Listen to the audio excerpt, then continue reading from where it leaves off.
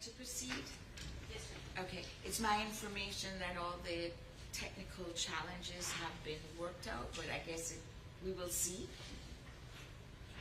We will see. Okay. I have his cell phone number in case something goes awry. We've been in here testing. When we republish any of the 911 calls, we're going to have to do it from our computer, but using those speakers. The overhead system just isn't loud. Okay. But the document camera is working, and we can display photographs. Okay. All right. So do you intend to republish at this point, or you'll let me know at what point you will republish? I will let you know, Judge. We're going to get do the medical examiner first. Okay. All right. Thank you. So I'm going to bring the jurors in at this time. Okay. Thank you, Bailiff Innes.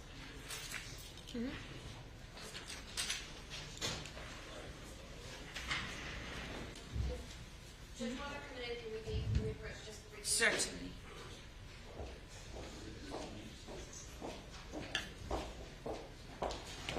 On, off, off.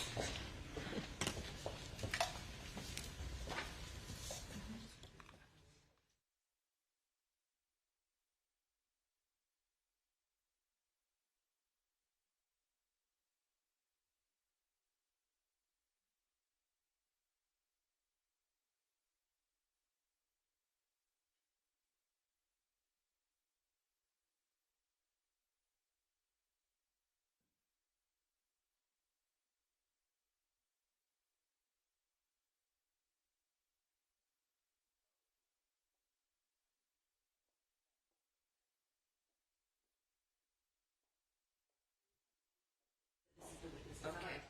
All right.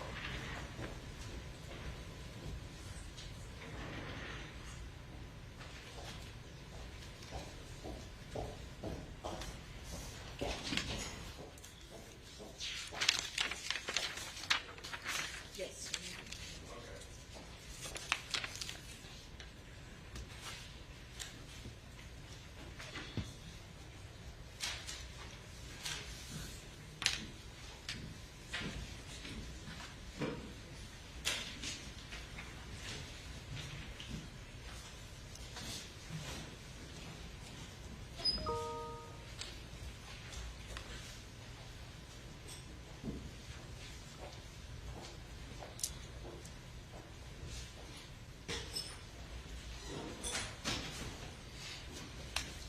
You may be seated. Good morning, ladies and gentlemen of the jury. Hope that you're well this morning and that you got some rest last night and that you're prepared to hear another day of evidence. And so at this time, I'm going to ask the state to call its next witness. The state calls Dr. Tracy Desamours.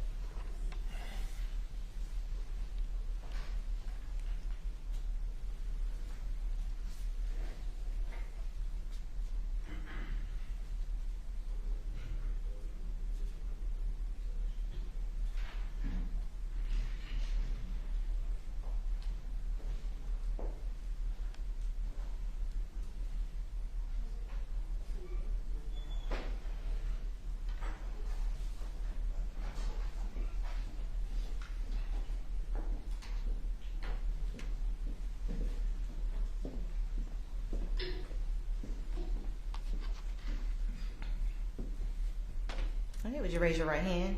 Do you swear and affirm the testimony that you will provide to this court will be the truth, the whole truth, and nothing but the truth, so help you God? I do. Would you have a seat and pull yourself up to the microphone?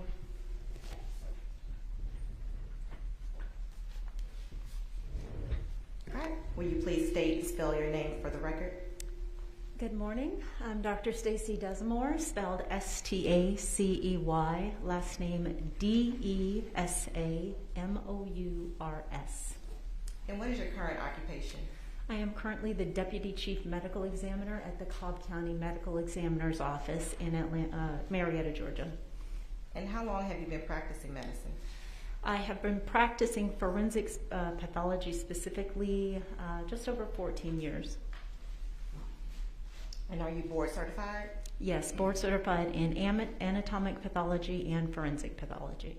And can you please explain to the jury your educational background from undergraduate all the way through your fellowship? Yes, I earned a bachelor's degree in biology from UCLA, then completed a anatomic pathology residency, medical school at the Morehouse School of Medicine in Atlanta, Georgia, then an anatomic pathology residency training program in Davis, California, at University of California, Davis, and then completed a forensic pathology training program at the Fulton County Medical Examiner's Office through Emory University in Atlanta, Georgia. And after completing your fellowship, where did you begin working? I began my career at the Georgia Bureau of Investigation, the GBI, at the headquarters laboratory in Decatur, Georgia. Now, can you describe your job duties as a forensic pathologist? In general, my duties are to perform autopsies to determine the cause and manner of death in cases that are reported to the medical examiner's office, then prepare a report of my findings and occasionally testify in court, as today. Now, as a medical examiner, are you required to complete any continuing education? Yes. And what does that involve? Yes, for our continuing medical education, we are required to complete 70 hours of continuing medical education units per every 2 years. And approximately how many autopsies have you performed in your career as a medical examiner? Over my career, about 4,000. And have you testified in court before? Yes. And about approximately how many times? Probably around 130 times, several times here in Clayton County. Now, at this time, Your Honor, the state moves to tender this witness as an expert in the field of forensic pathology. Okay, so she is admitted as an expert in forensic pathology. And Dr. Desamours, what is pathology? Pathology is a subspecialty of medicine that deals with the diagnosis of diseases. And what is forensic pathology? Forensic pathology is a subspecialty within pathology that deals with the investigation of sudden and unexpected deaths and also the interpretation of injuries. And can you explain what an autopsy is? Sure. An autopsy is basically a physical examination of a person who's died. We start by examining all of the external body surfaces, looking for any evidence of natural disease or injuries that may have caused or contributed to a person's death. And then we open the body cavities and examine all of the internal organs, looking for evidence of the same. Now, did you perform an autopsy on the body of Kenneth Herring in connection with GBI case number 2019-1012838? Yes. And when did this autopsy take place? May 8th, 2019. And during this autopsy, did you follow the same procedures that you just described as far as external and internal examination? Yes. Now, did you publish a report in reference to this autopsy? I did. And were photos taken during this autopsy? Yes. Now, during your external examination of Mr. Herring's body, did you find any external evidence of injury? I did. And what did you find? There was a small bruise here on the left upper chest region near the collarbone and a gunshot wound of the abdomen. Now, prior to you conducting your autopsy, what type of things would you have to, I guess, refer to before you begin your examination? The investigators at the GBI investigate the death and prepare an initial report of their findings, and I would have had that to review prior to the autopsy examination. And was there anything of significance that you found in that report? Anything of significance? Can you be a little bit more specific? Was there anything in that investigative report that led you to conduct any further examinations in this case? Well, we were told that Mr. Herring sustained a gunshot wound. We were told some initial information about his medical history, and that the death was being investigated by the police. And was there any indication regarding any, you said medical condition? Yes, we were told that specifically that he had a medical history of hypertension and diabetes. Now, once you heard that, or once you learned that there was a history of hypertension and diabetes, did you conduct any tests regarding diabetes and hypertension? Yes, as a part of the autopsy examination, because he had a medical history of diabetes, I conducted a test that helps to look for any evidence of elevated blood sugar. And did you find any elevated levels of blood sugar?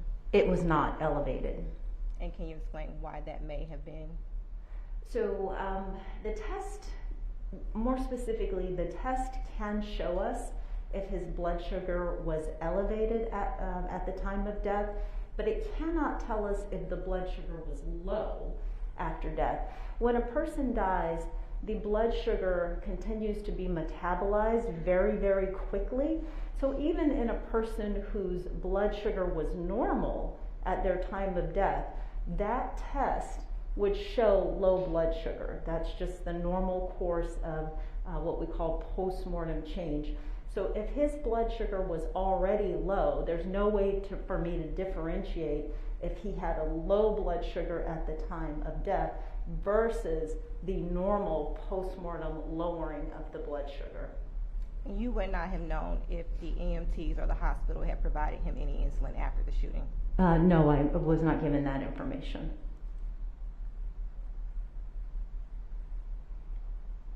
Now, in conducting your examinations, is there any review of any toxicology reports? In this case, yes, I submitted blood specimens for toxicology. And what were the results? He had a negative comprehensive blood screen. And can you explain what this comprehensive toxicology would have entailed? Yes, so the comprehensive blood screen at the Georgia Bureau of Investigation tests for all the major and common drugs of abuse, and there are hundreds of different additional drugs that the panel covers. And you said everything was negative? Yes. And what about the blood alcohol content? It was negative as well.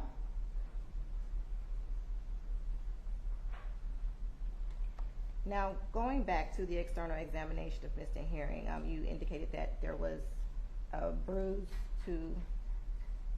small bruise where? Over the left clavicle region. Any other external evidence of injury? Yes, a gunshot wound of the abdomen. Now, can you describe to the jury what stippling is? So let's go back a little bit.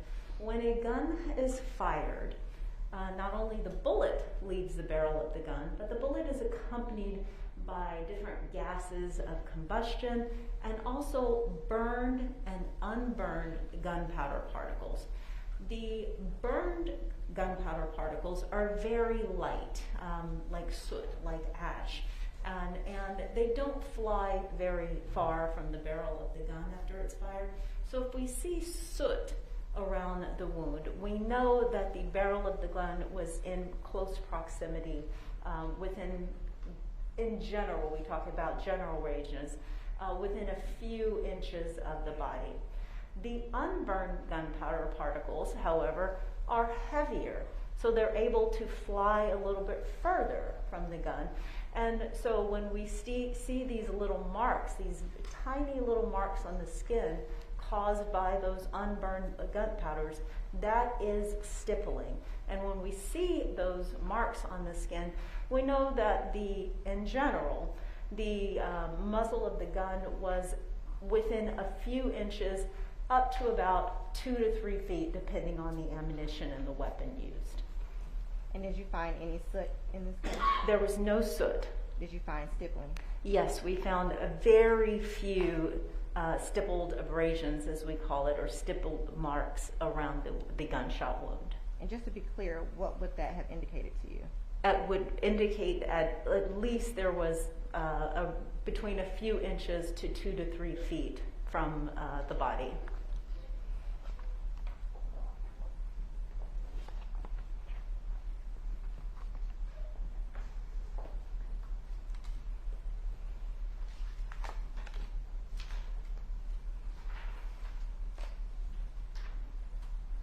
I'm showing you what has been previously marked as State's Exhibits 32, 33, 34, and 35. May I see this little?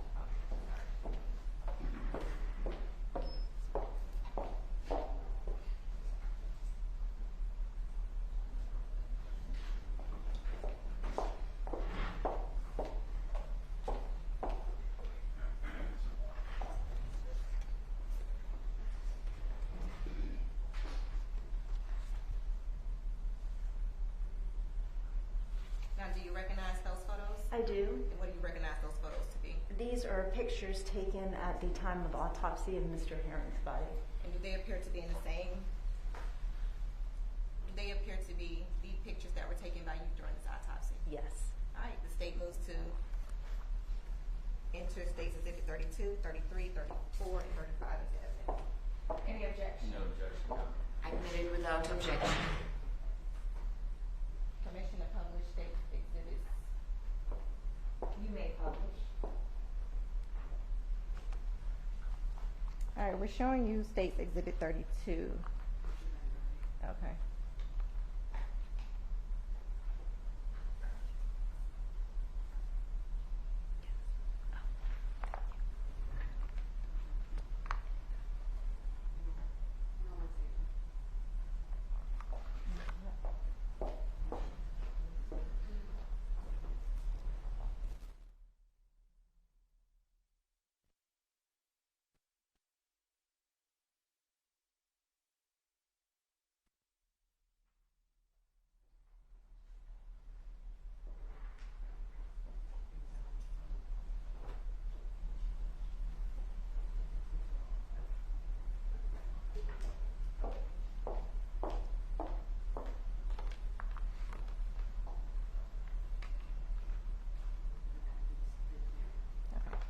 I'm showing you State's Exhibit 32.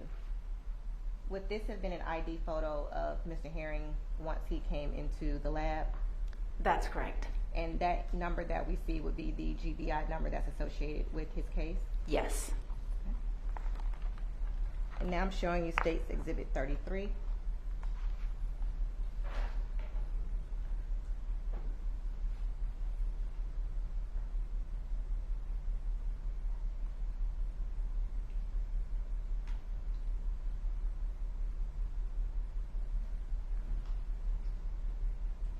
Okay, and in State's Exhibit 33, what are we seeing here? Just above the ruled placard that bears the decedent's assigned case number, there is a circular defect there that is a gunshot and entrance wound. All right, and I'm going to show you State's Exhibit 34.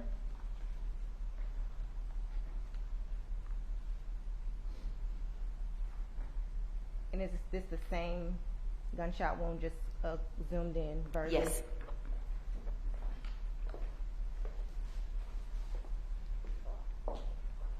Now, can you tell us what the entrance, where the bullet would have entered? That is the entrance wound. And the direction of the bullet? The direction of the bullet through the body, the path through the body, the bullet traveled from the front of the body toward the back, very slight right to left deviation through the body and downward.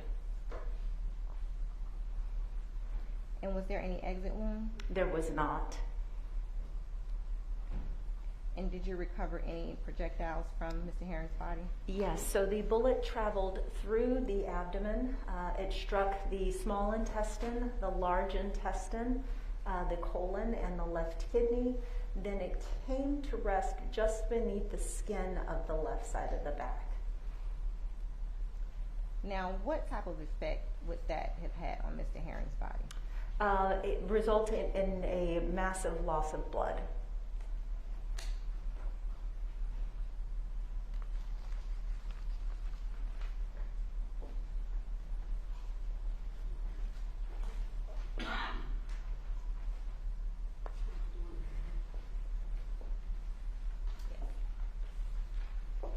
show me what has been previously marked as State's Exhibit 36?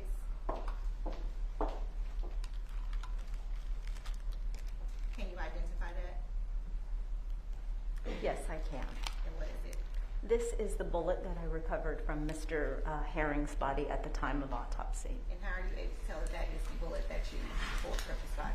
It inside the evidence box is a label which bears the decedent's name and assigned case number and my initials, and then the exterior of the box is sealed with red evidence tape, also bearing my initial and the date of the examination.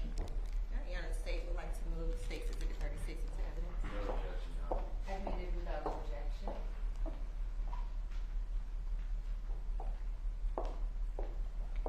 And now I'm going to publish State's Exhibit 35. And so is this what you retrieved from Mr. Herring's body? Is this the projectile that was retrieved from Mr. Herring's body? That's correct. Now, did you also conduct an internal examination of Mr. Herring's body? Yes. And were all of his organs present? Yes. And did you observe any evidence of any internal injury?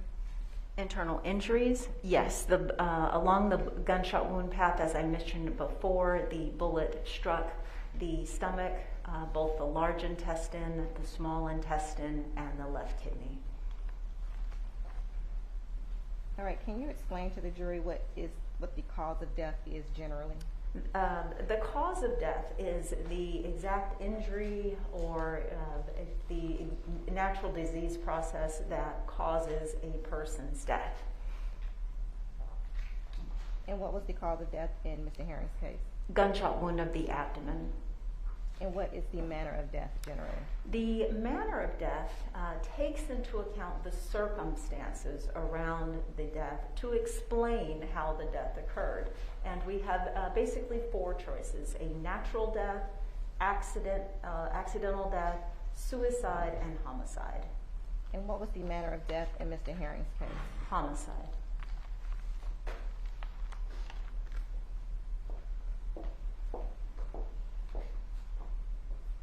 Nothing further, Your Honor.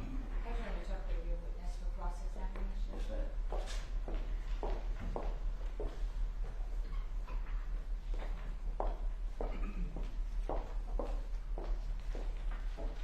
Good morning, Doctor. Good How you morning. doing today? I'm doing okay. My name is Matt Tucker. I'm the attorney here for Ms. Payne. And I just wanted to go over a couple of details you brought out and that you made notes of.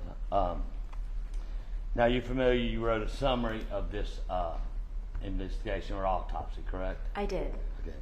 And in this summary, you talked about what was notable from the body that you received, correct? I did. And one of the things was notable was a gunshot, correct? Yes. Okay, and then you mentioned here that there was some slight bruising on the left shoulder. There was, yes. Do you recall where you put that in your autopsy summary? It is in the evidence of acute injury section, right at the very end on page 3.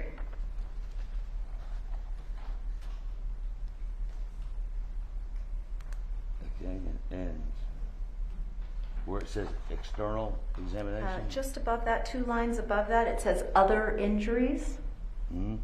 A small contusion there. So a contusion. So was it on his left side shoulder, correct? It was, yeah, right overlying the collarbone. Okay, would that be where commonly a seat belt would go across the body? Yes. Okay.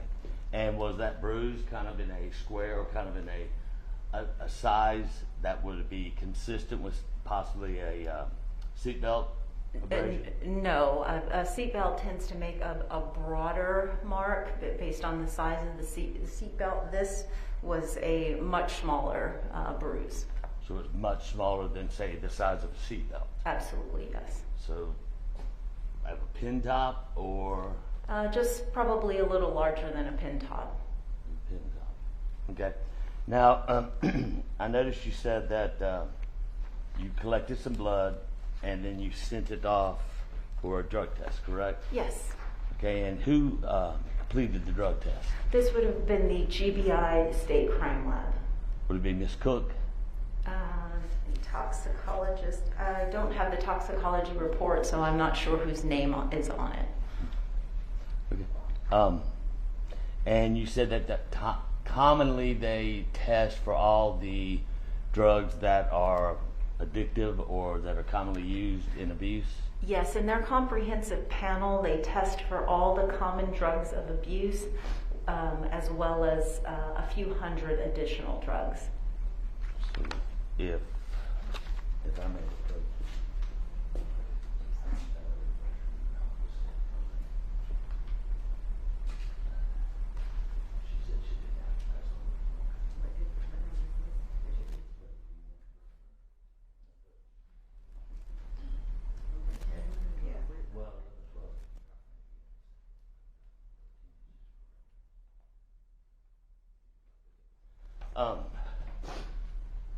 And if I may approach, Your Honor.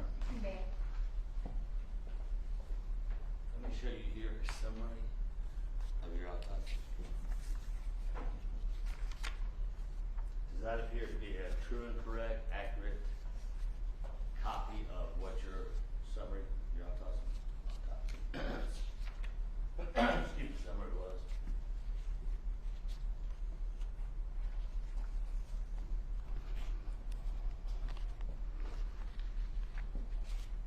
Yes. Okay. At this time, Your Honor, I would like to tender what I defense exhibit number 10. Any objection from the state? 10 was the autopsy. So, of her report. All right, no objection, Your Honor. Okay, admitted without objection.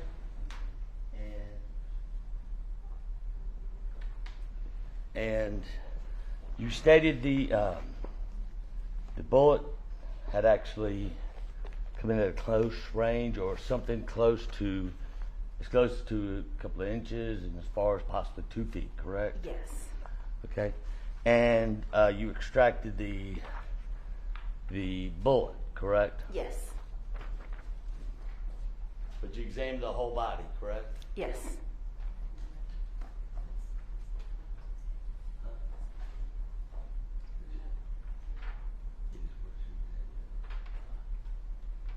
So, if I may approach, Your Honor? You can look at that and tell me, is that something that you extracted from his body? It is. Is that the bullet fragments from the one that went into his abdomen? They are not. Okay, where were those bullet fragments taken from? These are bullet fragments that were actually taken from the right upper arm of Mr. Herring. These are old bullet fragments. He had sustained a gunshot wound in the past, and these were fragments that remained in the body. And could you tell how old they had been in the body? I cannot. Okay. But those weren't the bullets that we were talking about that went into the abdomen, correct? That's correct. Okay. And you said that it came in at a up to downward, right to left angle, correct? Yes. Okay. And with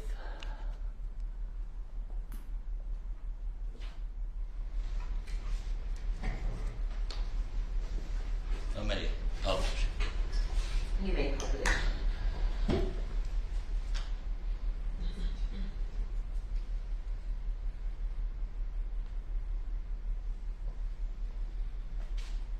So the way this is sitting right there, would that be a fair reflection that his body was standing like this?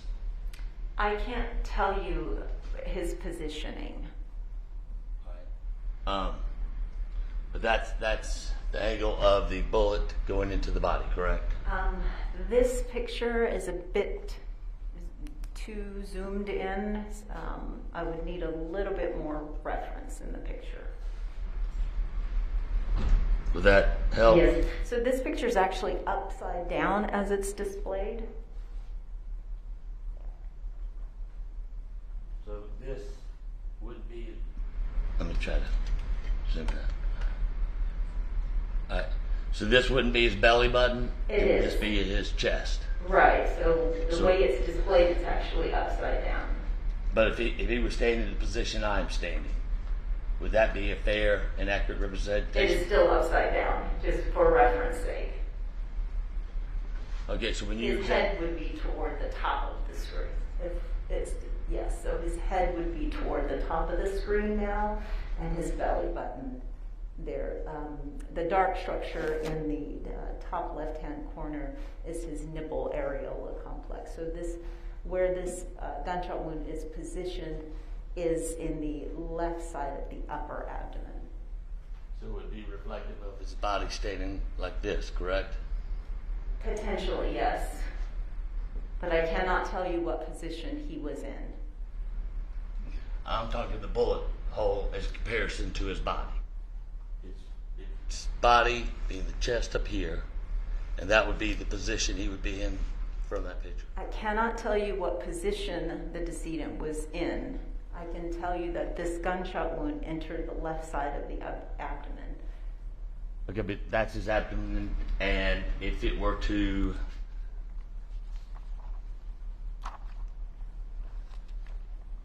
and just for reference purposes,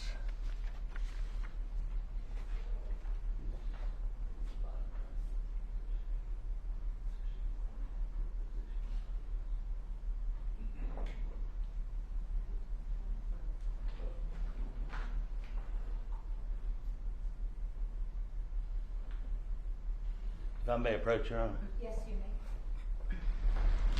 So this is a diagram of the body.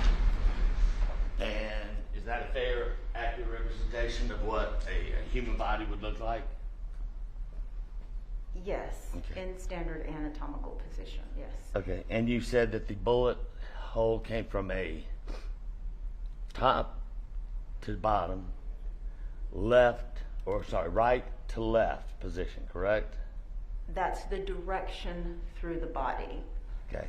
He certainly could have sustained this injury while lying down and gotten that path through the body. He could have sustained this injury bending forward and sustained that same direction. So I cannot tell you what exact position he was in when he sustained the injury. I can only tell you the direction through the body.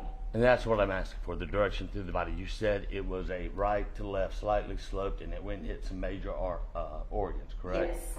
Okay. If I may approach again, Your Honor. So could you draw how the bullet went through the body?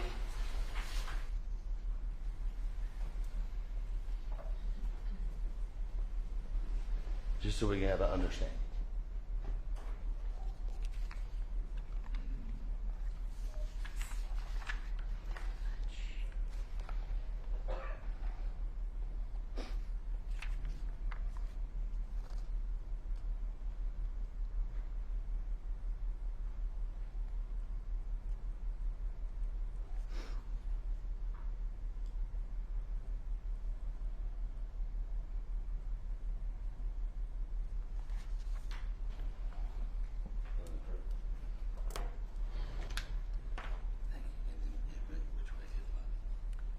About well, I can't connect these two lines because they're on opposite figures.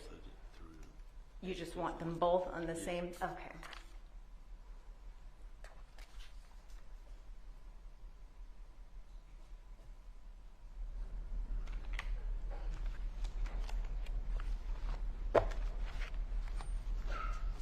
It's a little, because I had already written entrance there, the entrance and exit are, it's hard to see where I've written the exit. Is there a line you could draw as it was going through the body?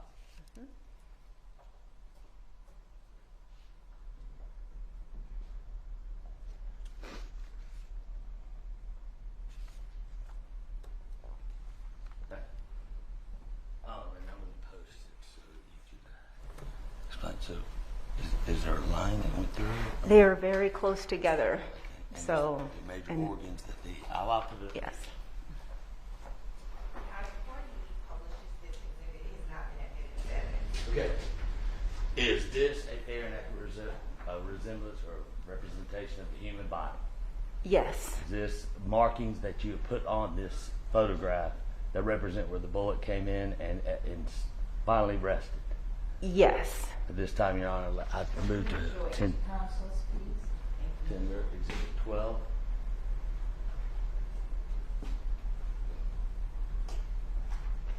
No objection, Your Honor. Okay, admitted without objection. Ma'am. Okay, published. Yes, you may publish. Okay, so you stated that the bullet. Upside down.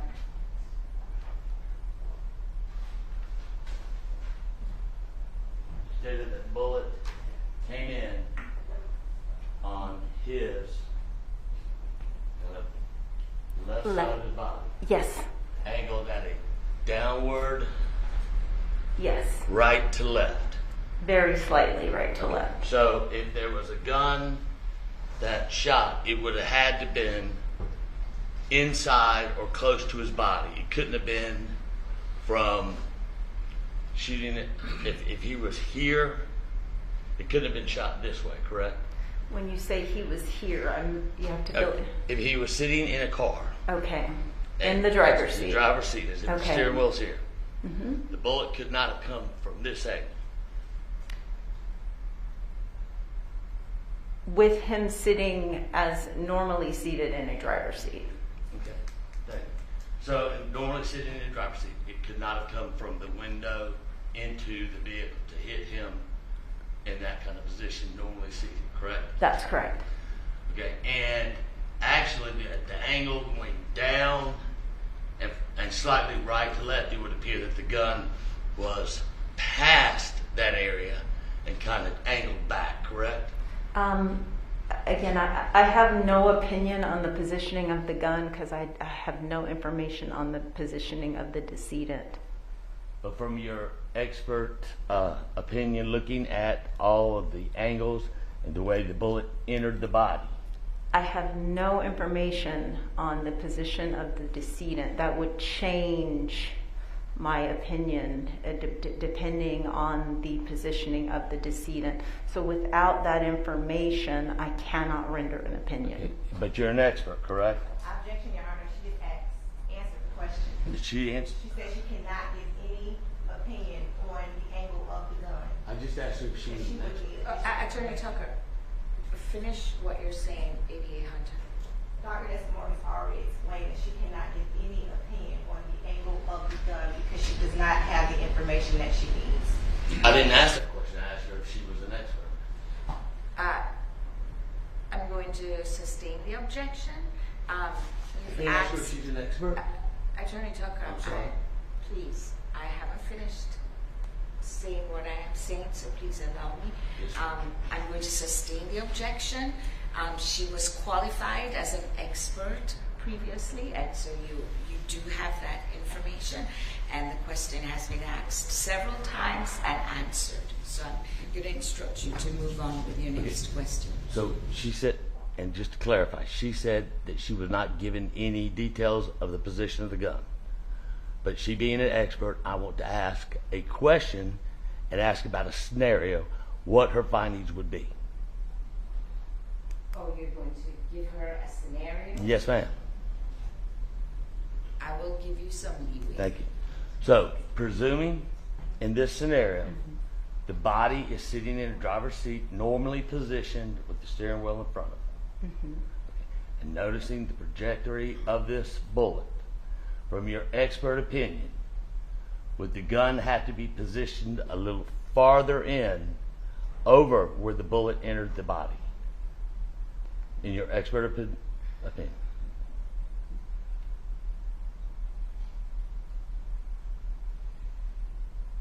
It could still be positioned over the body. It could still be positioned slightly left of the body. We're talking about a gunshot wound that goes essentially straight back through his body. The right to left deviation is very slight. We're talking about 1/4 inch. So the entrance defect is 1 1/4 inch left of the midline of his abdomen, and where the bullet lodged on the back is 1 1/2 inch. So So we're literally talking about the width of about a standard pencil eraser. So there's not a significant deviation there. So the gun could be either over the wound, could be to the slight the wound. If the decedent's turned any little bit in his seat, it could still be on the left side. There are just too many variables for me to give an accurate opinion on the positioning of the gun. Yes, doctor, but in my scenario, I said to take the position of the body as being straight. Even taking the position being straight, it can be to the left. It can, the muzzle of the gun is long. People's arms are long. You can still have that same path through the body. And I appreciate you saying that. But there was, as you said, a very slight right to left. That's correct. And based on the size of the entrance, how close was the gun to it? You said could have been an inch to 2 feet. No, I said a few inches up to 2 to 3 feet, depending on the weapon used, the ammunition used.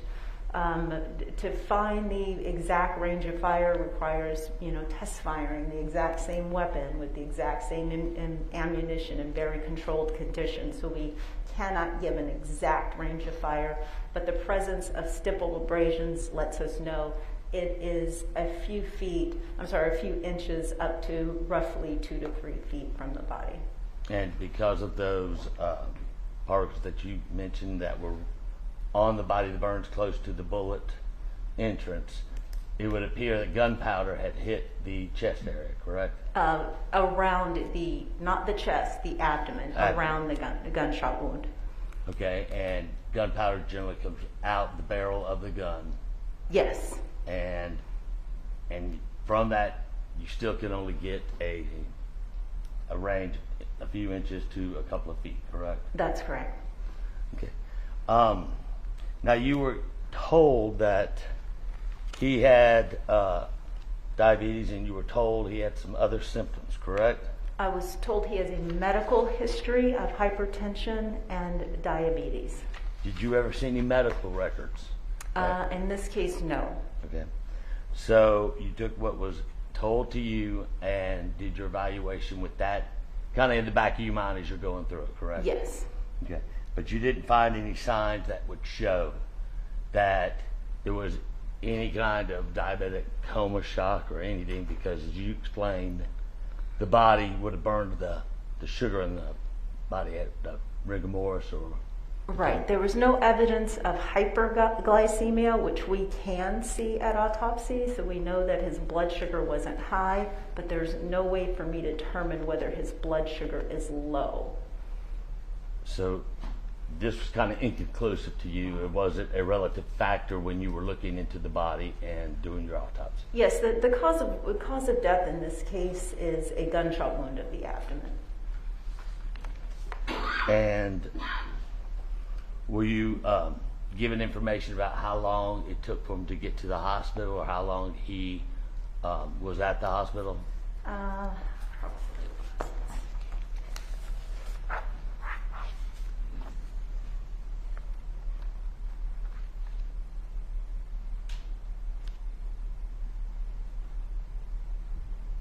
I was told that he arrived at the ER at Southern Regional Medical Center at 6:38 p.m. and he was pronounced deceased at 6:46 p.m. Okay. And were you given the time of the incident? Approximately, or our investigator was initially told that the accident occurred at 6:15 p.m. So roughly 15 minutes to get to the hospital. That was the initial information given to the investigators, and sometimes, details can be off in the initial investigation, but that was what we were told initially. from your autopsy, did you find it was off? That time would have been off based on? No, we are not determining time of death. Okay. Now, the drug screen, if I may approach, Your Honor. You may.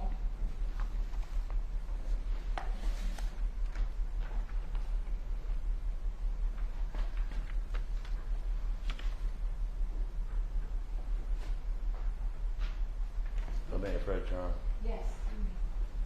What I have here is exhibit number 13 that I would ask to use to refresh your memory. And what exact drugs was he tested for?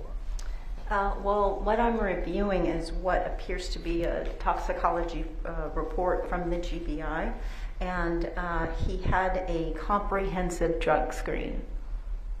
Okay, but there are a few listed out specific drugs they tested for, correct? Yes, some are specifically listed. The common drugs of abuse are listed out, but the drug confirmation results specifically list a negative comprehensive drug screen. And could you read off those drugs that they were tested for and kind of give an example of what on the street those would be called? Barbiturates, which would be drugs like phenobarbital, cannabinoids or marijuana, certain benzodiazepines, which class of sedative type drugs like Xanax, cocaine and cocaine metabolites, and certain opioids like oxycodone, hydrocodone, fentanyl, that sort of thing. Those are the only drugs that were tested for? No, he had a comprehensive drug screen. This toxicologist just chose to list these specifically out. And that's what I was going to ask, ma'am. So those were specifically put out there to show those were tested for and those were negative, even though it was a comprehensive. Those were singled out, correct? Yes. Okay, and on the street there's other common addictive drugs besides those you've mentioned, correct? Yes. Okay, what might those be?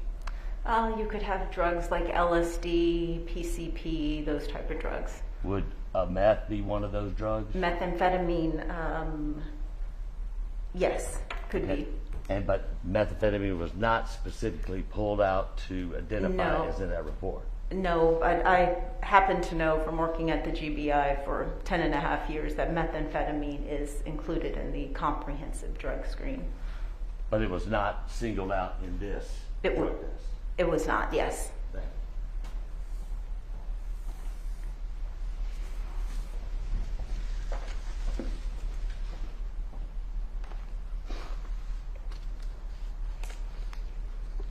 you. And other than a slight pin-top bruise to the left shoulder, there were no other bruises that you noticed on the body, correct? That's correct. Not any in the face? No. Not any in the chest? No. Not any in the arms? No. No other bruises or kind of marks or cuts? No. Okay. And that would be reflected that obviously there'd been no injuries or any kind of force, blunt force to that area, correct? No, that's not correct. But you can still suffer blunt impact injury and it not leave a bruise. But on this body that you did the autopsy, you saw no bruises, you saw no signs of any kind of bruising in the face and the chest area, correct? That's correct.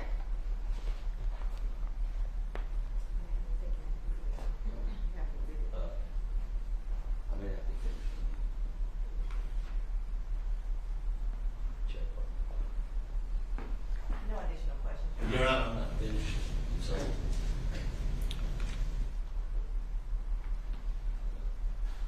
And just one more question. Sorry.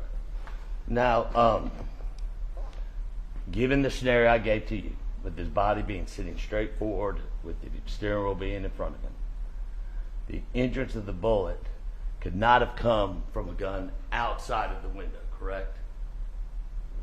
No, not likely. No further questions. Any redirect from the state? No, Your Honor, this case will be released. Okay. You're excused, Doctor. Thank you.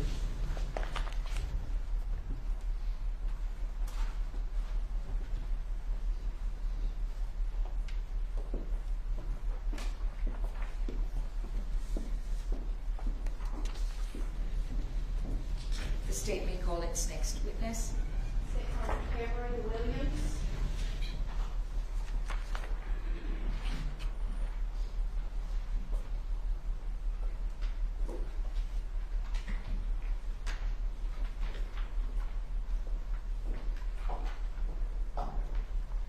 And you're up, who next, Rich?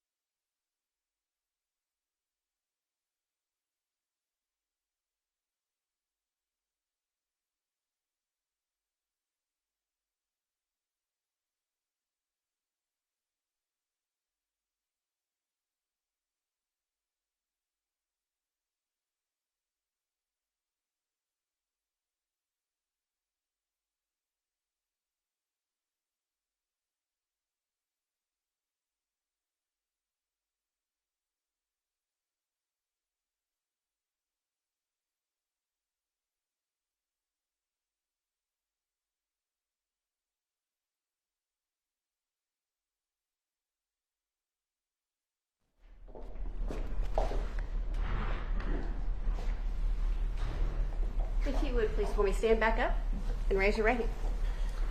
Do you swear or affirm the testimony you'll give before the court in this matter will be the truth, the whole truth, and nothing but the truth to help you God? Yes, ma'am. You can take your hand down. I'm just going to ask that you project into that mic so everyone can hear you and the reporter can hear you. I'm gonna go short.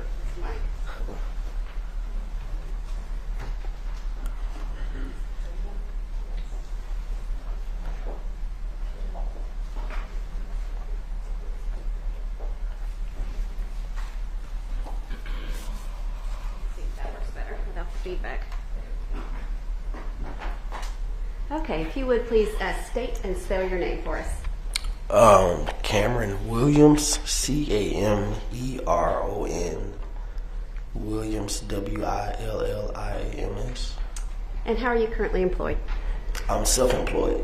And you, what do you do? I own a truck company. I drive a semi. And did you drive your semi back to Georgia in order to be present for trial today? Yes.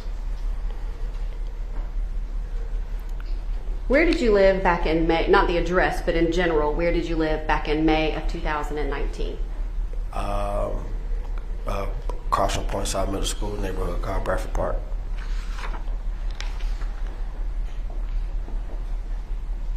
And on May the 7th of 2019, did you happen to be in the area of Forest Parkway, Riverdale Road, near the interstates and all of that? Yes, ma'am. Why were you in that area? At the time, I was attending a real estate seminar that I was actually running late to. What time were you supposed to be at the real estate seminar? I believe sometime around 5 and 5:30. And do you remember the day that we're talking about, the May the 7th of 2019? Yes, ma'am. Where was that seminar that you're trying to get to? Virginia Avenue. In Atlanta? On the other side of the airport, yes, ma'am. And so can you... It may be at East Point, Jersey, though. And can you... I'm going to ask you to step down and look at this map, and if you can just kind of generally, it's on the ground, I'm going to get it up there in a minute, kind of generally your direction of travel on that day. All right.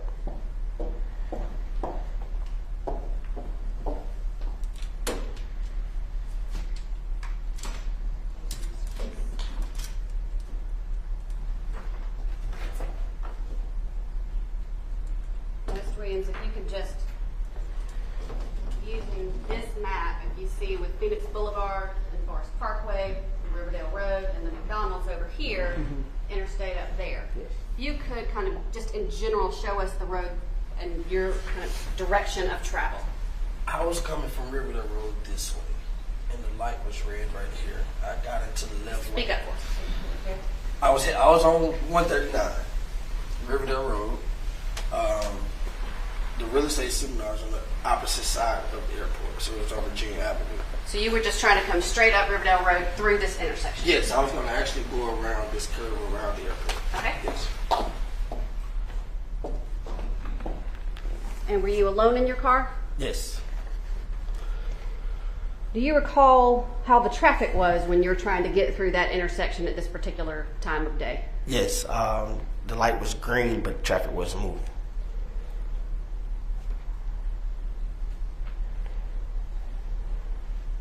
And at some point, did you make it through the intersection but moving slow? I actually drove into the left lane to bypass the traffic that wasn't moving. And when I approached the intersection is when I seen Ms. Hannah. Okay. So you go around some of the traffic in the left lane. Yes, ma'am. And what's the first thing that draws your attention to there being something going on just past that intersection? Well, what drove my attention to begin with was that the light was green and nobody was moving. Okay. And then what happens next? I ended up approaching the intersection and then seeing that everybody was stopped out watching Ms. Hannah Payne outside of her vehicle. What did you observe? I mean, obviously you didn't know her name at the time, but what did you observe happening that drew your attention? I just seen her outside hitting on his window or his car door, and that's what made me just pull out my phone. Okay. And describe what you see as far as where is Ms. Payne standing when you see her? Well, her back is towards me, so I didn't see her face or anything. But she was actually standing at the guy's driver door. Okay. That's what I saw. And what did you see her doing at that driver's door? Yelling, hitting on the window, hitting on the door, whatever she was doing. From your angle, From my angle. it appeared that she was hitting on either the window or the door. Yes.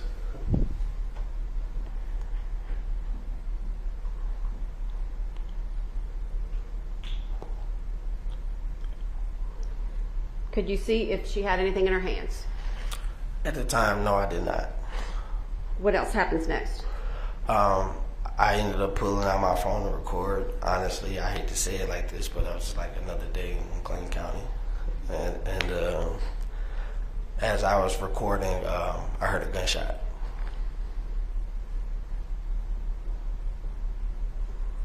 Now, did you see any sort of struggle between the driver of the car that she's standing at and Ms. Payne? Yes. Okay, describe what you saw. It just looked like a little pushing back and forth.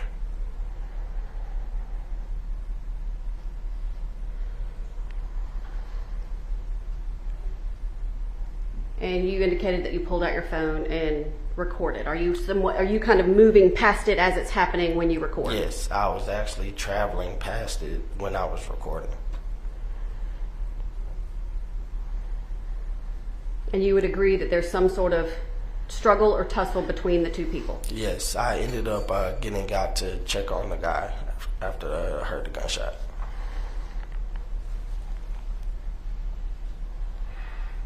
When you recorded what was on your phone, were you able to then view that recording? Yes, I actually sent it to an officer on the site that same day. Okay. I don't remember his name, but if I could go through my email, I could probably tell you, find it. Okay, but you had a chance to look at the recording that you were able to capture on your phone. Yes. Did you alter that recording or delete it or add anything to it in any way? No, ma'am. So the video that you provided to law enforcement is what you recorded on your phone? Yes.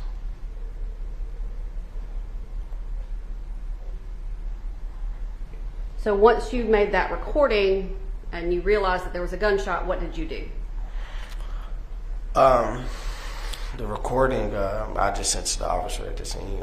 Obviously, when it first happened, I got out. I parked my car in the middle of the street and got out and checked on the gentleman. Okay.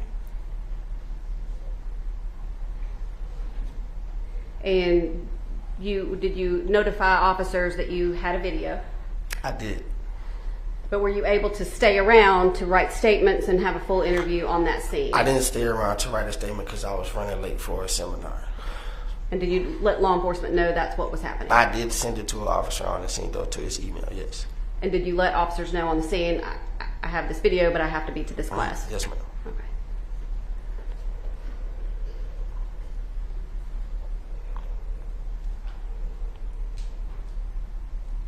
Did you eventually come to the Clayton County Police Department to give an interview about what you saw? Yes, somebody, I don't know the officer's name at the time, but somebody did call me probably about a couple weeks later. And let's be honest. Were you kind of reluctant to be involved at that time? Honestly, it didn't matter to me. Honestly, if I'm being honest.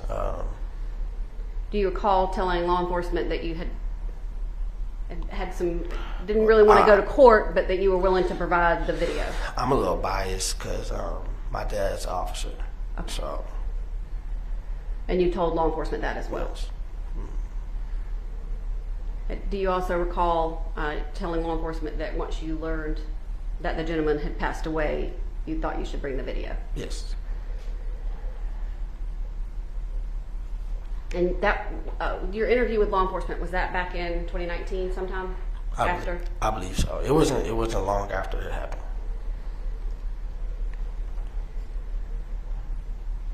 And so you back in 2019 you turned over the video and made your interview, is that right? Yes. Now in the meantime, did you have you had a request of me to assist you with a traffic arrest that you have had? Yes. Okay, and what did you ask me?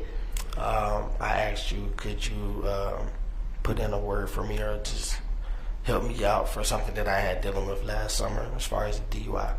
Okay, and that was something that happened in 2022. 3-4 years afterwards. Okay, and you are aware that I don't Yes. work in traffic court? Yes, ma'am. Okay, and have I made you any promise that I will get your case dismissed or anything like that? No, you just said you would put in a word for me. Okay. And would you recognize, in addition to the video that you took, would you be able to recognize still photographs from that video? I'm sorry, can you rephrase that? Would you be able to recognize portions of that video? Yeah. Yes, ma'am.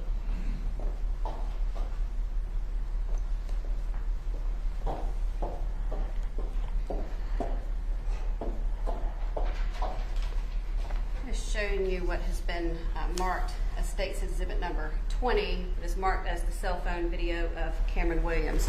You've already indicated that you did not alter or delete or have do anything to adjust the video that you took on your cell phone. Is that correct? That's correct. And I'm showing you State's Exhibits 21 and 22. Do you recognize those as portions of the recording that you made, as still shots of that recording? Yes, ma'am. And do those fairly and accurately depict at least 2 moments of the video that you took? Yes. And at this time, State would tender States 20, 21, and 22. Any objection? Okay, admitted without objection. And at this time, the State is requesting to publish. Oh, yes. State's Exhibit 20, but I'm going to take down the map first. You may publish.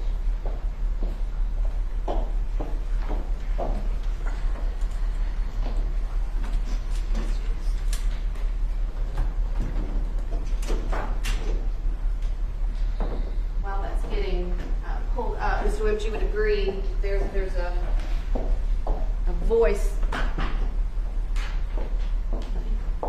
in the video, and that's just you making a couple of comments. Is that correct? Yes. The voice that we hear is you. Yes. Okay.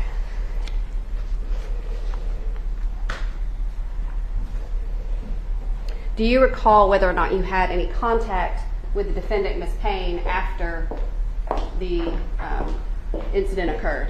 No, no contact at all. I just seen her in the middle of the street. Okay. No conversation. That you can recall today? No, we didn't have any conversation. Okay. Well, let me remind you. Do you recall talking to law enforcement indicating that she asked if you had seen what happened? Does that She sound did familiar? ask me that, actually. She Okay. did.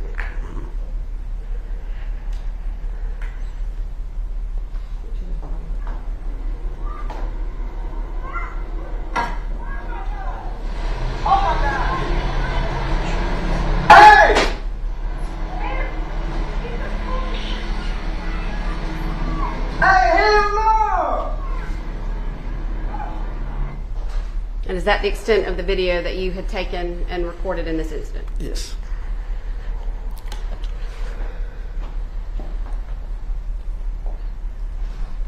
Oh, you have it. We show display State's Exhibit 21.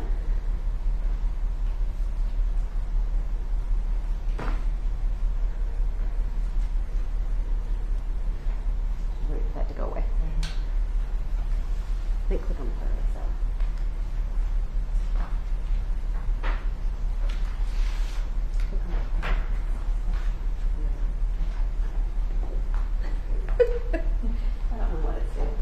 Okay. And it should be on your screen as well, is that correct? Yes. And so do you see, in the photograph, do you see what appear to be some hands, the hands of the driver of the red truck? Yes. Okay.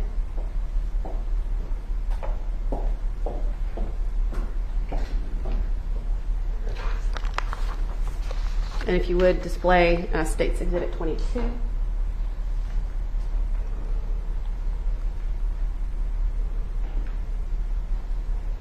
And it's, in State's Exhibit number 22, do you see the firearm displayed in the defendant's right hand? Yes. Okay, thank you. Have you had the opportunity in the last 4 years to watch? Have you watched your interview? Watched her interview? Your interview. My interview? No, I have not. Okay.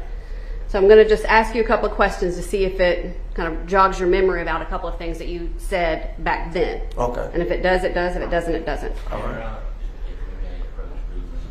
Okay. You may.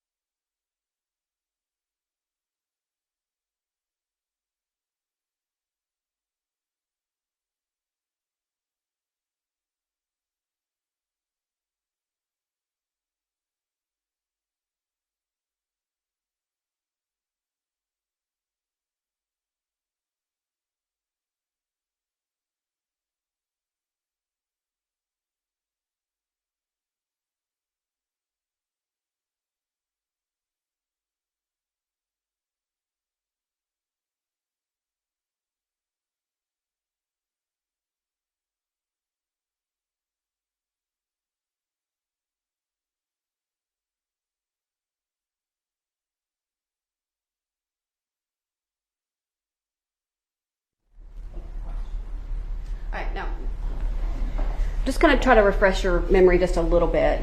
Do you recall talking to the detectives indicating that you believed that the two, Ms. Payne and the driver, might have been tussling over the gun? Yes, I do recall Okay. that. You indicated there was a tussle. I just wanted to make sure you were more specific about that. What do you remember seeing in that regard?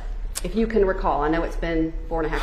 It's been a long time, but it's just, trying to go back thinking 3-4 years. What I mainly remember the most is when I'm riding past, it's just a physical between the two of them, but as far as their arms. Okay. And just her yelling. That's pretty much the most part. Did you ever see the driver of the truck and her yelling? Is that Yeah, correct? yes, Okay. yes. Did you ever see the driver of the truck get out of the vehicle? No. Did you ever see anything in his hands that would that you would have seen as a weapon? No.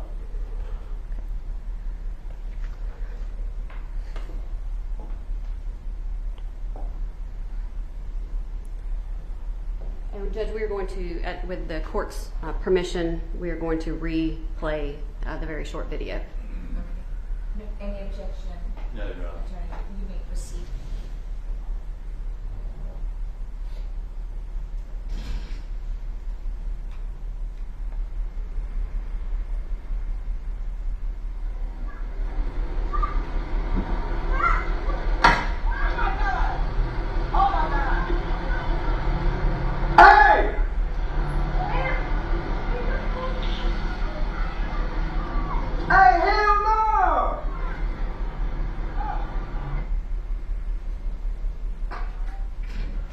And thank you. With that, Judge, the state does not have further questions.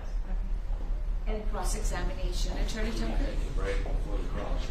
Okay, all right. Ladies and gentlemen, you have been sitting for a while, and so at this time, I'm going to give you a break. It is now 10:20. I would ask that you return at 10:45 so that we can resume.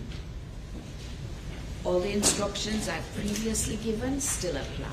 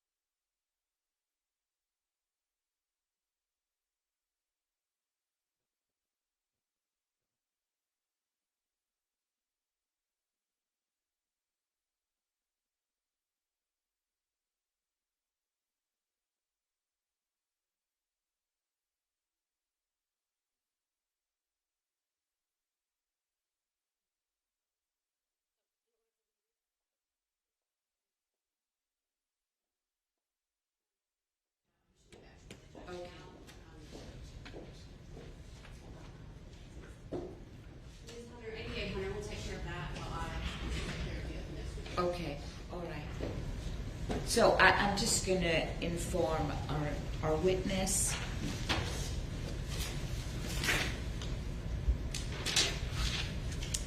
Mr. Williams, there's a request to refresh your memory about your interview with the police officers, and so we're not going to continue with your testimony at this juncture in terms of cross-examination. So an investigator from the DA's office is going to take you back there so that you can refresh your memory about the interview, and then we're going to bring you back for cross-examine to occur. Yes? Okay, thank you so much. So you may step down.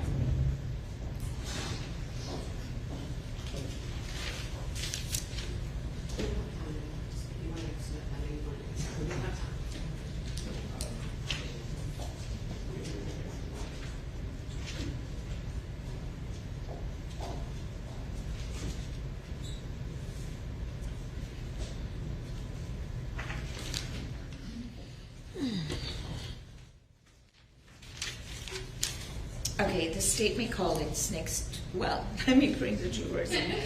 Mr. Innes, yes, bring the jurors in, please.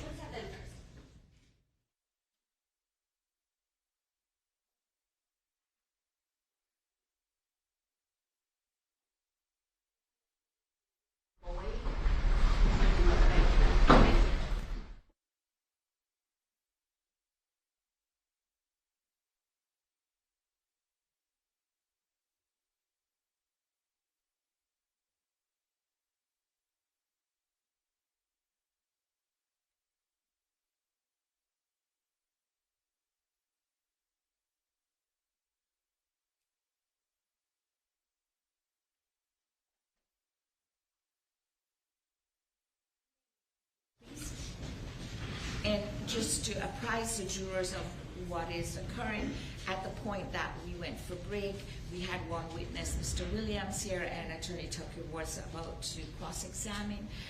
We're going to bring him back for the cross-examination, but we're going to go ahead and take another witness at this time, just to keep you informed of what is occurring. Okay, Chief Assistant, you may proceed. You may come up, ma'am. Thank you. The state calls Christine Lavoie.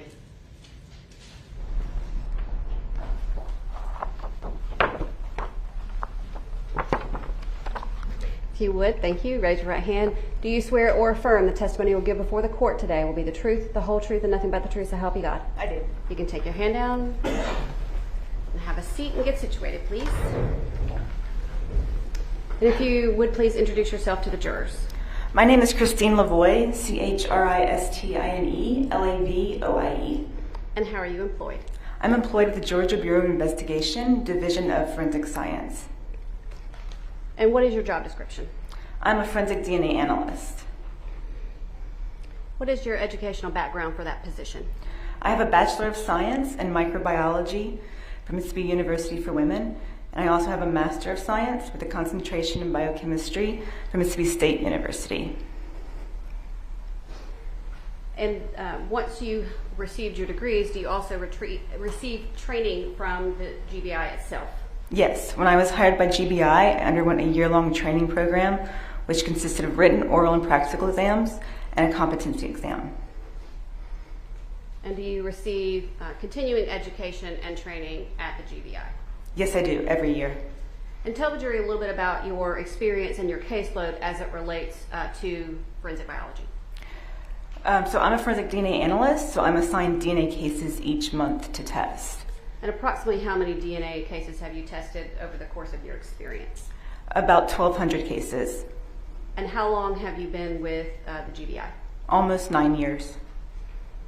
And have you previously testified to your results and your findings? I have. And have you previously been tendered as an expert? Yes. Here in Georgia? Yes. And at this time, the state would tender Ms. Lavoie as an expert in forensic DNA analysis. And after that impressive background, no objection. She's admitted as an expert in forensic DNA analysis. Can you tell the jury just a little bit in general about what is DNA? DNA stands for deoxyribonucleic acid. It's the genetic blueprint that makes us who we are. We get half from our mother and half from our father, and it's unique to each individual, with the exception being identical twins. And where in the body or in what substances, where can DNA be found? DNA can be found in all nucleated cells, so it can be found in your blood, semen, saliva, and skin cells.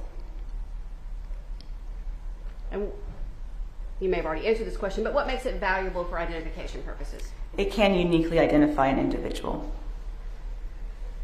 What are the general steps and procedures involved in the DNA testing process?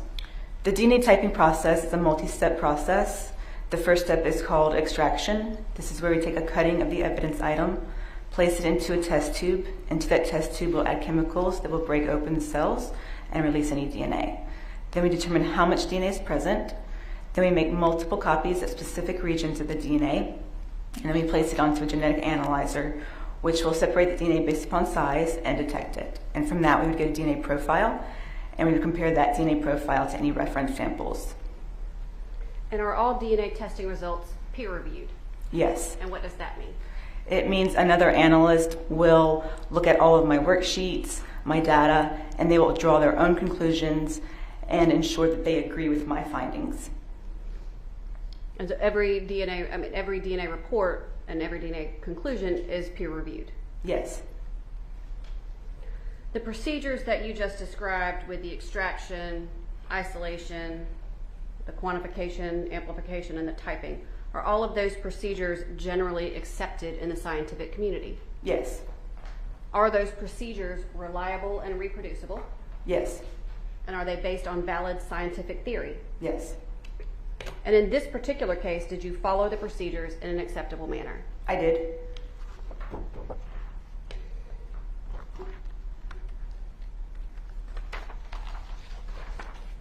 As it relates to this case, did the crime lab receive, y'all differ, are you buccal or buccal?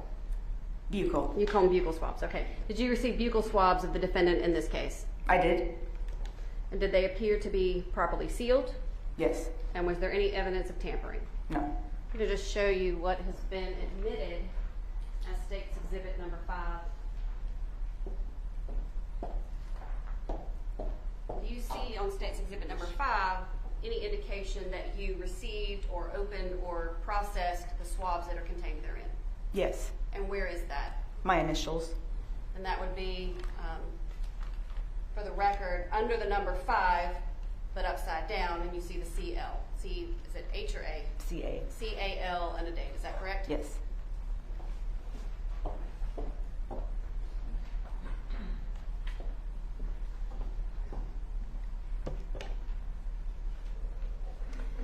In this specific case, did the GBI Crime Lab conduct testing on swabs that were obtained from the ridged area of a firearm used in this case? Yes. Okay.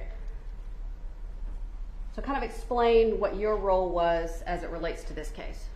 So I performed the DNA extraction, and then I determined if there was a sufficient amount of DNA to move to the amplification step to try to get a DNA profile, and there was a sufficient amount, so I was able to generate a DNA profile.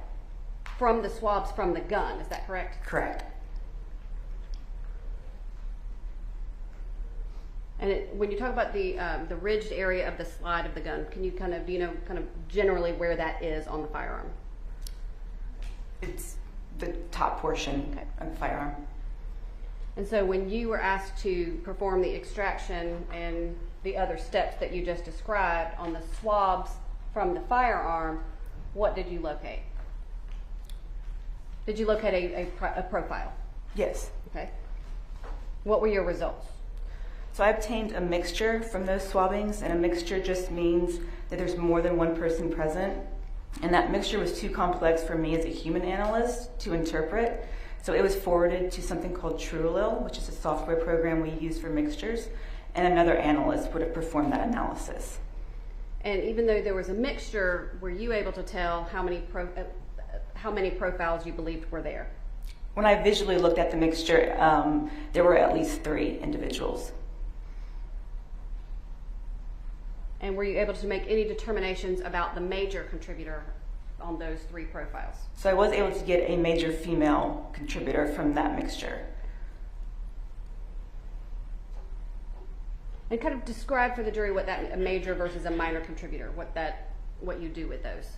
So the major contributor is the person who contributes more DNA, and the minors contribute less.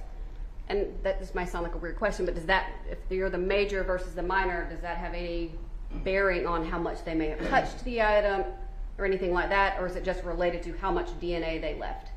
It is possible that they could have touched that item more. The major. Correct. And you indicated that you forwarded the profiles that you received for a different type of analysis. Is that correct? Yes. And did you conduct that analysis? No.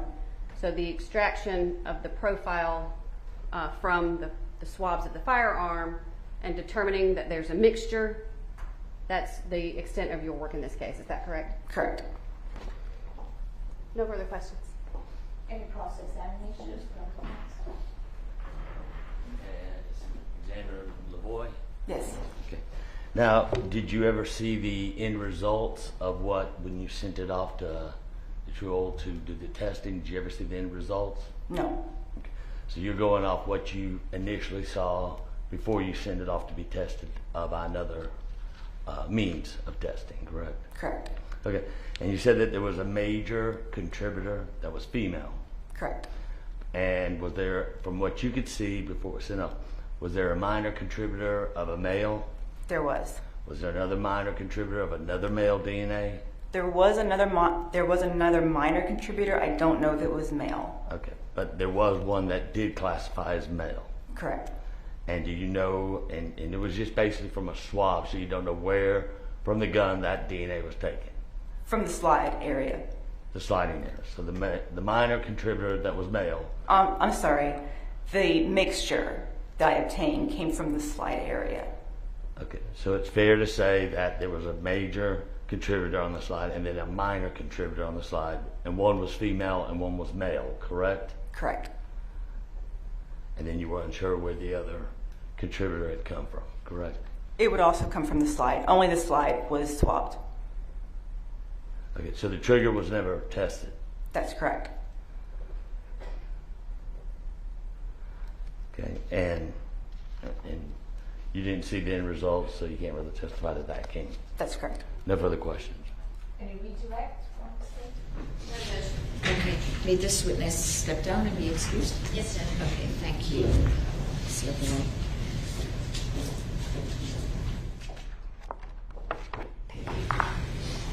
State calls Cynthia Segan.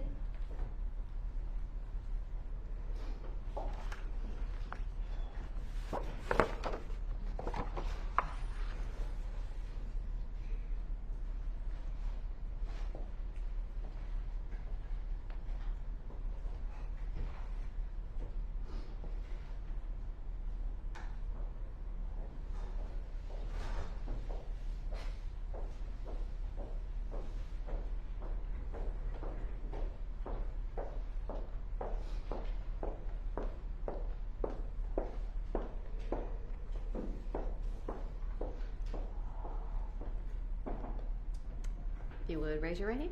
Do you swear or affirm the testimony you will give before the court in this matter will be the truth, the whole truth, and nothing but the truth, so help you God? I do. You can take your hand down and have a seat. And once you're situated, if you would please introduce yourself to the jury. Yes, my name is Cynthia Seguin. That is Cynthia Seguin. And how are you employed? I am employed with the Georgia Bureau of Investigation, Division of Forensic Sciences. I am currently the Southwest Regional Crime Laboratory Assistant Manager, and my specialty is forensic biology. And so Southwest Lab, that means you're in Moultrie right now. I am in Moultrie. Were you employed, how long have you been with the GBI? 18 and a half years. And back in 2020, you were with the GBI? Yes. And where were you? I was at the headquarters laboratory in Decatur as an assistant manager in the forensic biology section. And being in the forensic biology section, what specifically is your job description? Okay. I receive evidence from state and local agencies to look for the presence of bodily fluids, mainly blood, semen, saliva, and I perform DNA analysis on those items. I issue reports and testify in court. And what is your educational background to hold that job? I have a Bachelor's of Science degree in biology from Georgia State University, And then I received extensive training from the GBI in the detection of bodily fluids and DNA analysis that included working with mock samples to simulate casework and oral and practical exams. And you also received continuing education and training. Have you received that throughout the time at the crime lab? Yes, we are required to get at least 8 hours of continuing education in the DNA field. And what is your experience as far as your caseload? Approximately how many DNA typing and comparison analyses have you done? Oh, y'all always love that question. I lost count. Probably about 10 years ago, I hit about 1,000, so several thousand cases. And have you testified in court regarding your results previously? Yes, I have. And have you been tendered as an expert? Every time, yes. Your Honor, at this time, the state would tender Ms. Seguin as an expert in forensic biology and forensic DNA analysis. No objection. So admitted. In your position at the crime lab, have you had the occasion to conduct what is known as TrueAllele analysis? Yes, I have. Okay, I'm going to spell out TrueAllele for our court reporter. It's one word, capital T-R-U, capital A-L-L-E-L-E. Did you receive training on how to conduct that particular analysis? Yes, I did. I was actually part of the team that brought TrueAllele analysis into the GBI, set up all the policies and procedures, and then I've actually also trained other analysts in performing TrueAllele analysis. And have you testified to TrueAllele results in the past? Yes, I have. All right, so we've talked about it. What is it? What is TrueAllele? Okay. So TrueAllele is just a computer software system that helps us analyze complex mixtures that we're not able to separate into the contributors of that mixture by hand. And so if there's more than one profile on a particular swab or on a particular item, sometimes the profiles can become too mixed up to separate. Yes, so a lot of DNA just gives us a single person's profile, and we're able to do a direct comparison to known reference samples. When we have two people's DNA, we have a mixture. Some mixtures we're able to actually separate into a major contributor and a minor contributor, but once we start getting multiple individuals or certain other types of mixtures, we're not able to separate them out manually, and we use this computer software to help us do that. And what does the software do? What does it help us do versus a traditional comparison? So it's going to try to determine what are the best explanations for the data, what DNA that's in that mixture is most likely to be contributed by the major person and to a minor person, and then it compares those explanations that it made to DNA reference samples, and it tells us how more or less likely that person is a contributor to that mixture than an unrelated person in the population. So it's comparing it to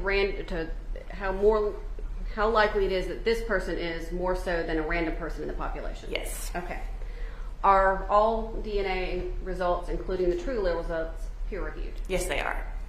Are the procedures that you just described for TrueAllele, are they accepted in the scientific community? Yes, they are. Have they been accepted here in courts in Georgia? Yes, they have. Are the procedures reliable and the results reproducible? Yes, they are. And are the procedures based on valid scientific theory? Yes, they are. And in this particular case, did you follow the procedures in an acceptable manner? Yes, I did. In this case, what was processed using the TrueAllele system? Okay, I had DNA data that was already processed by Ms. Lavoie that was obtained from the swabs from the ridged areas of the slide from gun. And did you also have known DNA samples from two individuals to compare? Yes, I did. And would those two individuals be Kenneth Herring and the defendant Hannah Payne? Yes. Why did this case qualify for TrueAllele analysis? This was a mixture of at least 3 individuals, and so therefore it was automatically sent to TrueAllele. And what can you tell us about the 3 contributors as far as how many major, how many minor, and the gender? There was at least 1 male, and there was a major female contributor. And what were your results of the TrueAllele analysis in this case? Okay, so first a match was identified between that DNA data from the swabs of the ridged area of the slide from gun and Hannah Payne. A match between that DNA data and Hannah Payne is approximately 300 sextillion times more probable than a coincidental match to an unrelated person in the population. And y'all, you know exactly what question I'm asking next. How many zeros are in 30 sextillion? I believe it's 24. Okay. And there's not even that many people on the planet. No, there's about 8 billion people, and a billion has 9 zeros, and a sextillion, like I said, has at least 24 zeros. So the major profile that was female, you did the TrueAllele results to Hannah Payne. That is correct. What, if anything, was your result when you compared the minor profiles to the known samples? So when I was comparing it now to Kenneth Herring, I got inconclusive results because I did not get meaningful match statistics, which just means that the comparison to Kenneth Herring put us in our inconclusive range in our statistics. And why would there be an inconclusive range? Tell us about that. So when we were doing our analyses to introduce TrueAllele into the laboratory, we were looking to make sure that all the people who we made mixtures, and we made sure that all of the people who were supposed to be in the mixtures were included, and all the people who were supposed to be excluded were excluded. We did have a range of statistics where we were not having those true contributors show into the mixture, or those true exclusions show into the mixture, and so we call that range our inconclusive range, and we're not able to say whether or not a person is or is not a part of that mixture. So you can't say that Mr. Herring did touch the gun, and you can't say he didn't. That is correct. But you can say that Hannah Payne's DNA was there. Yes. That's all I have to. Any cross-examination? Examiner Sigwin. Sigwin, okay. So when you're doing these testing and it was sent off, you weren't present when it was tested, correct? I did not do the original DNA testing, that is correct. But you did receive the results, and you're obviously very capable of reading those results. And you said that there was a major and then a minor. The major was female and the minor was male, correct? There was at least a major female and at least a minor male, yes. And these were all on top of the slide, correct? From where that description is, the ridged areas of the slide from the gun. Okay. Now, does this analysis actually try to test to see if the one DNA is on top of the other, or does it not get that detailed? We're not able to determine that. It just all gets mixed together. Okay. And in this mixture, you said it was inconclusive, which means you can't rule out that it was Mr. Herring's DNA, but you can't confirm with, say, 24 zeros that it was him, correct? Yeah, I cannot say whether or not his DNA was or was not present on the gun. And a major contributor would be somebody who's possibly handled the gun before. How many times does it? And I know if you can't answer it, please just let me know. But a major would be somebody who has, handled it a couple of times, like taking it off and putting it down or holding it. Yes, the more somebody handles something, the more their DNA is going to be left behind. Okay. And then a minor could be somebody that briefly grabs it, and then it would leave DNA on it. Yes. And that's the DNA and kind of what the conclusion you came to from these analysis? I don't really have any conclusion about who grabbed it for any amount of time. I just know that Hannah Payne was the major contributor on the gun, and I did not get conclusive results for Kenneth Herring. Okay. So you can't, and I'm not sure what this machine does, but you can't say conclusively that the male DNA was on top of or the minor was on top of the major. That is not something we can do at all. It's just kind of a blend? Yeah. So two DNAs were blended on the top, or there possibly were three? Yeah, actually three DNA, all blended together on that part of the slide. Yes. And a third DNA probably could have been recognized by being handed the gun, briefly holding it, or? Yes, anybody who had previous contact with the gun could have left their DNA behind, yes. No further questions? Any redirects from the state? Just briefly. And that could be any males that you couldn't conclusively say that it's Kenneth Herring's male DNA. It could be any other males that touched the firearm as well. Is that correct? Yes. Thank you. Thank you. further? Yes, it's very good. But it was concluded that it was 2 separate male DNAs. I know that there's at least a major female and at least one minor male. That's all I'm able to determine from the DNA. Okay, but you said there was possibly another male DNA, which would be categorized as minor? So there is a third profile there. I can't say if that third profile is the one that is contributing the male DNA. All I know is there's a major female because that shows the most DNA, and at least one of the 2 minor contributors is a male. That's all I can say at that point. Because you didn't have a swab to compare the 2 minor males, you just came with there's 1 female, 1 male, and possibly a third. Correct. No further questions. Ms. Steen had any other questions for this witness? Yes, she may be excused. Thank you.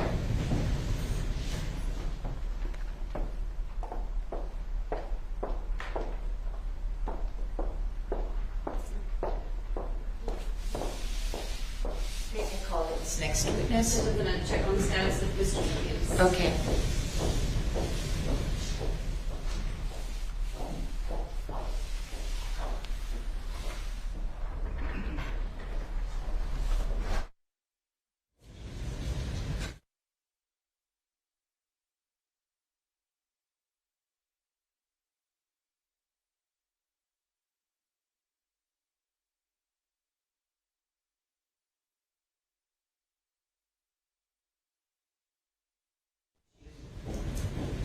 Okay. That's the witness that we have available for cross-examination. Okay.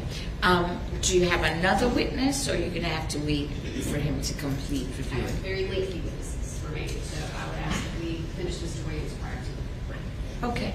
And move across the second round. Okay. So we'll just wait for him to be brought into the Check. Okay.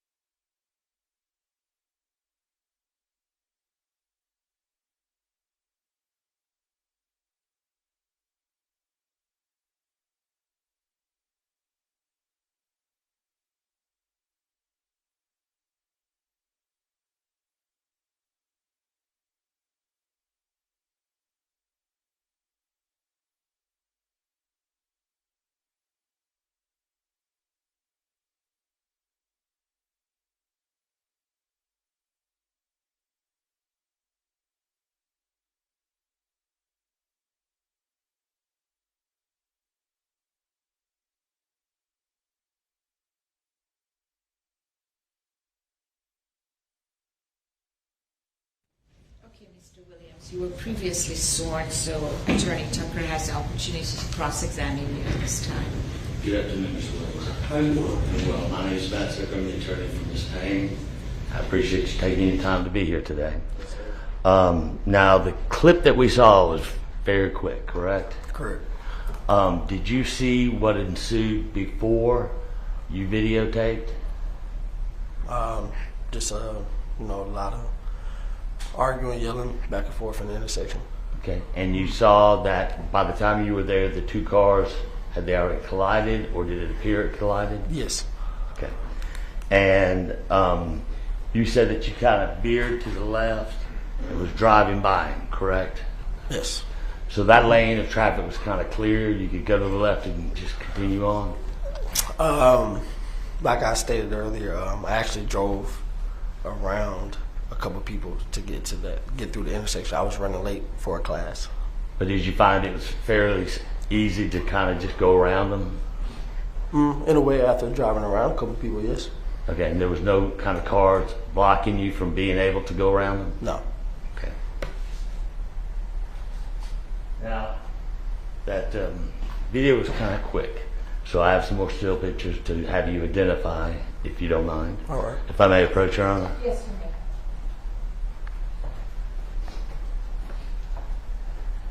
And these are in chronicle order from the 14 and 15. I'm sorry about that lane right Okay. I would just ask that you not whisper to Okay, it. I'm sorry. Something to talk about. I was explaining to him that my 14 doesn't really look like a 14, but I wanted to establish that 14 is where we start. Everything else is in chronological order. Okay, you can just explain that out loud. Okay. Attorney Tom. So as I stood there and explained to you that the first one starts at 14 and then goes in chronological order, do you see those pictures? I do. And are they a fair and accurate representation of what you recorded on that day? Yes, sir. They're no way hindered in any way or altered or a misrepresentation of what your video showed? I recorded these. Okay. At this time, Your Honor, I would like to tender defense exhibit number 14 to number 22. Any objection from the I would state? just like there's clarification because he indicated they've not been altered in any way, and one of them is very clearly zoomed in. So I just want that clarification to be made. I don't have an objection to the photographs being tendered, but I want it to be made clear that one of them is. None of that's altered, but it's certainly zoomed in. Okay, and the record will reflect that. Your response? I don't think he's gotten to it yet. When he does, he can make that observation. Okay. But otherwise, I would say does not object to the admission of the documents, of the photographs. So admitted without objection. That answers the Thanks. And if I may publish them to the jury. You may approach. Haven't seen that. Kind of refresh your memory what was going on so quickly. I mean, I remember the video fine. I'm kind of confused on what the pictures are. It's the same thing I've been looking at. So, but these are fair and accurate? Yes. Okay. Yeah. Okay. Mhm. So at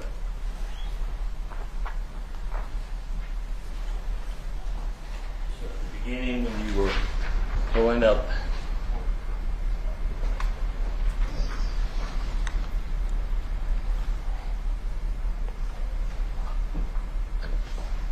so as you were pulling up on the scene, maybe it's a better.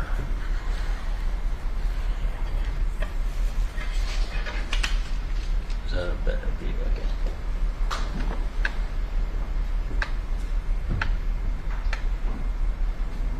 Okay, as you were pulling up the scene, that would be a shot that you took of your camera from the front of your vehicle, correct? Through the Correct. windshield?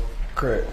Okay, and you said at that time you saw them struggling, or you heard them yelling. Is that a fair, accurate Yes. depiction of There what was happened? definitely an argument and a tussle. Do you see the vehicles where they're positioned? Yes. And where they're positioned, does it appear that they have collided? It may look like that.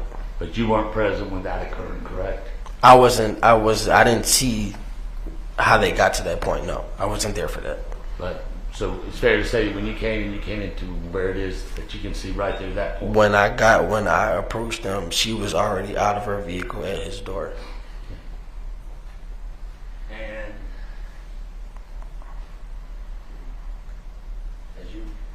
I'll like toss it back to you. As you refreshed your interview with as you refreshed your memory with the interview with the police officers later on, correct? Correct. Do you recall telling them that she was at the window, banging on the window with the gun? Yes. Okay. And at one point you even said that it appeared that he and her were struggling over the gun, correct? Correct. Okay.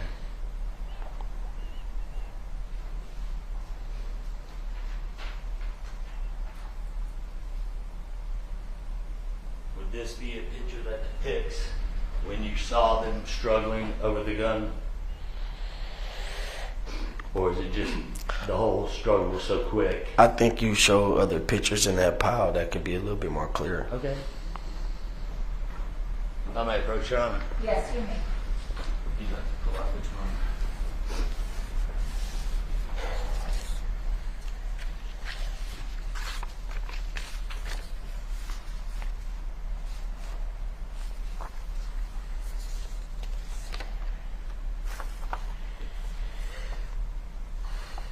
That may be the best one that he has. Is there another one that might help show that depiction?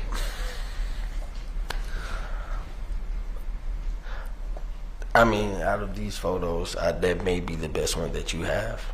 But there's definitely a tussle when I approached them. I may approach your Honor. Yes. Now you say that that may be the best depiction of them struggling over the gun, correct? Yes. Okay, so you saw the Miss Payne on her tippy toes right there, correct? I mean, that's the only picture I'm looking at. Okay. And it appears that her left shoulder of her shirt is being pulled, correct? I don't know if I can necessarily say that. Okay. Did you see Miss Payne's shirt that day?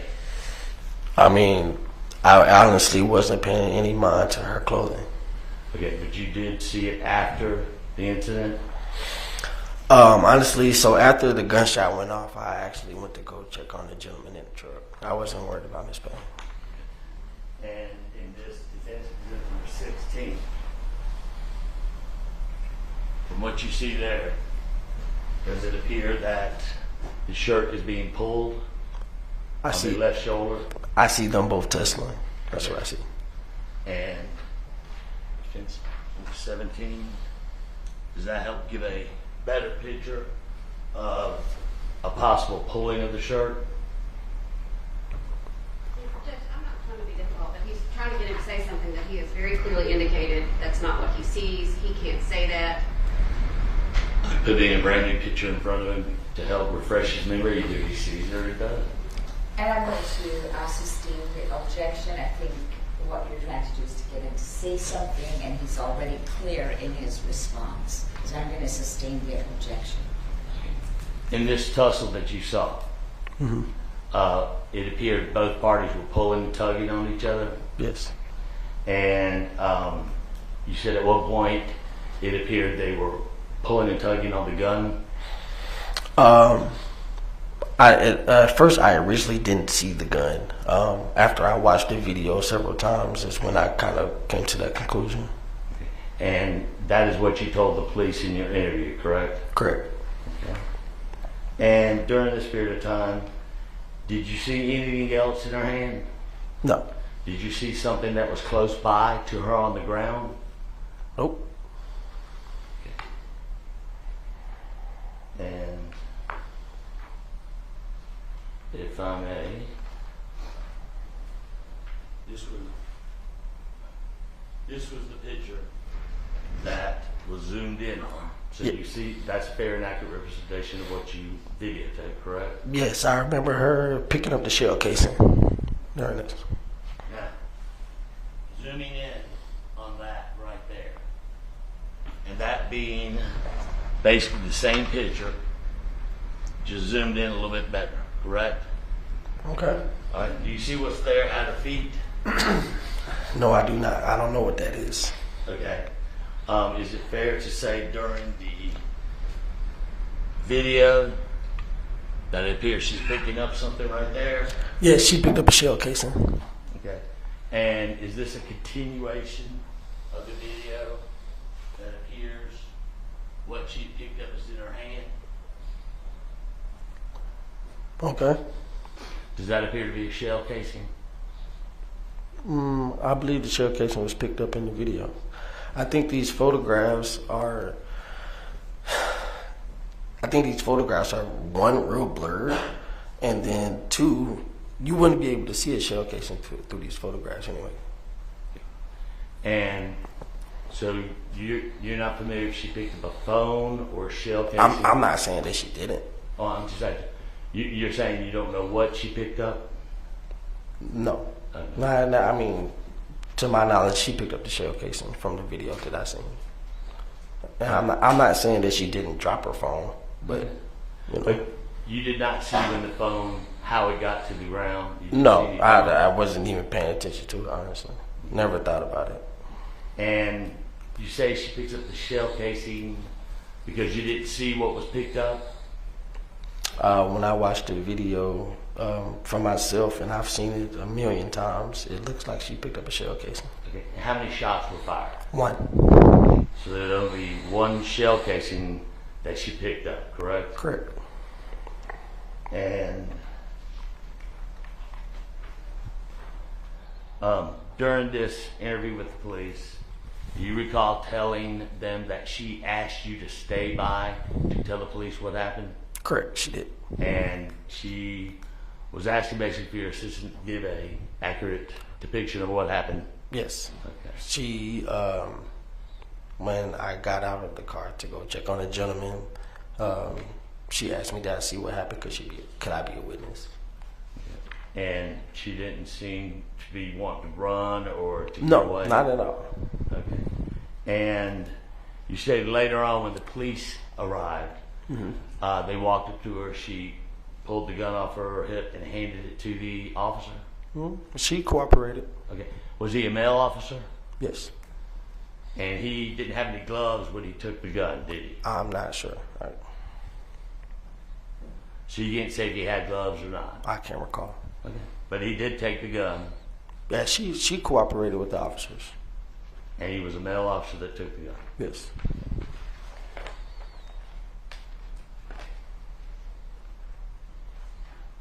Now, also in your interview, you said when they were tussling around, you could hear what they were saying back and forth, correct? No, I did not say that.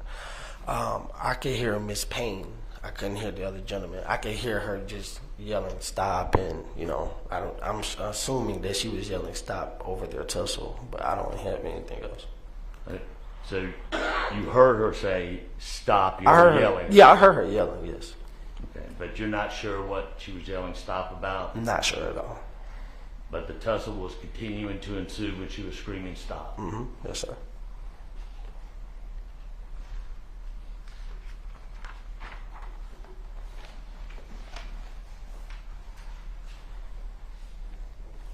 No further questions, Your Honor. Any redirect for this witness?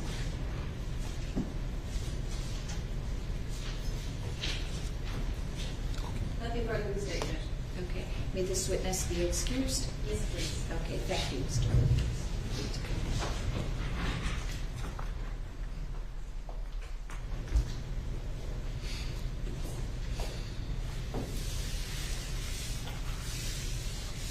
Does the state have another witness that it intends to call before lunch, or is this a good time to This would be a break? good time to break so that we don't have to immediately stop their testimony in the middle, or in the beginning. Okay. All right, ladies and gentlemen, it is now 11:50. I am going to go ahead and give you a lunch break. I will ask that you report back by 1 o'clock this afternoon so that we can move forward with our case. As always, the instructions that I've given to you still apply. Hope you'll have a good lunch, and we'll see you back out tomorrow. Thank you.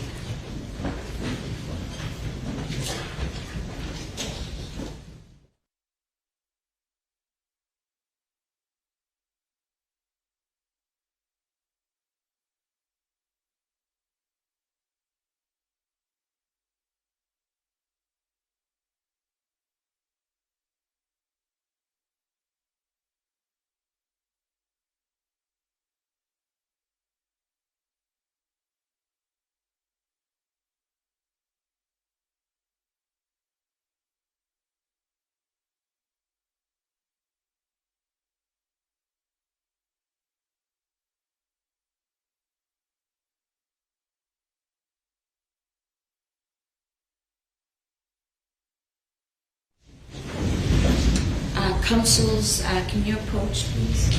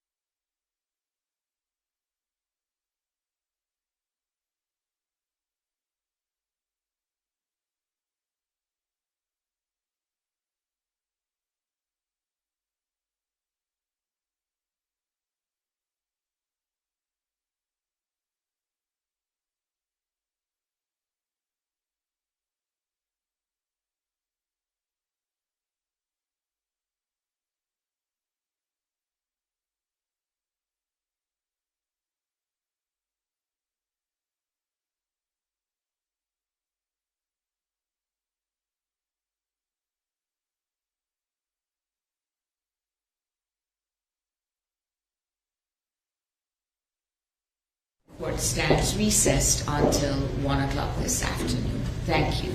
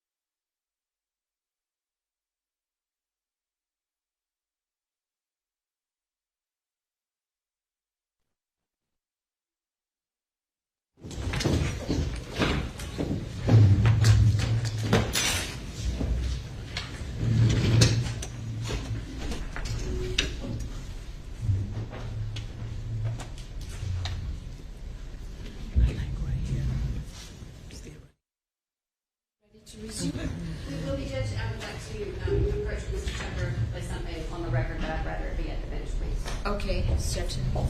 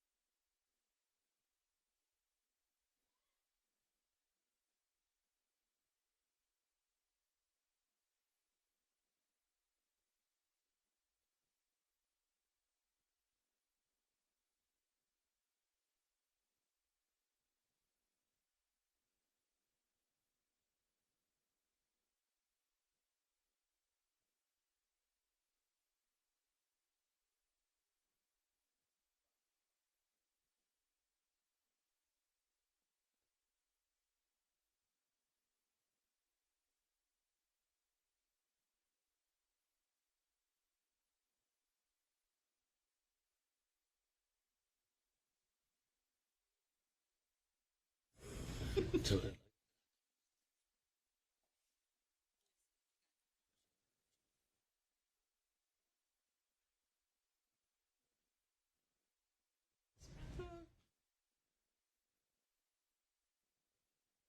Billy, unless you can bring the jurors in.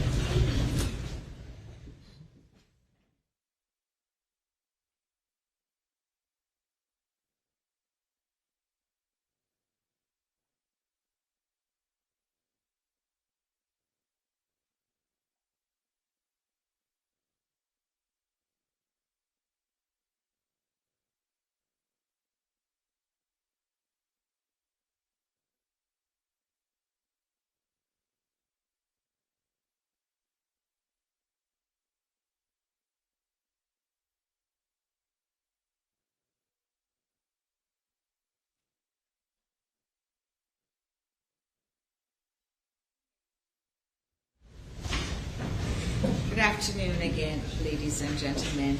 I hope your lunch was good and that you're ready to listen to the additional evidence that will be presented this afternoon. Chief Assistant, you may go ahead and call your next witness. Thank you, Judge. The State calls Detective Tracy Moore.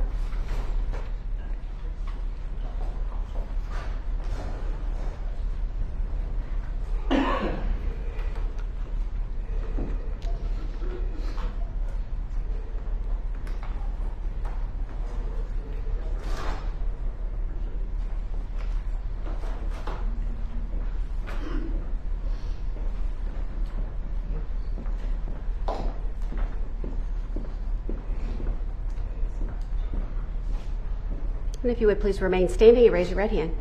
Do you swear or affirm the testimony you'll give before the court in this matter will be the truth, the whole truth, and nothing but the truth, so help you God? Yes, ma'am, I do. You can take your hand down and have a seat. And if you would please introduce yourself to the jury. Hi, good afternoon. I am Detective Tracy Moore. I'm with the Clayton County Police Department. I'm currently in the Criminal Investigation Division. I have been in that role for, it was 6 years in November, and I've been with the department for, it'll be 10 years in February. Well, thank you for answering the first 7 questions. Oh, I'm sorry. I thought so. Hey, let's move I'm along. sorry. I'm good with it. I'm good with it. How long have you been a police officer in general? For, it'll be 10 years in February. And are you post-certified? I am. And were you post-certified law enforcement officer back in May of 2019? Yes, ma'am. And if I was following along, you have also still been in CID in 2019, is that Correct. Yes, ma'am. And just, what is CID? The Criminal Investigation Division, we just investigate different types of crimes that can't be handled right there on the road. So do you occasionally then respond to scenes after the uniform division has tried to handle what they can handle? Yes, ma'am. And were you working and on duty on May the 7th of 2019? Yes, ma'am. As it relates to this particular case, did you respond to the actual scene of the incident, or did you go somewhere else as part of your initial duty? I did not. I went somewhere else. And did you respond to Southern Regional Medical Center? Yes, ma'am, I did. Is it common at the Clayton County Police Department Criminal Investigations Division for multiple detectives to be assigned tasks for one case? Yes, ma'am. And were there multiple detectives doing various things as it relates to this particular shooting? Yes, ma'am. And did you respond to Southern Regional Medical Center around 6:50 p.m. on May the 7th? Yes, ma'am. And what was the purpose of going there? To view the victim of a gunshot wound. And to determine his status? Yes. Once you were there, were you able to confirm that Mr. Herring had in fact passed away from his gunshot wound? I was. And as a response to that, did you then contact the Georgia Bureau of Investigations to set up the autopsy that occurred? I did.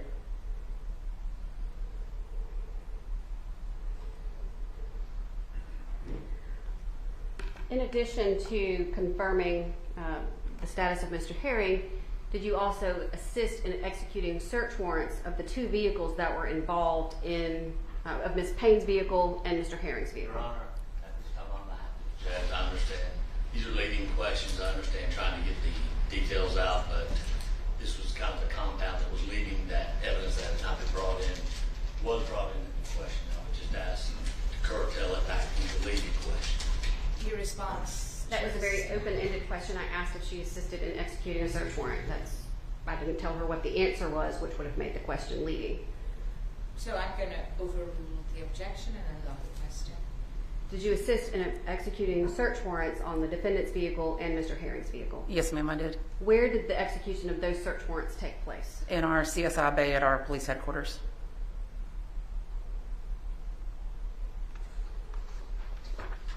And would the execution of that search warrant, would there have been photographs taken during that? Yes, ma'am.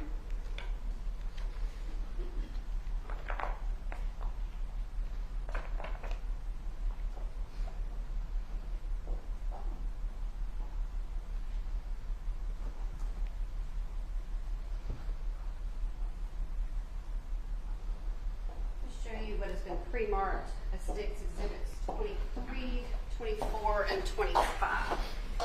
Did you photograph the contents and then the exterior, portions of the exterior of the defendant's vehicle? Well, the county photographer did, yes, ma'am, but yes, I was present. Okay. Yes, ma'am. And can you look through 23, 24, and 25 to determine if those fairly and accurately depict things that you observed during the search of that vehicle? Yes, ma'am. You want to state with tender 23, 24, and 25. Any objection? Even though she did not take the pictures, I think she's identified them, so no objection. Okay. Admitted without objection. Okay. We're going to publish that. Yes, you may. As it relates to State's Exhibit, well, that's not correct. Take that out. Now, just a moment, Judge. Yes, you may.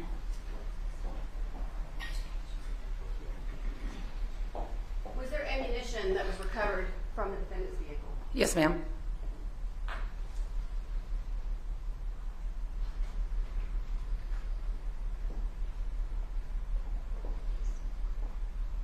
And that's what is depicted in State's Exhibit number 23, is that correct? Yes, ma'am. Now, were you aware as part of this investigation that there was some contention that the defendant's vehicle and Mr. Herring's vehicle had made contact prior to the shooting? Yes, ma'am. And did you therefore look for any possible damage to the defendant's vehicle? I did. And using State's Exhibit number 24, is there some scratch or smudge that you documented as part of that damage? Yes, ma'am.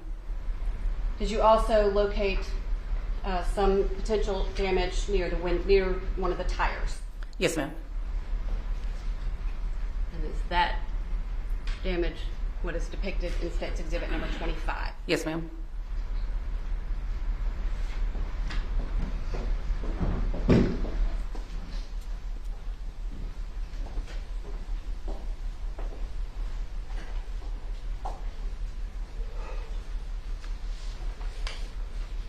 Did you also photograph some items and some things in Mr. Herring's vehicle as well? We did. Have photographed. Yes. I'm going to show you State's Exhibit.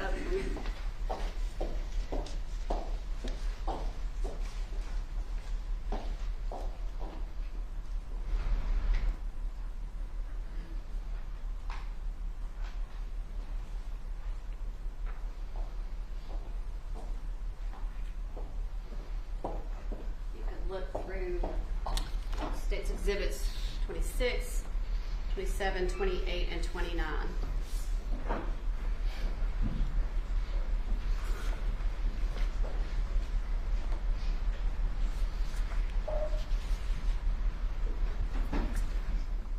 Yes, ma'am. And do you recognize the contents of those exhibits? I do.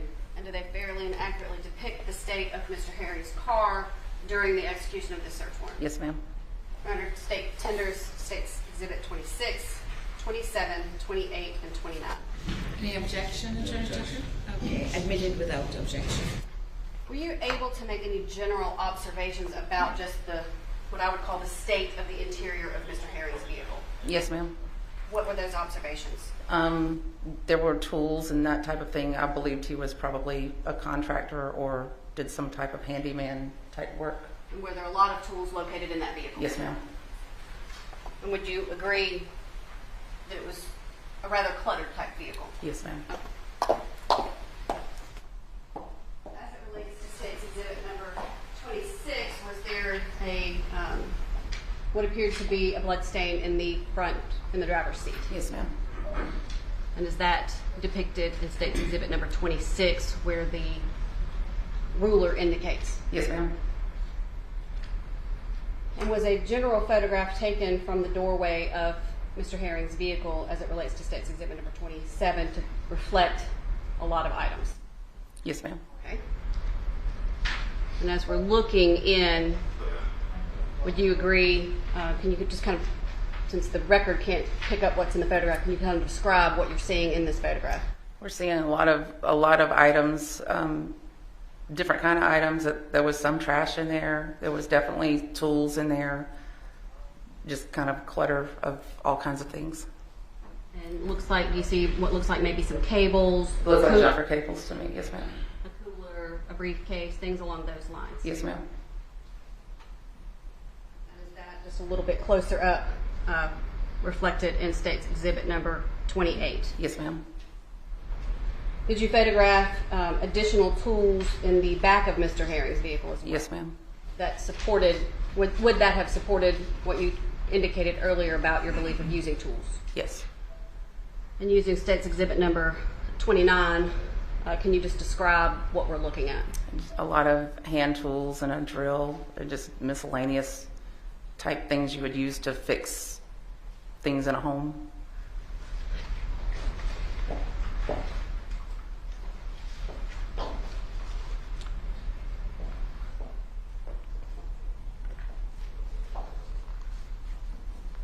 And is it common practice, and is it actually policy to document the things that are located in a vehicle? Yes, ma'am.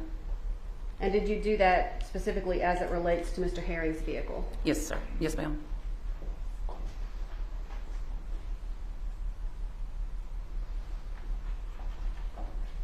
I'm approaching with what's been pre-marked as State's Exhibit number 31. Do you recognize State's Exhibit number 31? Yes, ma'am. And what is State's Exhibit number 31? That's a vehicle inventory.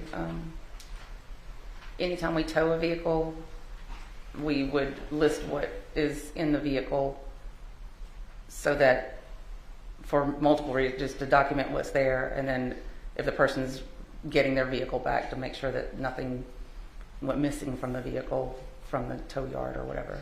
And is this the vehicle inventory that you conducted for Mr. Herring's vehicle? Yes, ma'am. And does it contain your signature reflecting that you're the one that created this list? Yes, ma'am. A statement tender, State's Exhibit number 31. Any objection? Objection. Admitted without objection. And if you could just locate, read the list of items and what you documented about Mr. Herring's vehicle. The items that were left in the vehicle that seemed to be of value: a blue basket with miscellaneous clothing, miscellaneous yard tools, scissors, knife, miscellaneous vehicle, car care tools and objects, a blue cooler, miscellaneous items of no value, a black briefcase, and there was currency, $9 in the center console, and then I'm denoted there was heavy front end damage on the vehicle and body damage as well.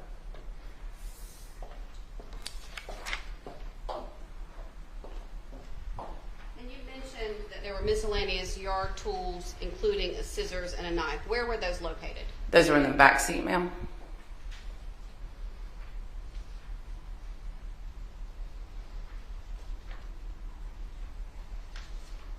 Just one moment, please.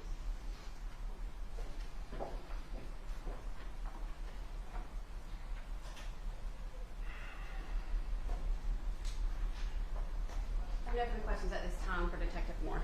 Okay, thank you. Any cross-examination, Attorney Tucker?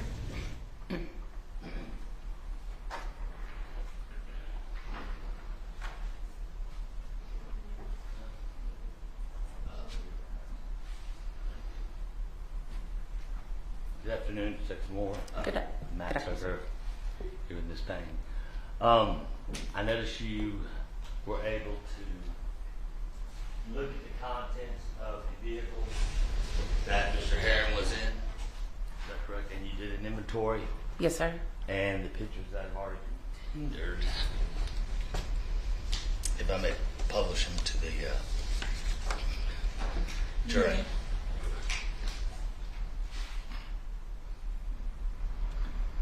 You said these would be the miscellaneous.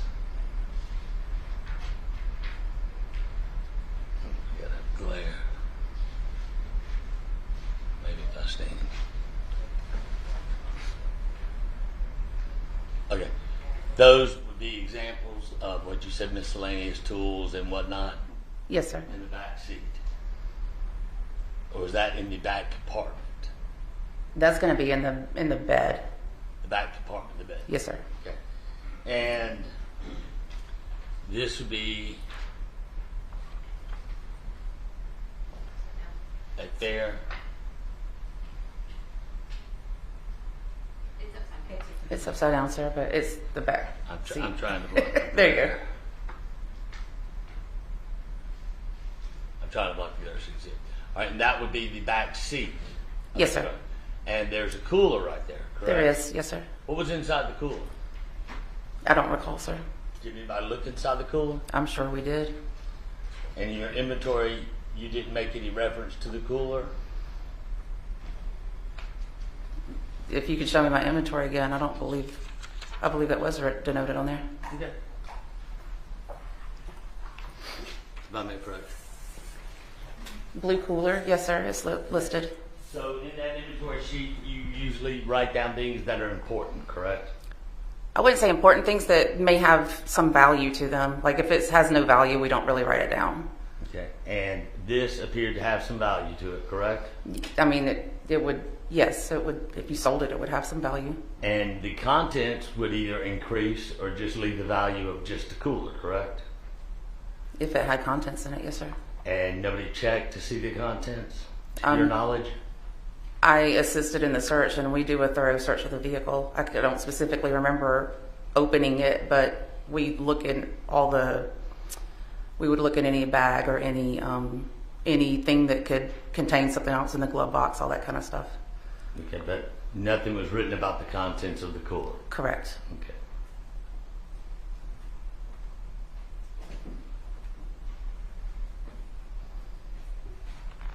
Now, there were other pictures that were taken of the contents, and if I may,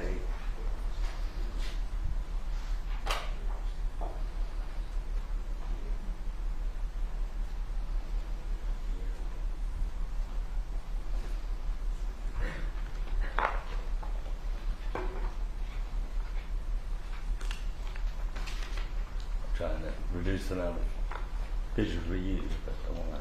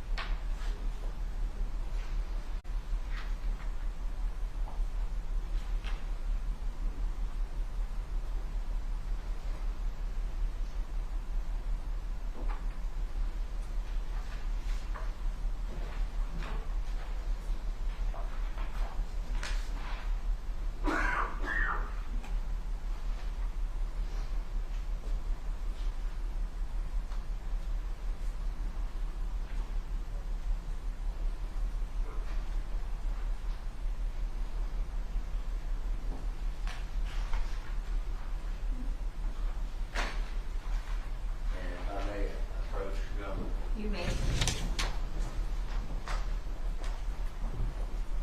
What I have here are some other pictures that were given in discovery of the contents. Yes, sir. So you could review those.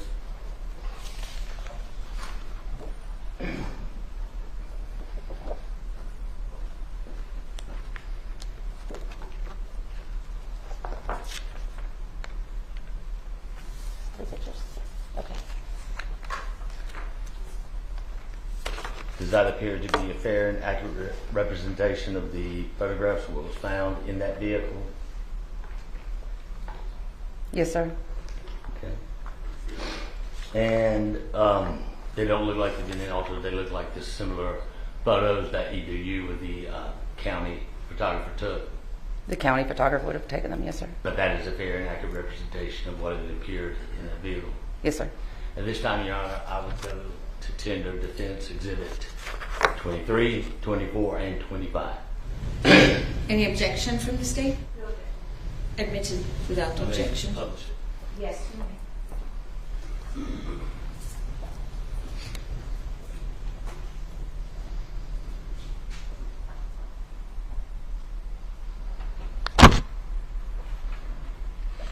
So this being defense exhibit number 23.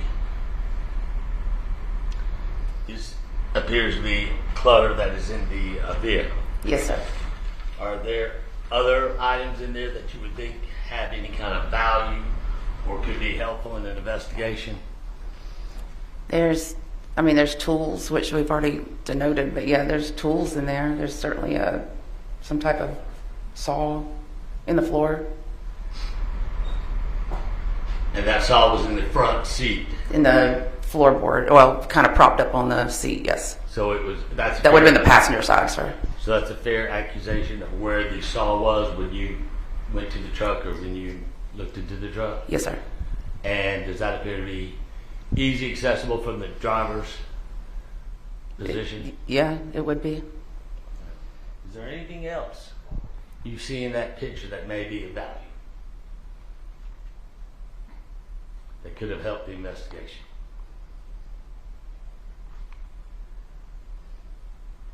I see a cell phone,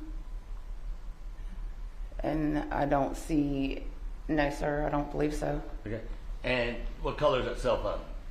Red. Is there anything else red in that vehicle? There's some type of, I don't know what it is, plastic thing that looks like maybe a flashlight without the head on it. What about near the floorboard?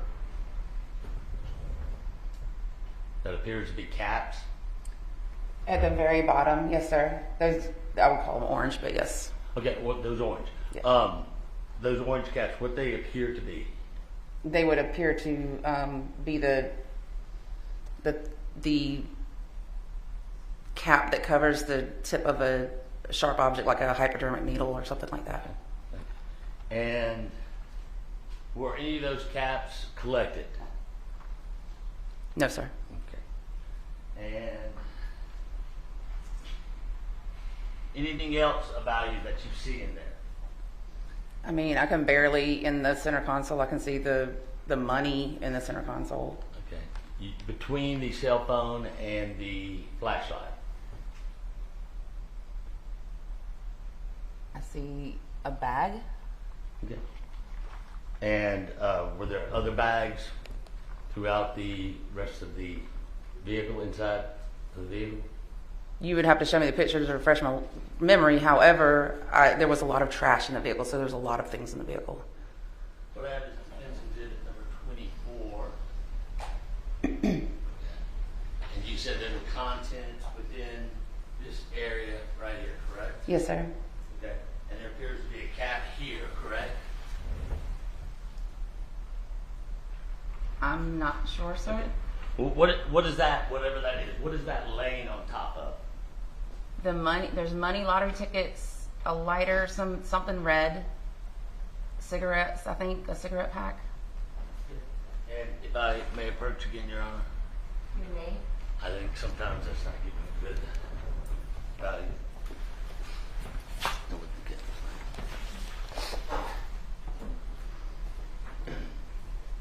And can you see that is a cap or not a cap now that it's gotten closer? Honestly, no, it's cylindrical.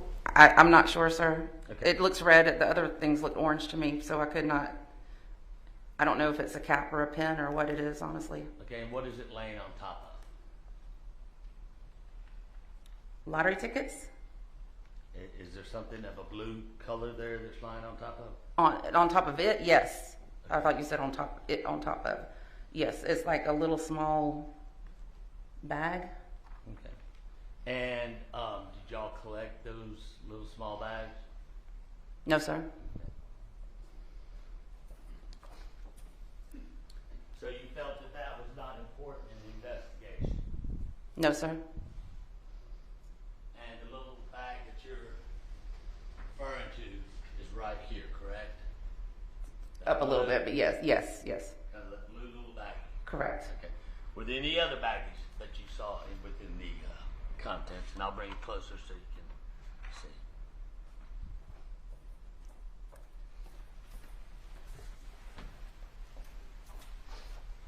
I do see another one, yes, sir.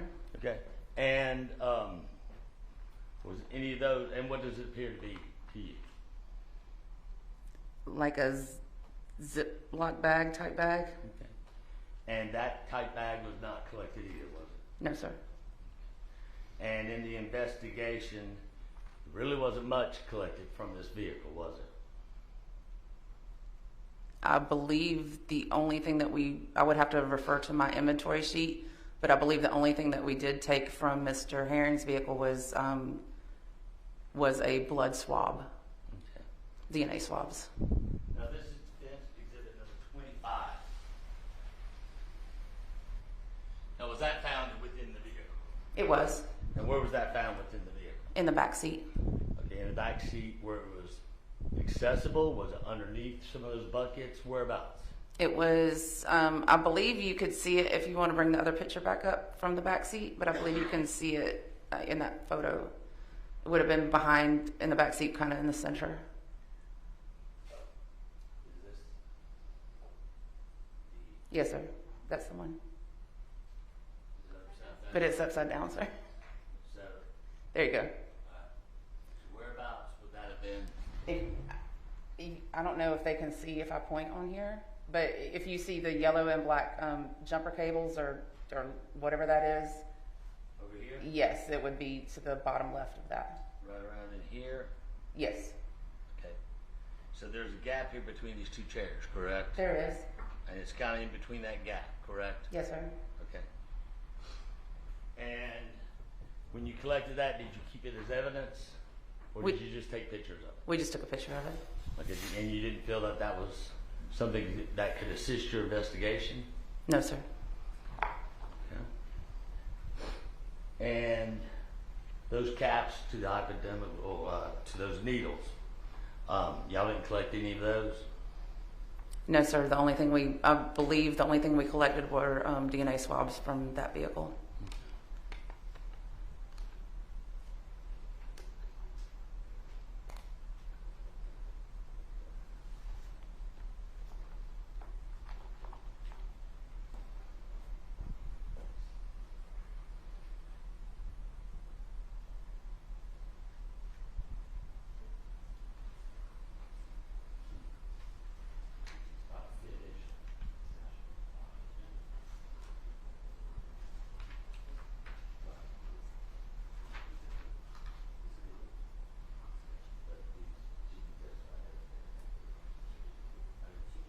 Your Honor, if I may approach. You may. What I have here is defense exhibit number 26. If you could look at that, please.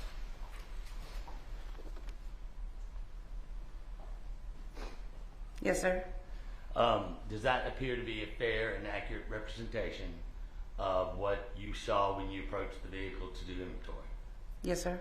And it does not appear to be anything altered or there anything moved. It is as you saw when you arrived. Yes, sir. At this time, Your Honor, I would tender defense exhibit number 26. Any objection from the state? Judge, I'm not going to object to the exhibit. I just want there to be clarity that this was not one of the photographs taken during the execution of the search warrant. This is from where Mr. Herring's vehicle was on scene. So I don't mind if she can recognize that's what it looked like, but this is not a photograph, as I just pointed out to Mr. Tucker a moment ago. This is not a photograph taken for the execution of that search warrant. But I don't object to the photo coming in. Okay, so the photo is admitted without objection. May I publish it to the jury, Your Honor?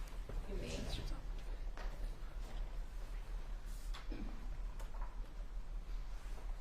Now, in this photo,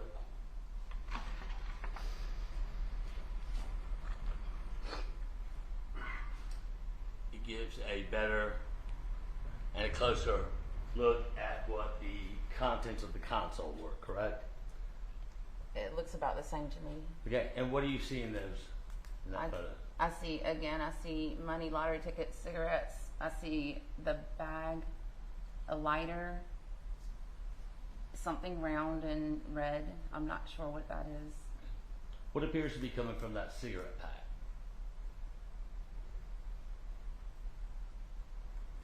May I see the photo in person again? Sure. It's just really grainy on there.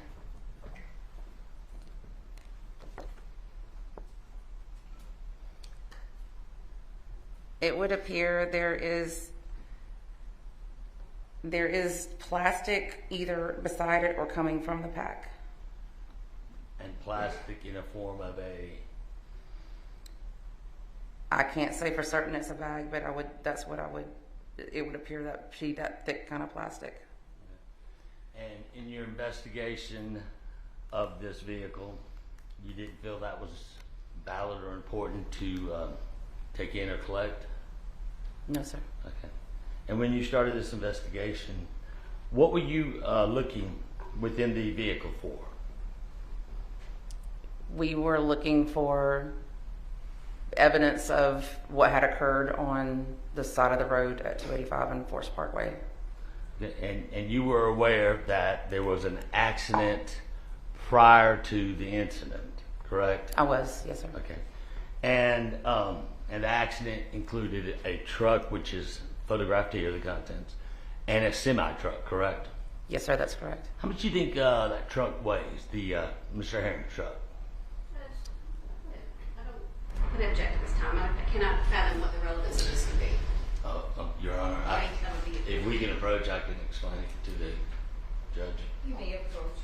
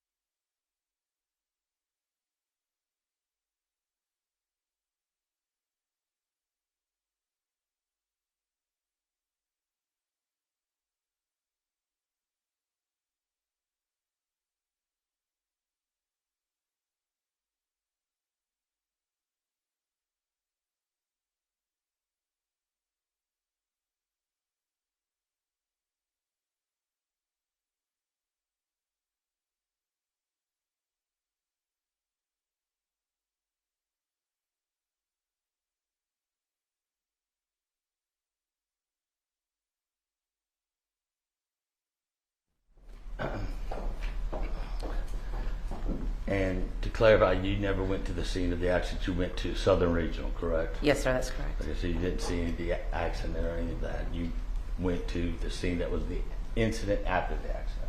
That's correct. Yes, Okay. sir. And as you were testifying, if I may first. You may.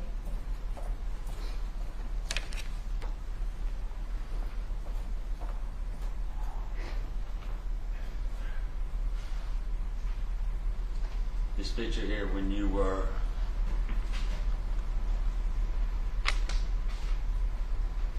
making references to the cigarette pack and the plastic coming out of it's right here, correct? Yes, sir. Okay. And that is a cigarette pack? Newports, yes, sir. Okay. And do you see any cigarettes in that cigarette pack? From that angle, I cannot. Okay. But you can see the plastic? Yes. So, and as you testified earlier, those contents were not taken into custody? They were not. Okay. And so, and you didn't take the picture, but somebody else did, but it was not requested either from you or the other investigators there to take evidence like that into custody, correct? No, sir. I assisted with the search, so I looked at everything in the car and there was nothing to take as evidence. So these little baggies that you saw, you didn't, and the needles, you didn't feel those were relevant? No, I did not. Okay. Now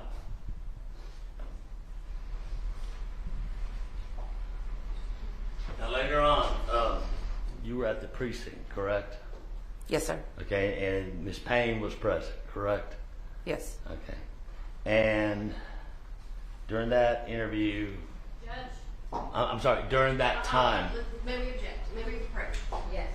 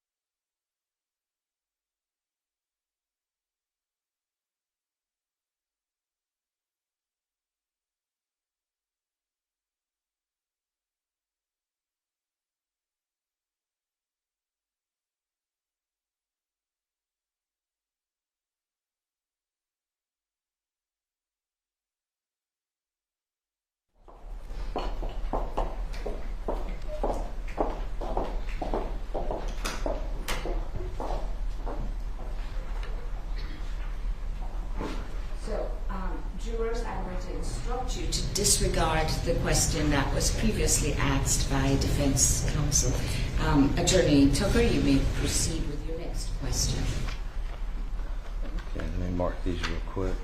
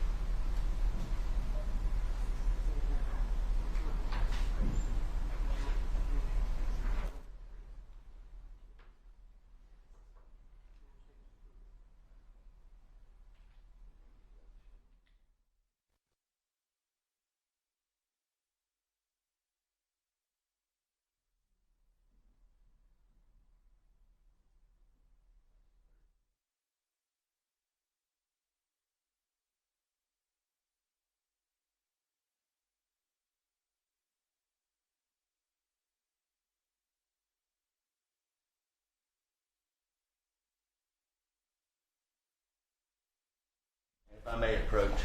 You may approach.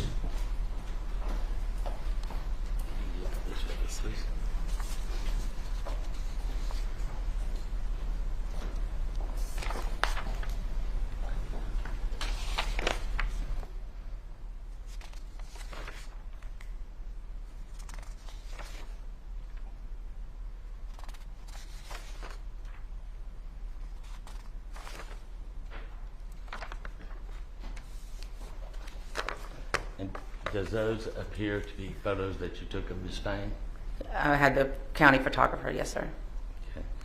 And are those fair and accurate representations of the photos that you requested the county photographer to take? Yes, sir. Okay, at this time, Your Honor, I would request to tender exhibits 27 through 33.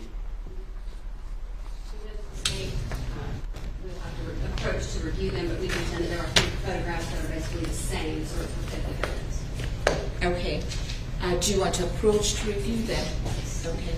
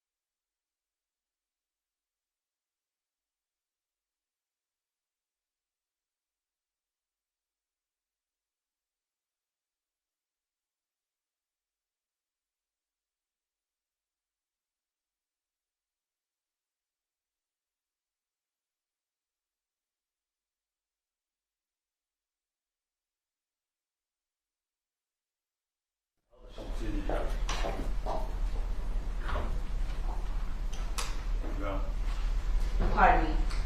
May I publish these to the Yes, you may.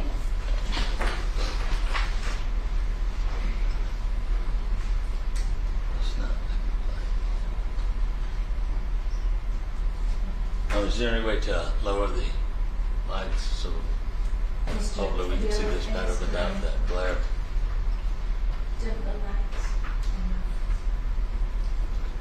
Now, do you recognize that photograph? I do. Defense exhibit number 27. Yes, sir. And is there a mark that is distinctive there in that photograph? Yes, sir. I see a scratch mark going vertically and a fainter one going horizontally on the back of Miss Payne's neck. Your Honor, instead of me, if you would not mind, you could come over here and point it out. There's a way for her to... Right, but you can't see it on the screen.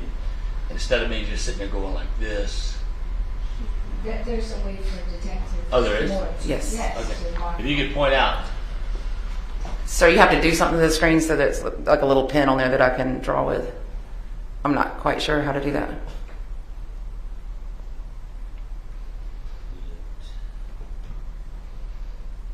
We have our IT here. I think it would be evidence PC.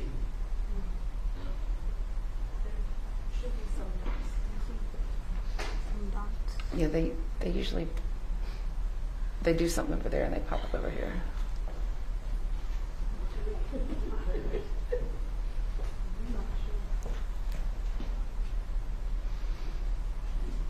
You had a court reporter do a drill again. That's very tough. That's why she makes the big bucks, you know. No. Our other IT guy, Deputy Diaz, is here. Right. Diaz, are you aware how to get the docs that they need the 3 docs?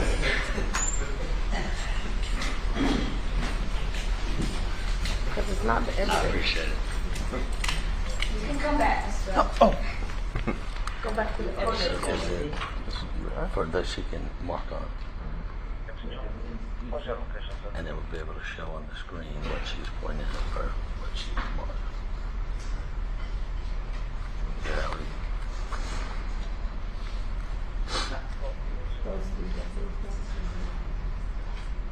there. Over here, she could do it here. There was a mark over here. Yeah. Oh, it's on hers. Okay.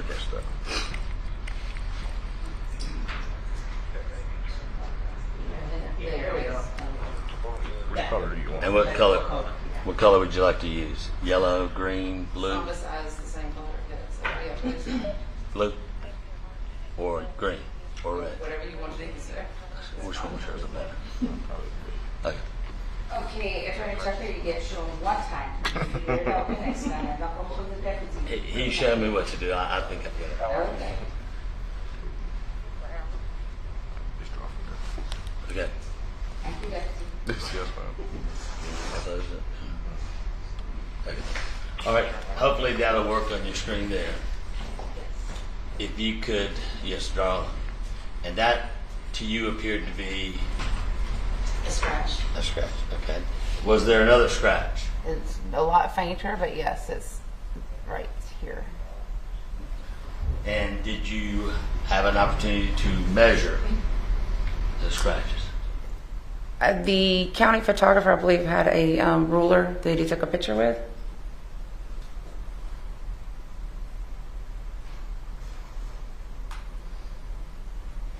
You should have those photos as well. If you have these. I'm trying to change out this one here.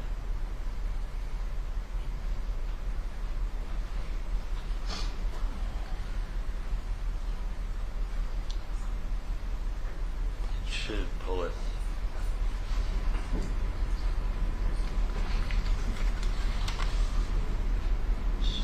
Oh, that's good.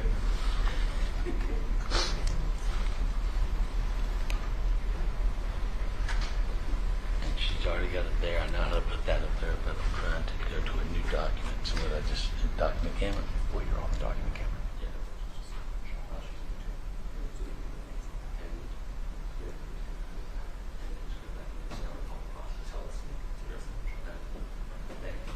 So is that a fair and accurate representation of the measuring of that scratch? Yes, sir. Okay. And do you see how many inches long that is?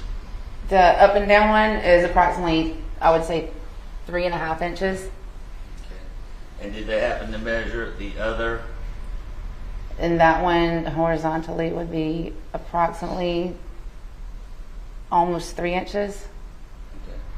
And in the photographs, this is defense exhibit number 28. Yes, sir. What does that appear to be? Like it's kind of pink, but it looks almost like it's swollen a little bit. Okay, so, and that is her wrist? That would be her right wrist, yes, sir. Okay. And that is her right wrist? Yes, sir.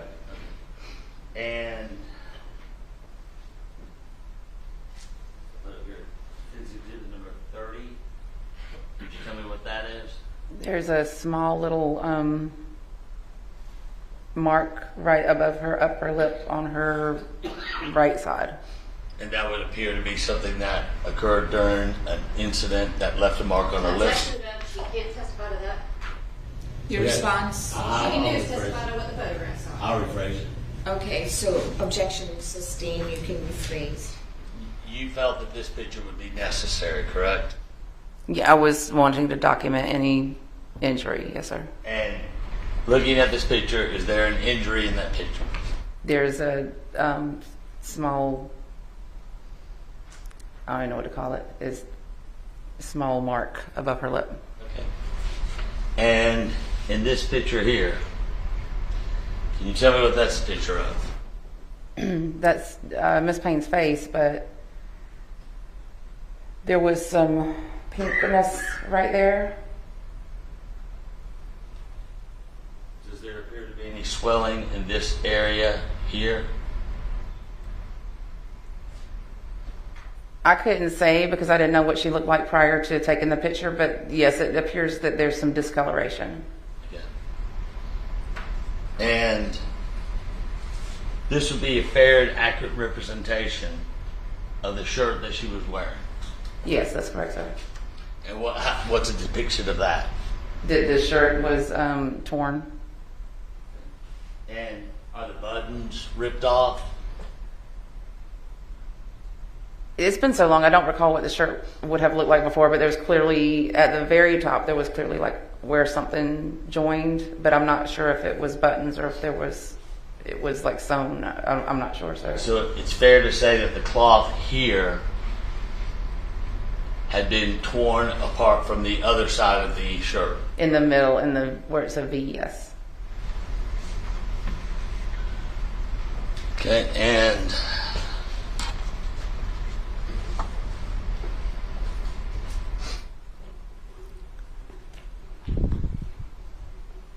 these you requested to have the photographer take pictures of, correct? Of the what, sir? Is there an objection? My state request is that he removed, go maybe to questioning, take the exhibit down.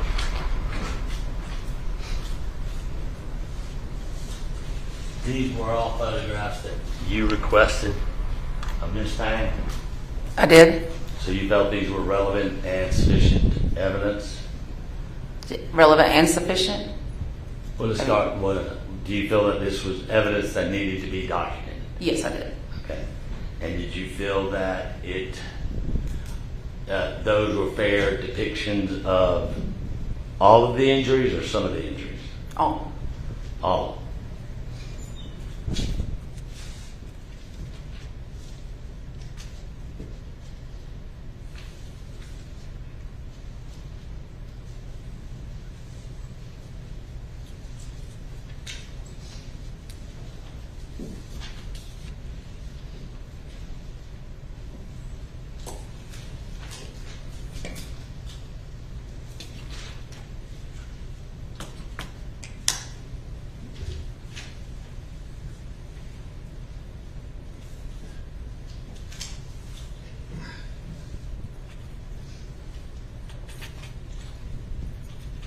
If I may, Adjournment. You may.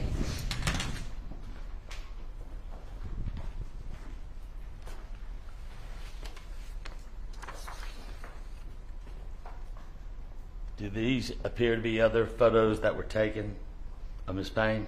On the same day, yes, sir. Okay. And are these fair and accurate representations of what you saw being photographed? It is. Okay. At this time, Your Honor, I would tender Defense Exhibit number 34 and 35. Any objection from the state? No objection. Okay. And if I, Without objection. if I may present. Yes, you may call.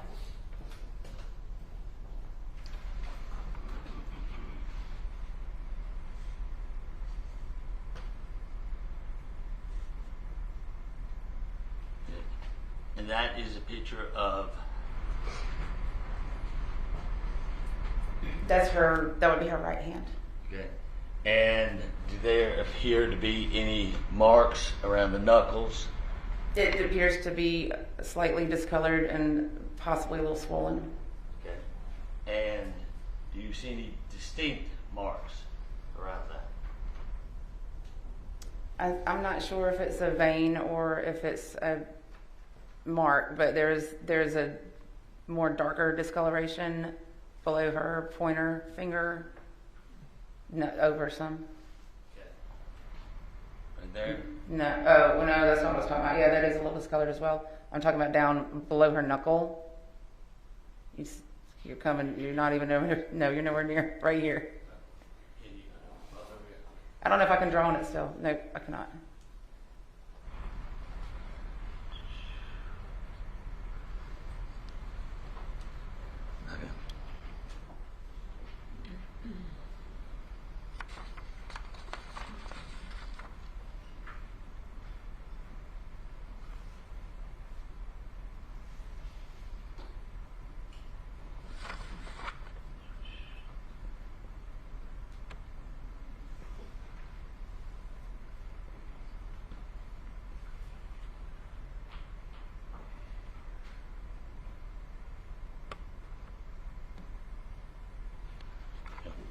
Are you able to draw? Here is where I was speaking of, but yeah, there is a little discoloration. It looks a little swollen, and there's some discoloration on her fingers as well, between her fingers, I should say. Do you notice anything to the, I guess it would be or to the side of that you just circled? I honestly can't tell if it's a photograph or not, but it would appear there's discoloration there, and there, and there. And that would be in the webbing of her hand? Like, between the fingers, yes. Okay. And that would appear that there's possibly some cuts from the palm coming out, or I don't want to put words in your mouth, but you said you could see discoloration and possible swelling. Okay. And does it appear to be coming from the palm of the hand out? Between where you circled the webs of the finger. Oh, like inside the fingers? Yes, ma'am. Yes. Okay.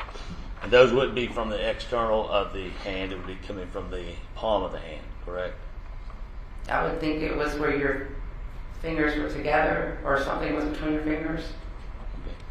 And it appears that they've been cut. Does it appear they've been? No, it would. To me, I've worked a lot of different types of crimes. I don't know if I can testify to that, but if that's okay, it would appear to be swelling and like blunt force to me. Would it appear as if a finger would be pulled away from the other fingers that could cause that kind of tear or rip? It does not appear to be torn or ripped to me, sir. It appears to be like almost where a bruise is coming up, where like blunt force was applied. Inside the webbing, correct? That's what it would appear to me. Okay. Bruise type injuries. And that is in the webbing, I just declared, inside the webbing. If you want me to be specific, yeah, this one would be in the. I would call that webbing. I would call that just between. You don't call them knuckles. Yeah, I guess knuckles, and then that would just be on her. I guess the inside of her thumb. And on this.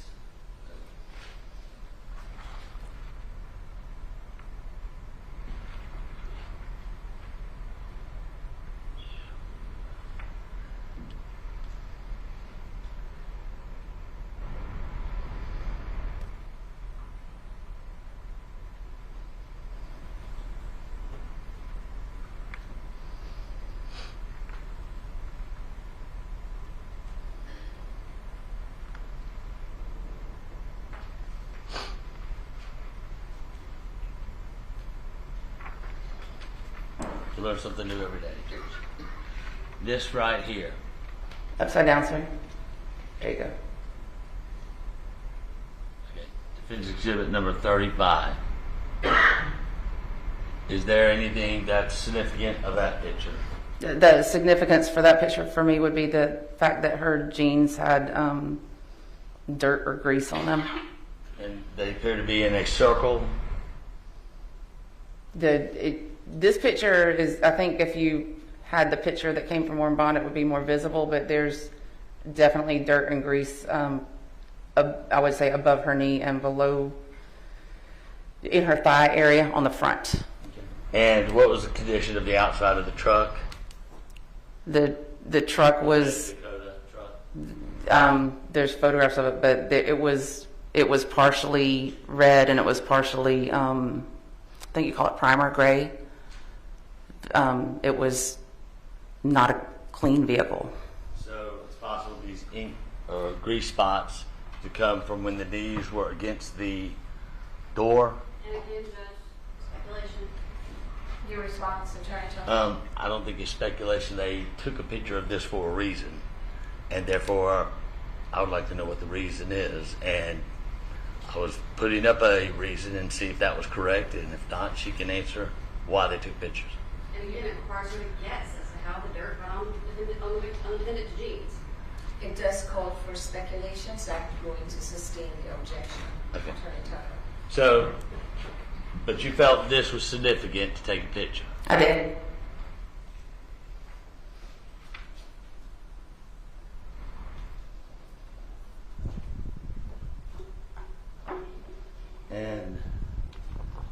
of all the contents of the inside of the truck, nothing was really taken?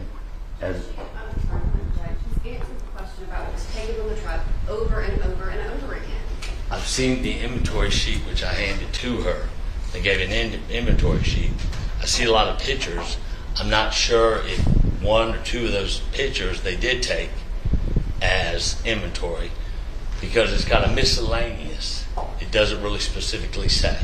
So I'm trying to narrow it down to find out specifically, out of this miscellaneous, was there anything taken that they took pictures of? I'm going to sustain the objection, Attorney Tucker, because I think this has repeatedly said what was taken and what was not taken. So if you ask your next question.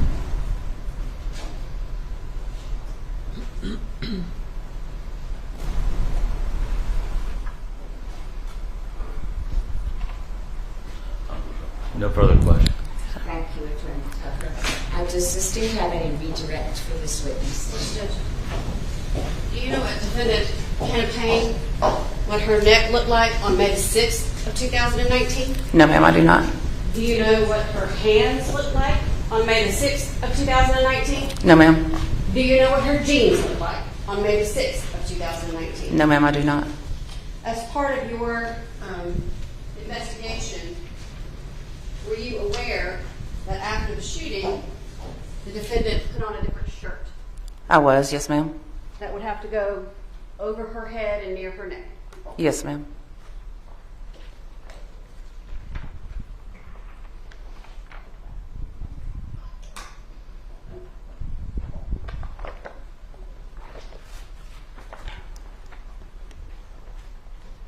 Just one moment, Judge.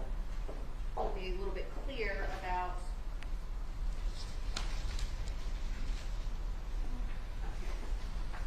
approach with State's Exhibit number 28. You may. You were asked about this knife that was photographed as well. Can you display, I'm just going to do it from here because I'm not going to try that machine. Yes, ma'am. Behind the driver's seat, which is kind of smushed back against the back seat, would you agree with that? Yes, ma'am. There's bag, Yes, ma'am. some cables, Yes, ma'am. and the butt of this knife is shoved down in a bag, or in that area, correct? Behind the seat, yes, ma'am.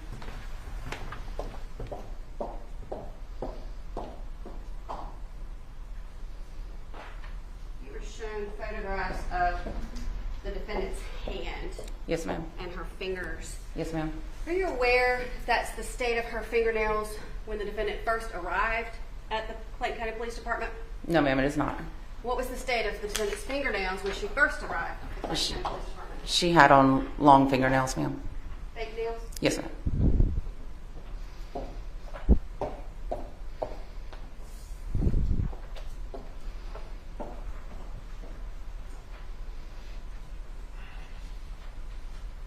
And so any of the things that you photographed on the defendant's face, arm, any of that, you do not know what she looked like earlier in the day on May the 7th of 2019. Is that fair to say? That's fair to say, yes, ma'am. No further questions. Anything further? Yes, Your Honor. And as you described, the knife that was taken, whether it was shoved down between cables or not, it was accessible. You could reach back there and grab it. It was behind the driver's seat, but just to the right side. So it was accessible. I couldn't say, I don't know how long his arms were, but I would think so, yes. Okay. And all these pictures you took or you had taken, you felt were important, correct? To document the, yes, I would say yes. Okay. So you felt that there was significance in it to document it for the case? I did.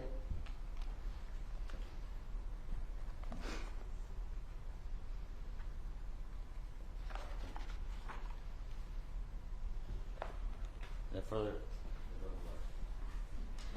Does the state have any other questions for this witness? No, Judge, may she be released? Yes. Detective Moore, thank you. You are excused.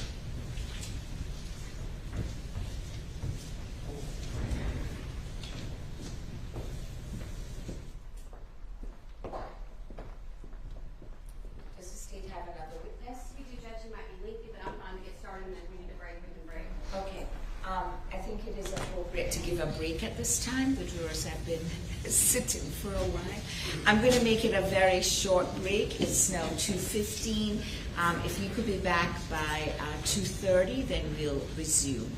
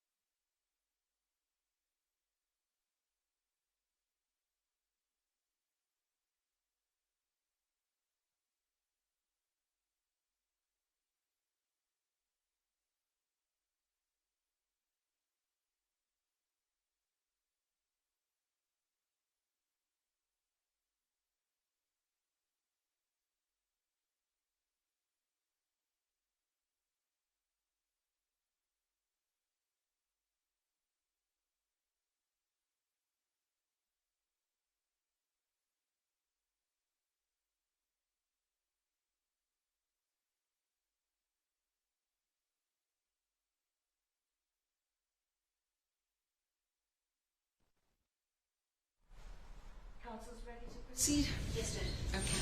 You can bring the jurors in. Thank you, Bailiff Innes.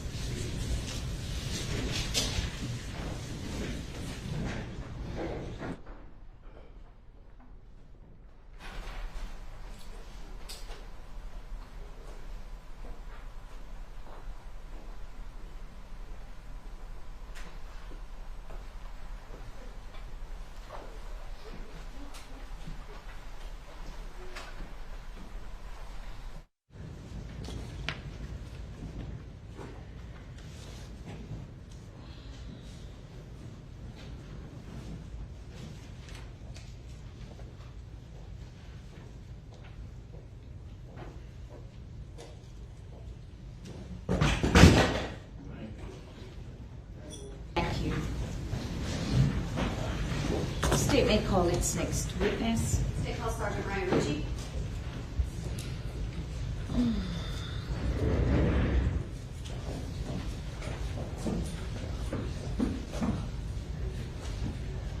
Please remain standing. Raise your right hand.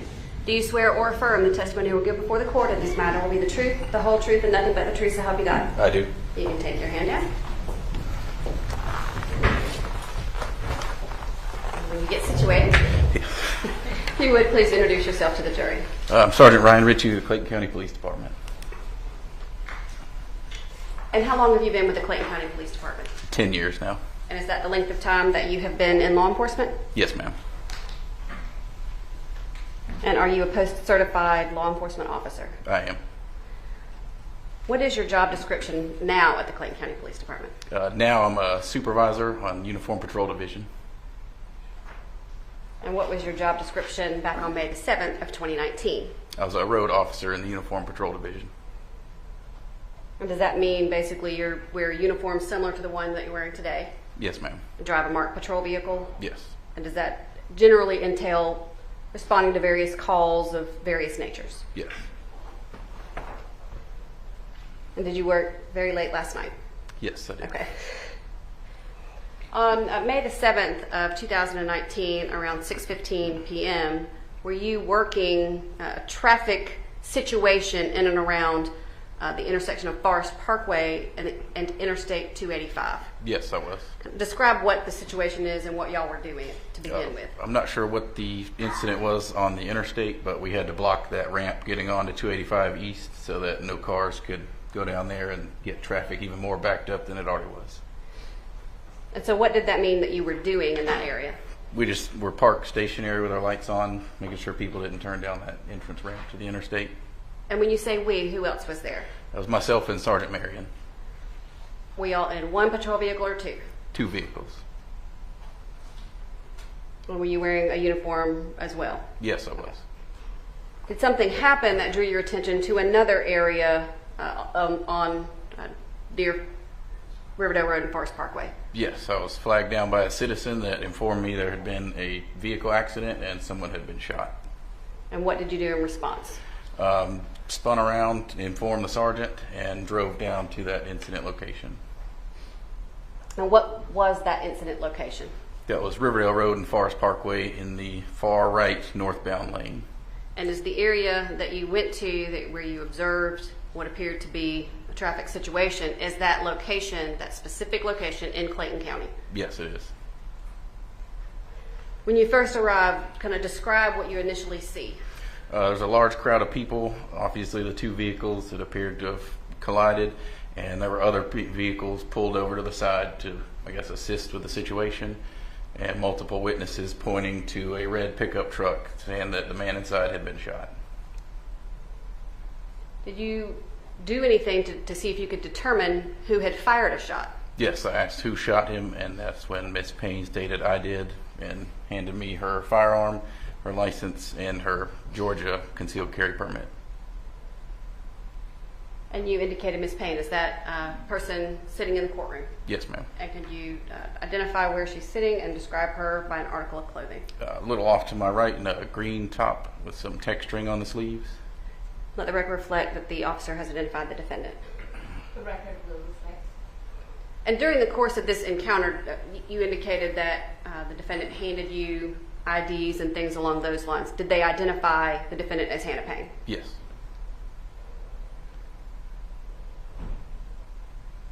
Did you, after you received the firearm, etc., where did you go next?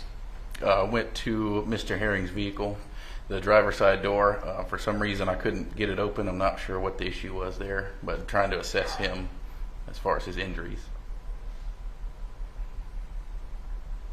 And you were unable to open that driver's side door? Correct. How did you gain access? I went around to the passenger side and tried to help from that side. Do you recall whether or not the vehicle was either in gear or whether there were keys in the ignition? What do you recall about that? I don't recall if it was in gear or if there were keys in the ignition.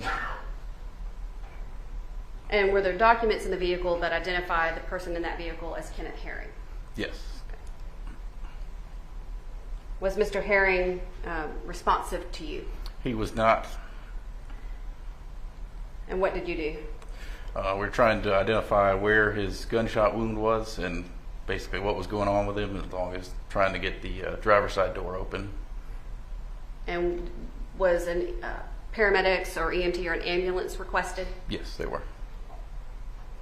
And what were you doing in order to assist Mr. Herring prior to the arrival of the ambulance and paramedics?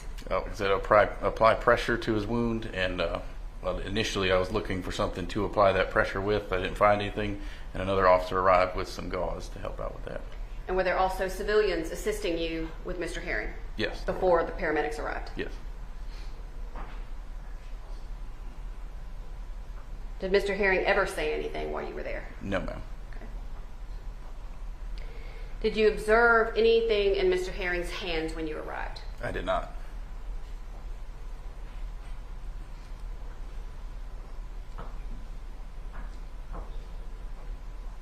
The firearm that was handed to you by the defendant, did you keep that firearm and place it into evidence? Yes, I did. Prior to doing so, did you do what's called clear the gun? I did. Tell us what that means. It means when you eject the magazine and then rack the slide to eject the round that's in the chamber. And why do you do that? To make sure the gun is completely unloaded and safe. And did you make any observations when you attempted to clear the handgun in this particular case? I did when I ejected the round that was in there, which would have been a live round. If the gun cycled properly, it was a spent shell casing inside the chamber. And what, based on your training or knowledge of weapons, what does that mean if the shell casing remains in the chamber? That just means the slide didn't make it back far enough to eject that shell casing out. Were you familiar with, as this investigation is ongoing, the defendant, Hannah Payne, being detained on that scene? Yes. Okay. Did you also have the vehicles impounded so that they could be searched? Yes, ma'am.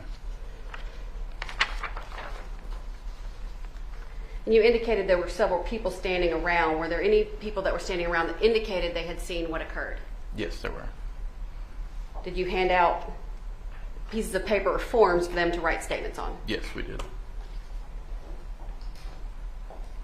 you you also take photographs of the general, or have photographs taken of the general area, the scene, and both vehicles? Yes, ma'am. The county photographer did. Okay. I want to show these to counsel on the break, but I'm going to approach with states 7 through 14. Yes, you may. You would look through states exhibits 7 through 14 to tell me if they fairly and accurately depict what you observed on May 7th of 2019.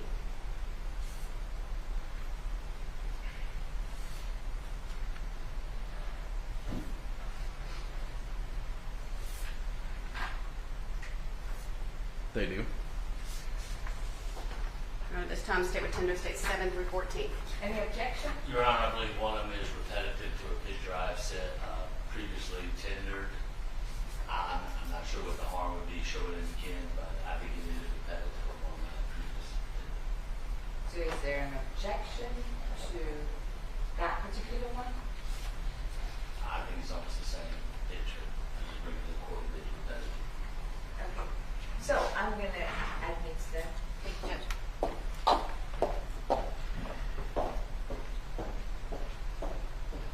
May I publish, Judge? Yes, you may. Using states exhibit number 7.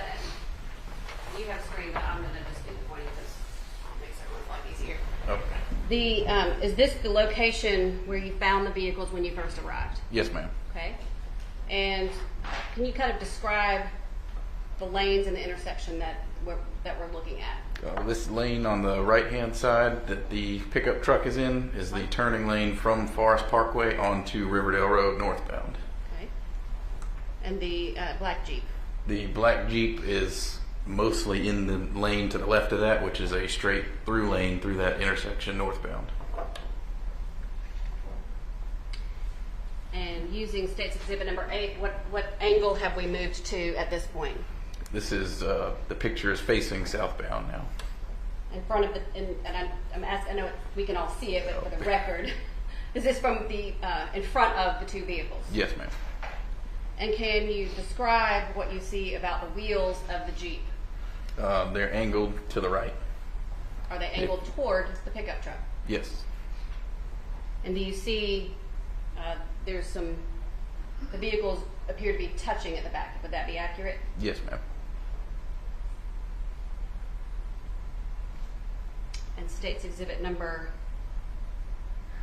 9. Let's let it focus. Okay. Describe what we're looking at in states exhibit number 9. That is the victim's vehicle.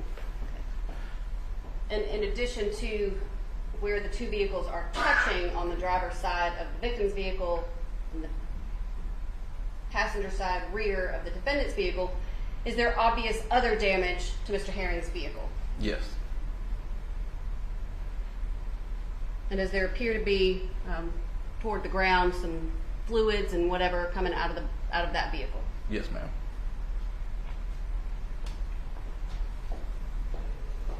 And can you say if some of these photographs or most of these photographs were taken after a lot of the witnesses and the traffic had kind of left the area? That's correct.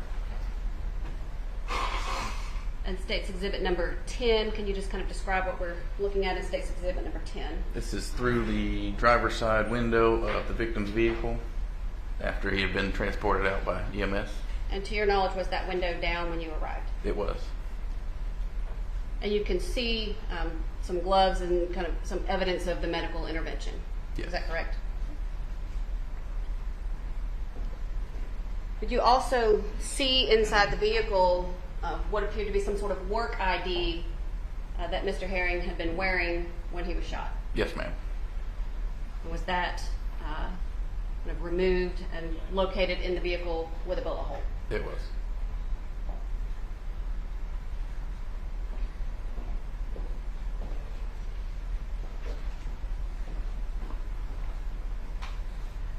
And did y'all also kind of photograph from the other side, from the looking from the passenger side, some items that were just the content and the state of the victim's vehicle? Yes, ma'am.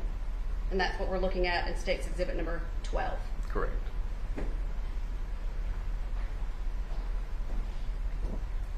And this one might be the repeat, but did you also kind of photograph the center console and just the entire front passenger compartment of the vehicle? Yes, ma'am, from the county photographer. Was it photographed? I guess that's the better way to say it. Okay.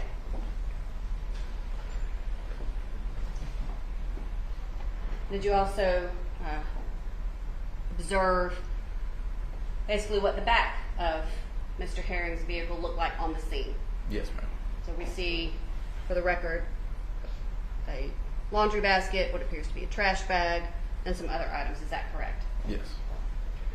And that's basically how his vehicle looked when you arrived to that accident location in Forest Parkway? Yes, it was.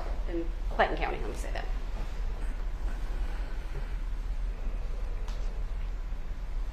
During the course of your time on the scene, did you realize or become aware that this situation was related to a traffic accident further down the road? Yes, I believe our dispatchers came over and said that the victim's vehicle matched the description of that vehicle. Okay. And did you have anything to do with that other scene at all? I did not.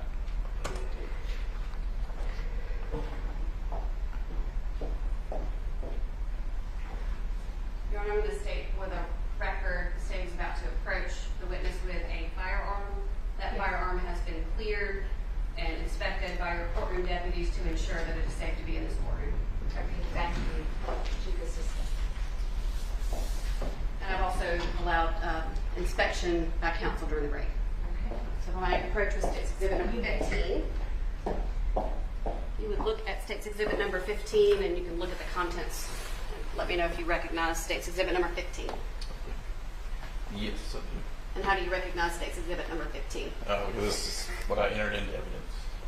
Okay. And does it contain the box itself? Does it have your name on it indicating that you recovered State's Exhibit number 15? Yes, it does. And other than the fact that it has labels and indications that the firearm has been to the crime lab for testing, is the firearm the same or substantially the same condition as it was once you cleared it and made sure that it was unloaded? Yes. Under this time, State tenders State's Exhibit 15. No objection. Admitted without objection. And other than the fact that it has zip ties through the barrel and it is zip tied to the box, this would be the condition of that firearm. Is that accurate? Yes, ma'am.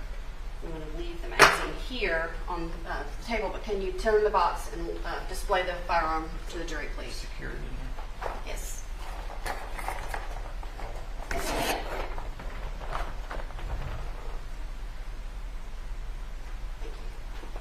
Can you tell us the make and model of this firearm? It's a Springfield XD9, And what is the caliber? 9mm.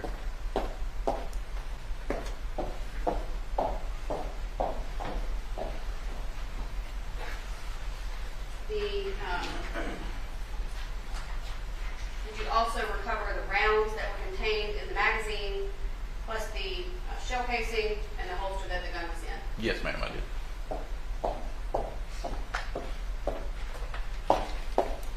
Showing you what has been pre-marked as State's Exhibits 16, 17, and 18. Can you look at 16 first and tell me if you recognize 16? It's the holster that it was in.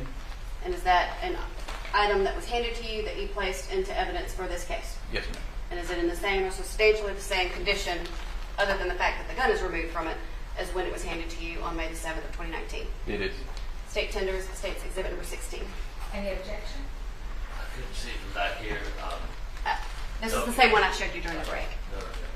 Okay, admitted without objection. And the rounds that were removed from the magazine that we've seen in State's Exhibit number 15, did you also collect those as State's Exhibit number 17? Yes, ma'am. State tender State's Exhibit number 17. Any objection? Okay, admitted without objection. And did you also, as you indicated, when you tried to clear the gun, there was a shell casing that was next up to fire versus an actual round. Did you place that shell casing in evidence? Yes, ma'am. I'm showing you what's labeled as State's Exhibit number 18. Can you look at the other side and see if it indicates that that is an item that you placed into evidence? Yes, ma'am. And did you alter it or tamper with it in any way? I did not. State tender State's Exhibit number 18. If I could see it for mine, a closer look at it. I'm not speeding in it. Okay, No okay. objection.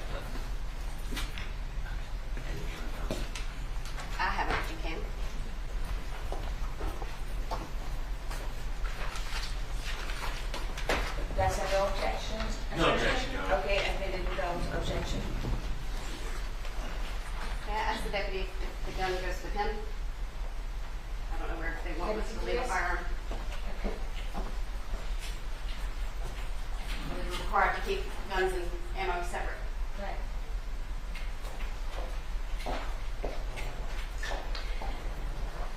Back on May the 7th of 2019, can you describe whether you had a body camera? I did. How did those body cameras work, to your knowledge? Similar to the ones that we wear now. I believe these are upgraded, but it's just activated by a push button on a remote, and then it records until it's turned off. Okay. And how are the recordings kept? They're automatically uploaded to a cloud that our department keeps record of. And once it's uploaded to that cloud, do you have any ability to go in there and delete things, change things, alter things at all? No, ma'am. Were you wearing your department-issued body cam on May the 7th of 2019? Yes, I was. And have you had an opportunity to observe and view the recording of that body cam? Yes, ma'am. And does the recording fairly and accurately depict what you recall as it occurred as you were working this scene? Yes, it does.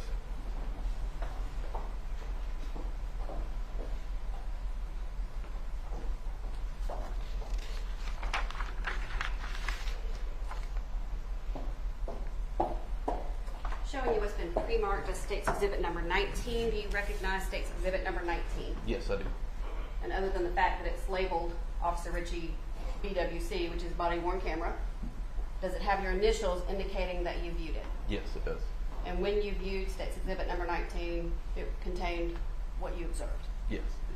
I'm going to at this time state the tender State's Exhibit number 19 with the caveat, as we discussed pre-trial, the state is tendering up until minute 13 with 13 and 15 seconds. And I'll briefly approach to next one. Okay, you may.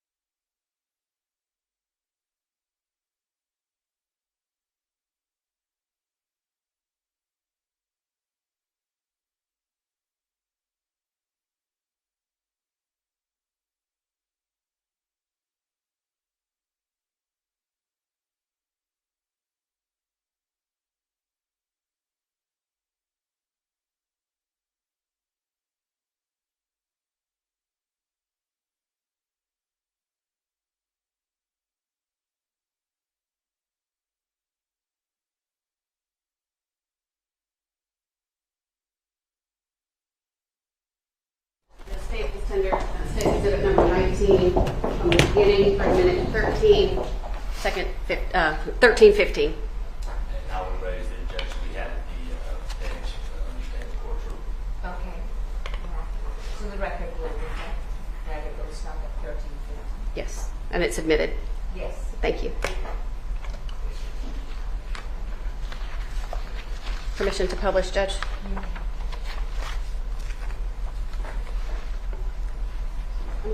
I'm not finished. I'm just going to sit while it's playing. Okay.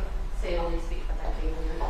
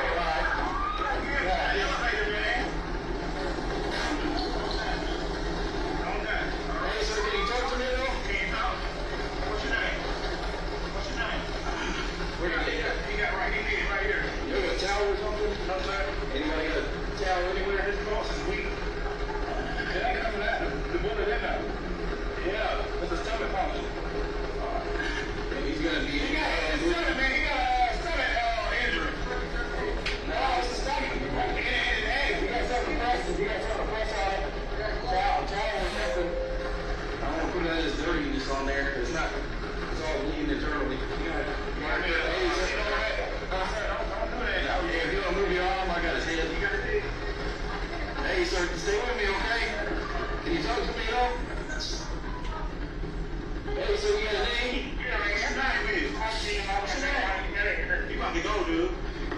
Sir, keep your eyes open for me, okay? Y'all ain't got no... No, we don't have any ambulance, got them. Alright. Hey, sir, stay with me. Stay with me, sir. Yeah. Yeah, we seen the whole thing, dude. She stopped. Anyway, the officer... Yeah, I'm like, no way. Hey, sir, okay?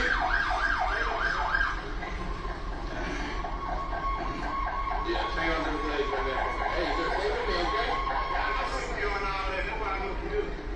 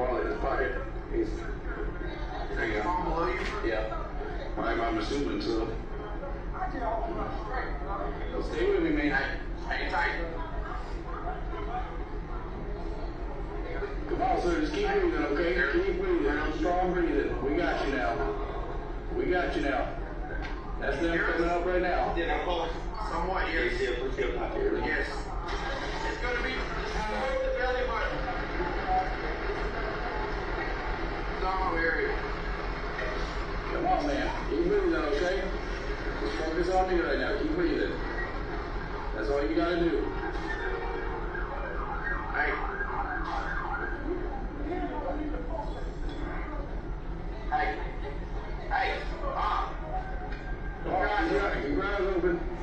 Let me see you breathe. Breathe for you. Breathing, man. Stay with us. Hey, come on, stay with me.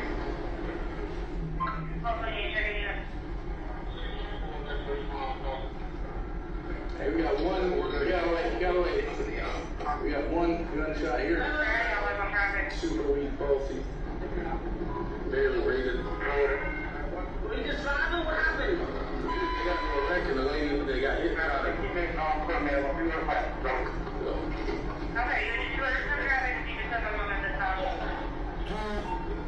Barely.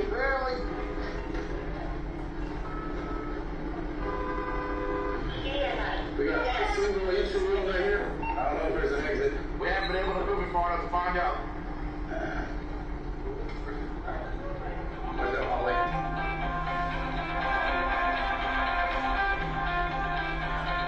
Come on, man. Keep moving, all right?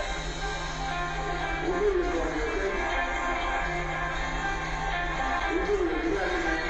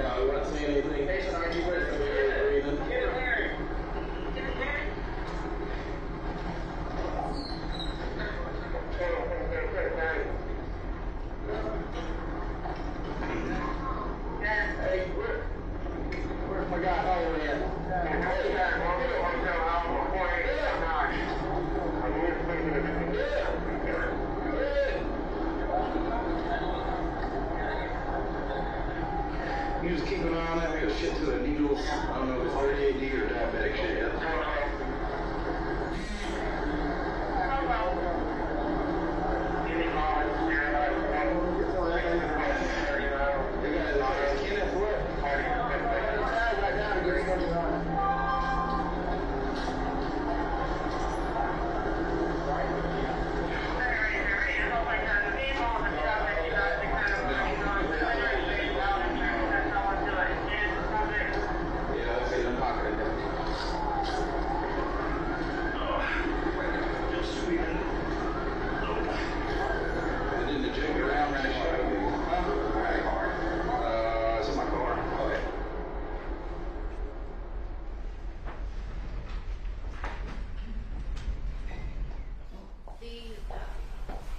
Traffic conditions that we were just kind of viewing in the body cam, was that more consistent with like all the cars and everything that were around on that particular day? Yes, ma'am.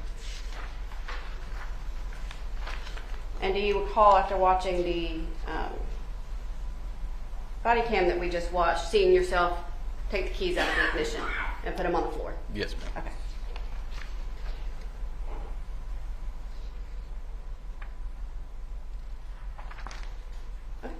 I think that's all I have this time, Judge. Any cross-examination, Attorney Tucker?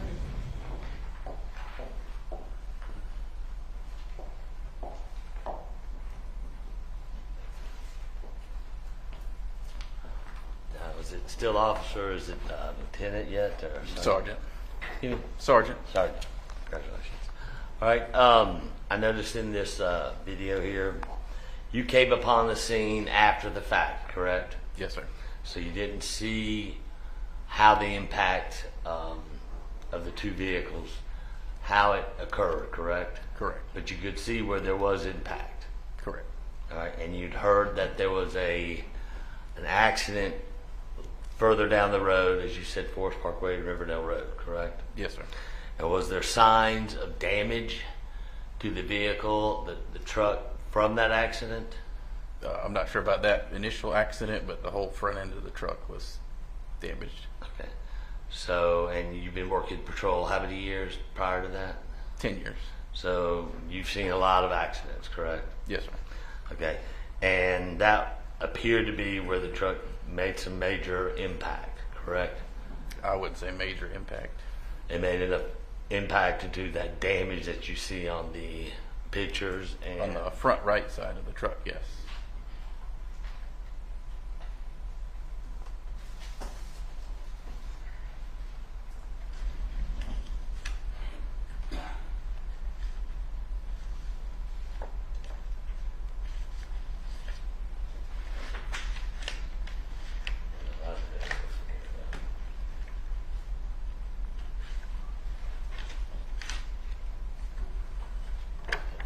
Before I go that way, I'll go ahead and present State's Exhibit 7.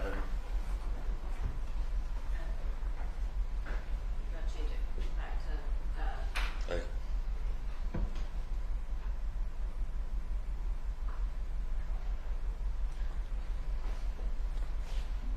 And for that way? That's upside down on my side. Okay. That way, correct? Yeah. And when you approach it, that's the view that you saw? Yes, sir. Okay. And of course, there's a median way behind it. Well, not way behind it, but behind it. Was there any indication that there was a vehicle that hit that median before that, from your experience and your training, seeing the accident? I didn't check the median on scene, but in this picture, I don't see anything that would indicate that. But you did check the vehicles, the tires, both the Jeep and the truck? Yes, there was on scene. Did it appear that any of those had damage from hitting a median? I couldn't tell what damaged the vehicles. Okay. But you have seen damage from vehicles hitting the median, correct? Correct.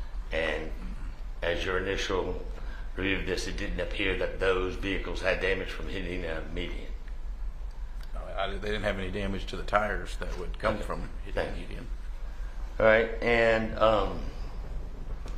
you stated you came up there and a lot of people had gathered around, correct? Yes, sir. So how long do you anticipate it was from hearing what they said the incident occurred and getting on the scene? About a minute. About a minute. And more people were gathering during that period of time? I'm not sure. I just remember seeing a crowd of people once I arrived. I'm not sure who stopped and came and went after that. Okay, but from that picture out there, does that seem to be a fair and accurate representation of what it looked like when you got on the scene? No, there was a much larger crowd of people, much more traffic passing through the area. This is after we locked the entire intersection down and did not let anybody come back into that scene.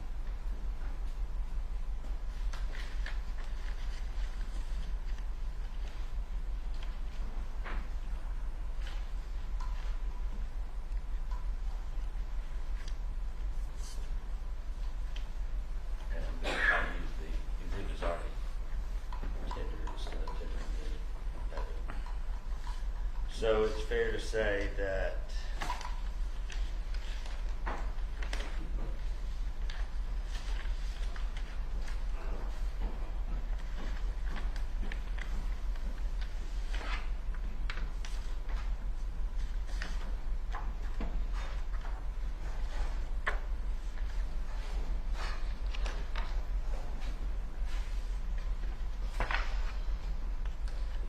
using State's Exhibit number 9,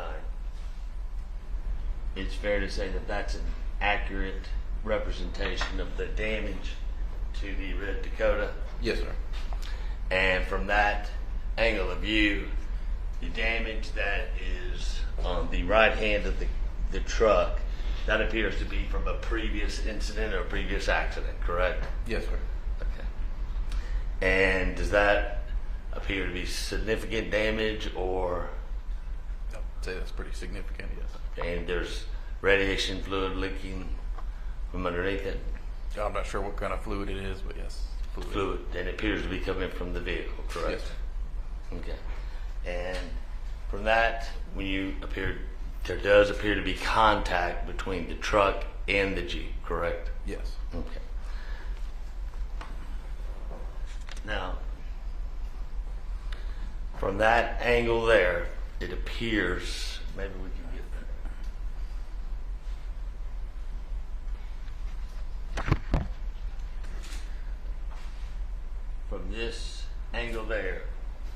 testimony was that it appears the Jeep was in the lane going straight and the truck was in the merging lane, correct? Looks like the Jeep is mostly in that straightforward lane. Yes. Okay. And in this picture here, where it appears they ended up, the final resting of the two vehicles, it doesn't appear that that Jeep is too far out of that one lane, correct? I mean, it is out of its lane of travel. But it's a foot, 2 foot out of it? Yeah, about Okay. that. And generally with those merging lanes, there's a little bit more space so that they have time to merge into the lane of traffic that appears the Jeep has slowly deviated from, correct? Yeah, there should be enough space to merge. So it's fair to say that generally the right-hand side of the truck would be kind of a fair representation of what is open or what could be used to drive around, or an accident if it happened, that people could go around it, or an ambulance vehicle could go around it without being obstructed or hindered. Could go around the truck? Yes, on the right-hand side. They'd be pushing it before they hit the curb for an ambulance or something like that. But hitting the curb in those circumstances, Yeah, saying it's not a big deal, and that curb is not that high, correct? Correct. It can be done without damage to a vehicle or damage to a tire. I mean, depending on the speed. Okay. But it could occur, correct? It could occur. Okay. And the impact that you see there, it wouldn't be difficult for that truck to either back up a little bit and continue going forward, or to kind of just push the vehicle forward, move forward? Well, I don't think you'd be able to push it forward because of the contact with the tire, but if you put it in reverse, you'd probably jump the curb and get around it. Okay. And you can do that fairly simple? I mean, depending on your level of driving skill. Okay. All right. Now, when you did arrive, you immediately walked up and you secured the weapon, correct? Correct. And the individual handed you the weapon and was hanging around. No fear of her leaving the scene. Did you have any fear of her leaving the scene? I did not. Do you have any fear of her handing you the weapon? No. Okay. And when you took the weapon, you weren't wearing gloves, were you? When I initially took it, I was not. Okay.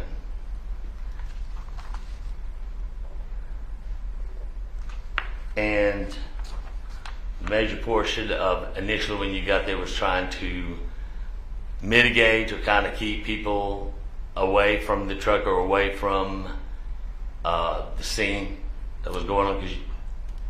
Yeah, my first concern was securing the scene and then analyzing the victim and see what was going on. Because there were some civilians inside the truck assisting? There was that gentleman that helped us with the first aid, yes, sir. Okay. And when you first arrived, Mr. Herring was alive? Yes, he had a pulse. Okay. And as you were inside the vehicle, as you attempted to get in on the driver's side, the door appeared to be stuck or inoperable? I couldn't get it open. I'm not sure if it was operator error or if it was locked in some way that I couldn't figure out, but I had to go through the passenger side. Okay. Could an accident that had previously happened caused the door to be jammed or stuck? Causing the damage to the passenger side? No, to the driver's side, where you initially tried to get in. I didn't see any noticeable damage on the driver's side door, and Officer Holloway, when he responded, was eventually able to get that door open. So, but initially you felt it was locked or it couldn't be open? Yes, sir. And there was a lock on the inside of the door that could be used to open and lock to secure the door from not being open, correct? Yes. Okay. And as you got into the car, I noticed that there was talk about what all was lying around on the ground. At one point they said, "Oh, is that an EpiPen?" Is that correct? Yes, sir. And that was not an EpiPen? It was not. It was a highlighter? Yeah, I think it did end up being a highlighter. Okay. And there were numerous, what appeared to be needles Yes. Throughout? And did anybody collect those needles? We took the whole vehicle to the CSIB with the needles inside. Okay, but nobody actually touched those needles, correct? No, sir. Okay, and that's procedure. If you don't know what kind of needle it is, you don't want to put yourself in jeopardy. So in your training, it's until the needle has been identified, no one really touches it, correct? Right. And that did occur on that day? Yes, sir. Okay. Now, you said that you went around to the other door and you were able to open that to get inside, correct? Yes. And there was not much blood anywhere in the scene or on the victim, correct? Yes, sir. Okay. So there was no way really to tell how much bleeding was occurring. Correct. Okay. And at one point, you heard a lot of individuals saying, "We need an ambulance. Get an ambulance out here." Is that correct? Yes, sir. Okay. Did you ever hear Miss Payne saying that they needed an ambulance? Not individually, no. But you could hear in the background with the others saying they needed an ambulance? Yes. Okay. So it wasn't apparent that she was trying to hinder in any way of getting medical attention to Mr. Herring? No, she wasn't. Okay. And during the whole process, she didn't try to hinder anything that was going on. She was cooperative and followed instructions, correct? Yes, sir. Did you see that she was talking to some of the other witnesses there? Yes, she did appear to be arguing with one of the witnesses. Okay, but nothing of those arguments raised to be anything physical. It was just communication back and forth, right? Yeah, I never saw any physical contact. And even though it appeared to be getting heated, nothing really turned into physical, correct? Not that I saw. Okay. And as you got in there and started looking around the vehicle, there were all kinds of items in that vehicle, correct? Yes, sir. Were there any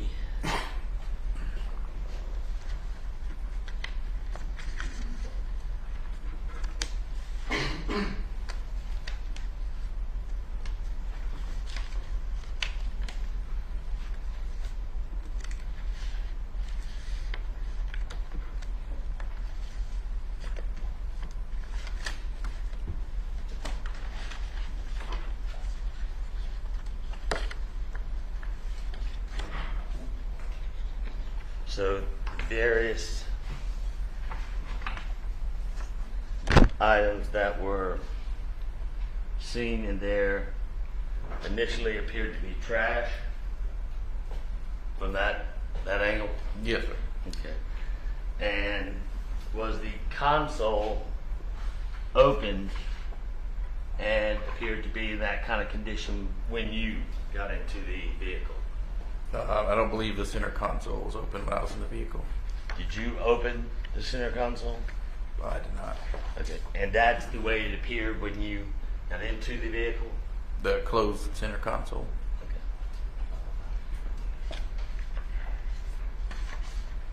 Okay.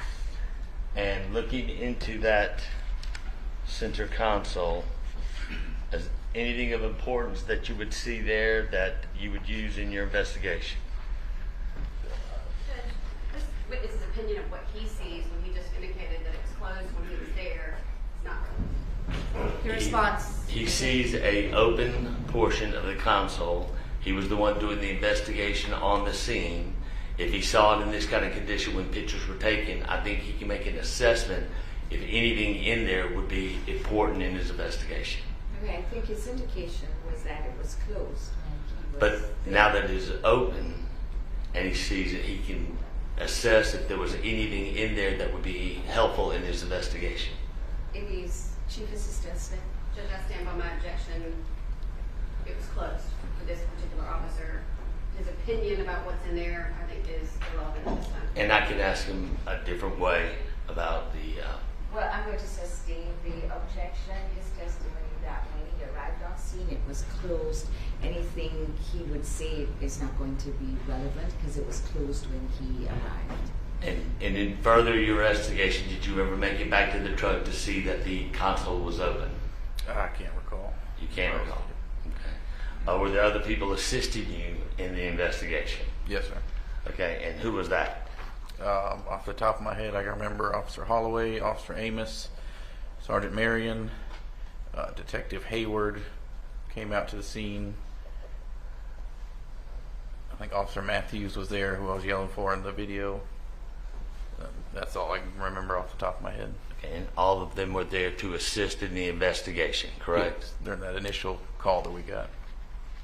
So the presumption is one of them opened that console. If you did not see it in that manner, from your experience and training, somebody opened the console to see what the contents were, correct? Yes, somebody opened the console. And they would have done that to try to investigate, see if there's anything that is significant or could assist in your investigation. But you can't speculate as to why other people opened the console. Your Honor, he's been an investigator and actually on patrol that deals with situations like this. I think his training and experience, if it's open, if one of his colleagues is there to assist him and they open it, there's a reason, and I think he can testify that if there is a reason, it would be for the significance of it.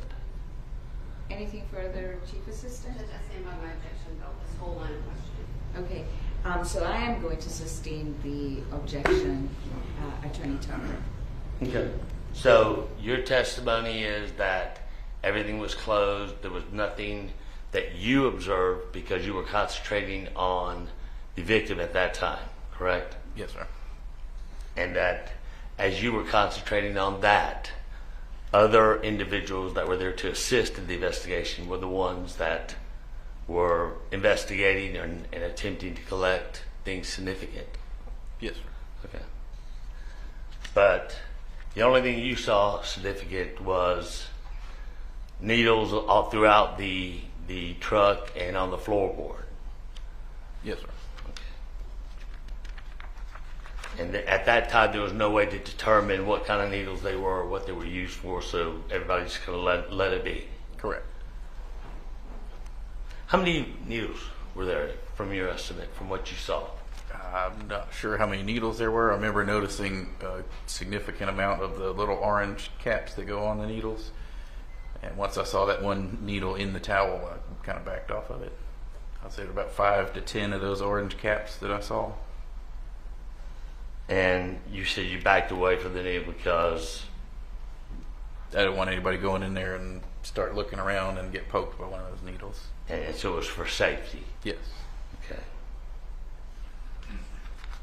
And you said that there were significant amount of tops or reminiscences of needles throughout the truck? I don't know about throughout the truck, but in that passenger seat where I was at, yes, sir. In the passenger seat directly by the driver's seat, correct? Yes, sir.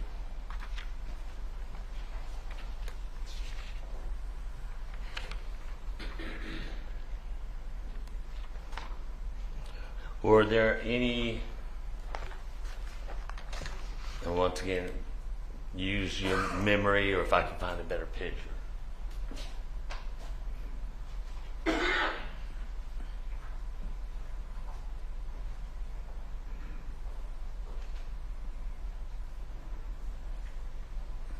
initially, what we saw in the body cam, which had the console closed, and just various trash and needles. That's about all you saw because you were concentrating on assisting Mr. Herring, correct? Yes, sir. And upon assisting Mr. Herring, you were able to get him out of the vehicle and into the ambulance? Yes, sir. And he was still alive at that time, correct? I'm not sure what happened on the stretcher ride to the ambulance, but yes, sir. Okay. But at what point did you leave the tending of Mr. Herring? Leave the what? I'm sorry. The tending to or the assistance? Oh, as soon as they got him from the driver's seat to the stretcher and into the ambulance. Okay.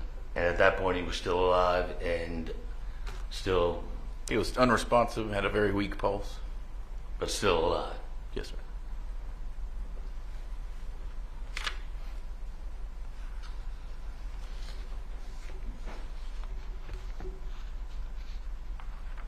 And did you ever go back to investigate the initial accident?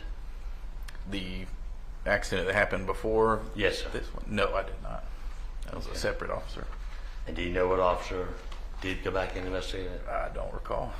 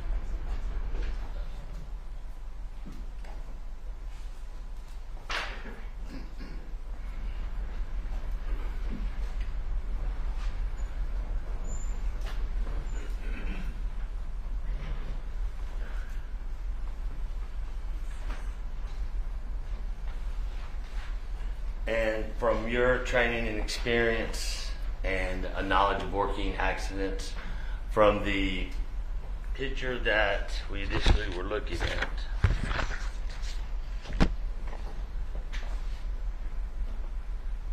would it appear, in your knowledge and training experience, that the Jeep would ever have to jump that median to get in front of the truck? Which median?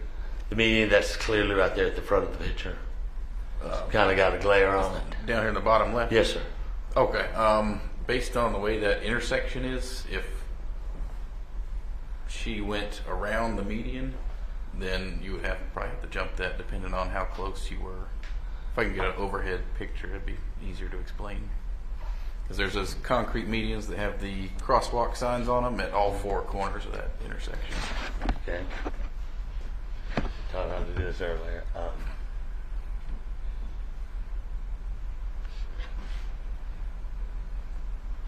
What color would you like? Blue? Yeah, it doesn't matter. Excuse me? It's up to you. We'll get blue. How about that? Be consistent. All right.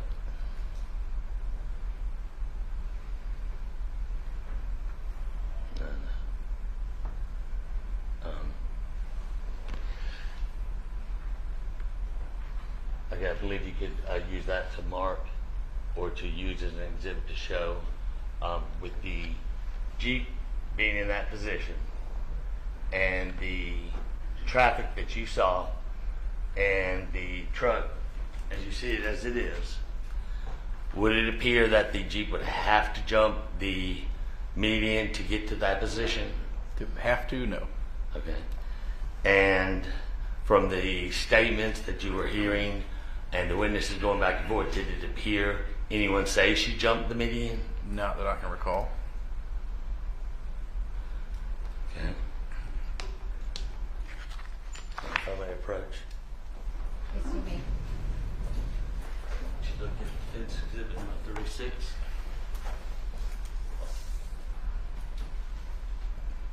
And I don't want you to reference it if it was not what you saw when you were on the scene. But do you recall that's what it looked like when you initially got on the scene and went into the vehicle? Roughly. I'm not sure about the cell phone there. Okay. And is that a fair and accurate representation of what it appeared to be when you got on the scene inside the vehicle? Yes, sir.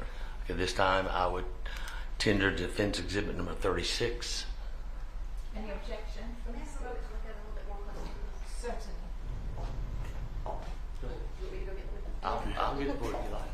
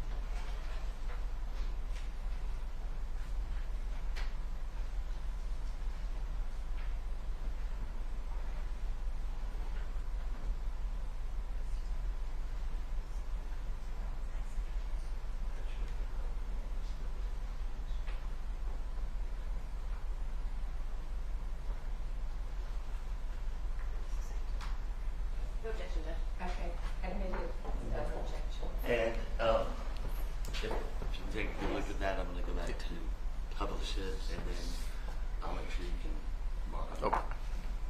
And I'll state to him that I will publish it and allow him to have the opportunity to mark it. Oh, okay. Go ahead and publish it, Your Honor. Yes.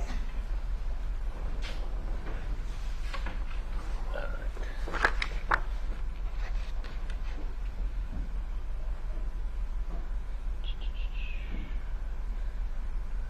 Nope. Edit.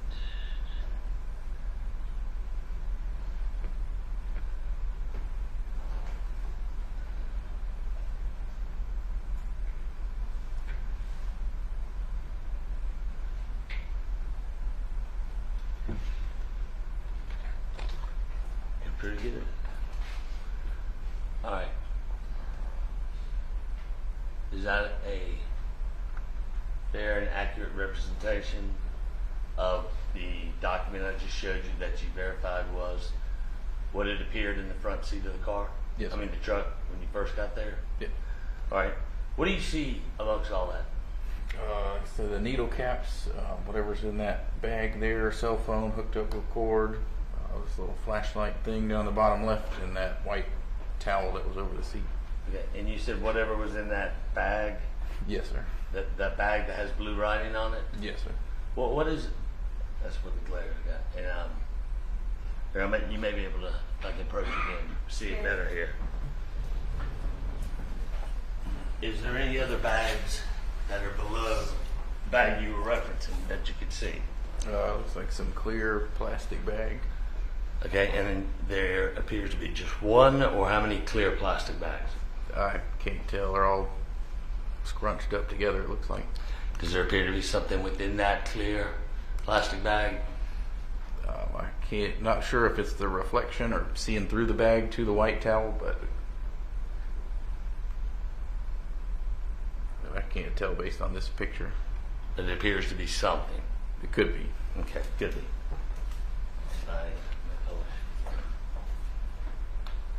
So, in your training and experience of working accidents and patrol, and I'm going to go ahead and allow you the ability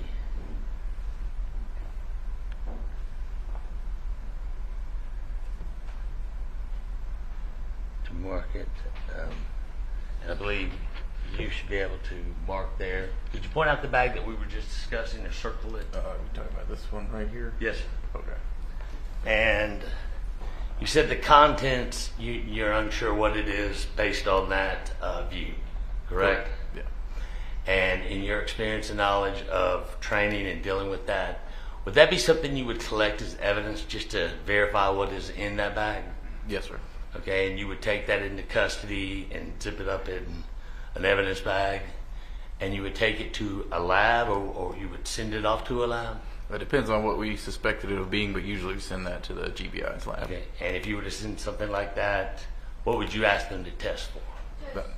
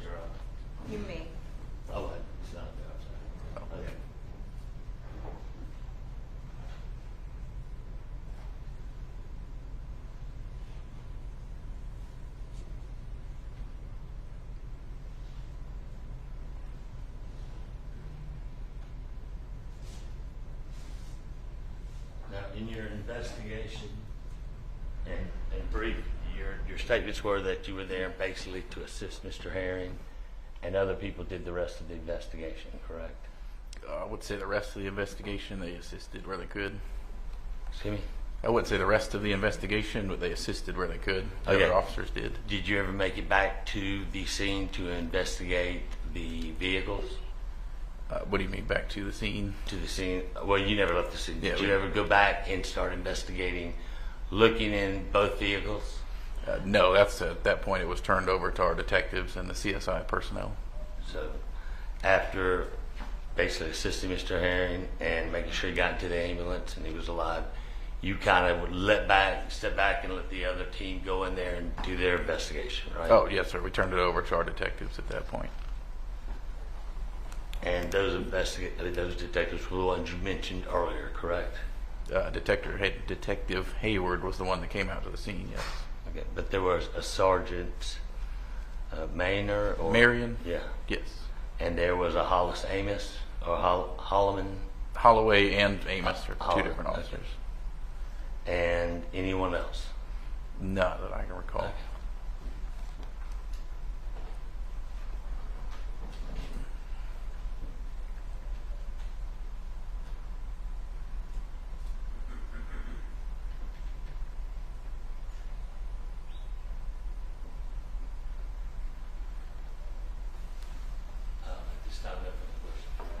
Thank you, Attorney Any redirect, Chief Assistance? Very briefly, you were asked if you had any concerns about the defendant fleeing. Would you agree that she was detained shortly after you and the other officers arrived? Yes. And at the time that you are first getting there, did you have the benefit of having listened to any of the 911 calls that had been placed in this case? No. So did you have any idea what any of the background was as far as the earlier accident and what dispatch had been saying? Did you have any of that knowledge when you're getting on scene? No, ma'am. And you were asked if the defendant hindered any medical attention after you arrived. Is that correct? Correct. Did you ever see her provide any? I did not. Thank you. And at that point when you arrived, was there any opportunity to provide any kind of medical assistance? From the time that we were flagged down to the time that I arrived, there was time. Okay. And then you said she shortly was taken and detained, correct? As soon as my sergeant came up, he was on foot and I was in a vehicle. So once he arrived on the scene, she was detained. And when she was detained, there's no way she could give any assistance, correct? Right. Okay. And did you eventually go back and find out more about this incident? Since when? From when you stated that was kind of you didn't know about the 911 calls, you didn't know about the previous accident. Did you ever go back to look into that or find out what happened? Yes, I talked to Detective Hayward shortly after the incident. So you were able to hear that there was a accident with the red truck leading that accident, correct? Yes, sir. And there was a 911 tape that actually caught what was going on through the commentary of a correctional officer, correct? I'm not sure about a correctional officer. A Mr. Turner? I'm not sure. So you don't know the names, but you did hear somebody on the phone with 911 as the red Dakota drove off? I'm not sure about what happened in that first wreck. So your extent of the investigation to go back and find out what happened previous accident was kind of limited? Yes, sir.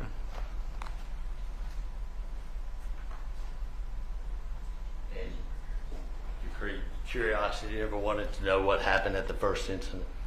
Not really. Anything further from the state? No, Your Honor. Okay. May this witness be excused? Yes, please. Okay. Looks like he needs some sleep. Yes, ma'am. Okay, you're excused, Sergeant. Have a good evening.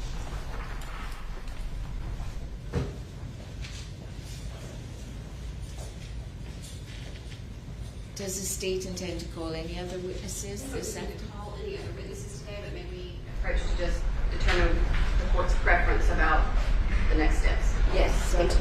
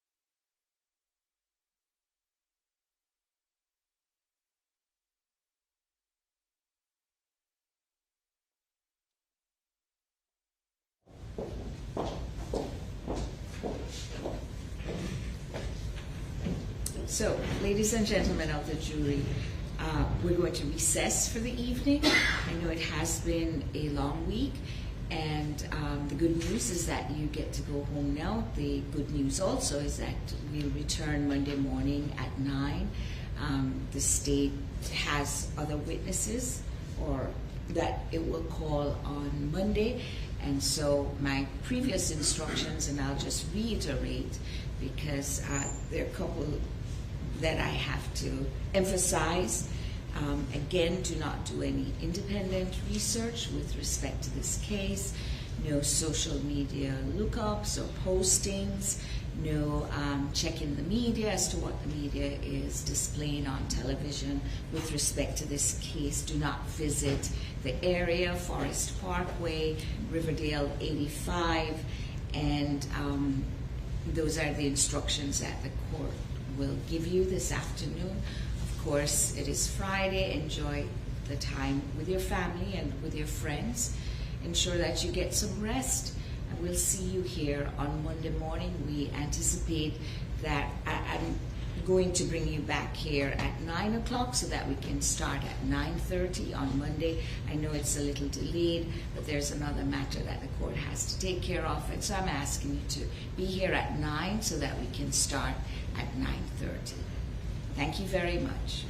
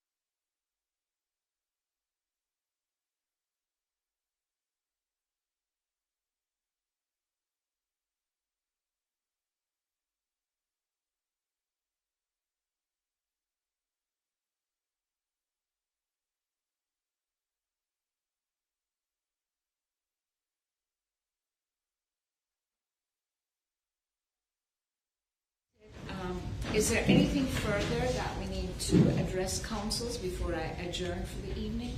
Judge, I wasn't sure if we were going to read the thing that judges read to defendants while they're having to make a decision about testifying. Not for her to provide any answer today, just to have the information to think about it. Okay. That's your choice.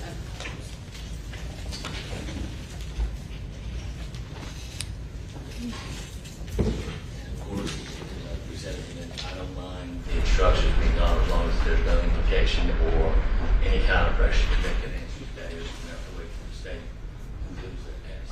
Okay, so this is just my informing the defendant of her rights at this point. There's no pressure to make a decision this evening. Certainly you can communicate to the court whatever decision you've made once the state has closed its evidence. So, Ms. Payne, do you understand that you have a right to testify, and if you want to testify, then no one can prevent you from doing so?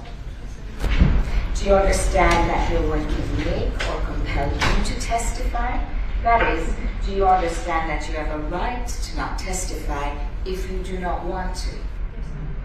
Do you understand that your lawyer, do you understand that not your lawyer and that you personally are the one who decides whether or not you will testify? Yes, sir. Do you understand that if you do not testify, then upon proper request by you, the court will instruct the jury that your decision cannot be used against you? Yes, sir. Do you understand if you choose to testify, you will be both examined by your counsel and cross-examined by either A.D. Hunter or Chief Assistant Smith?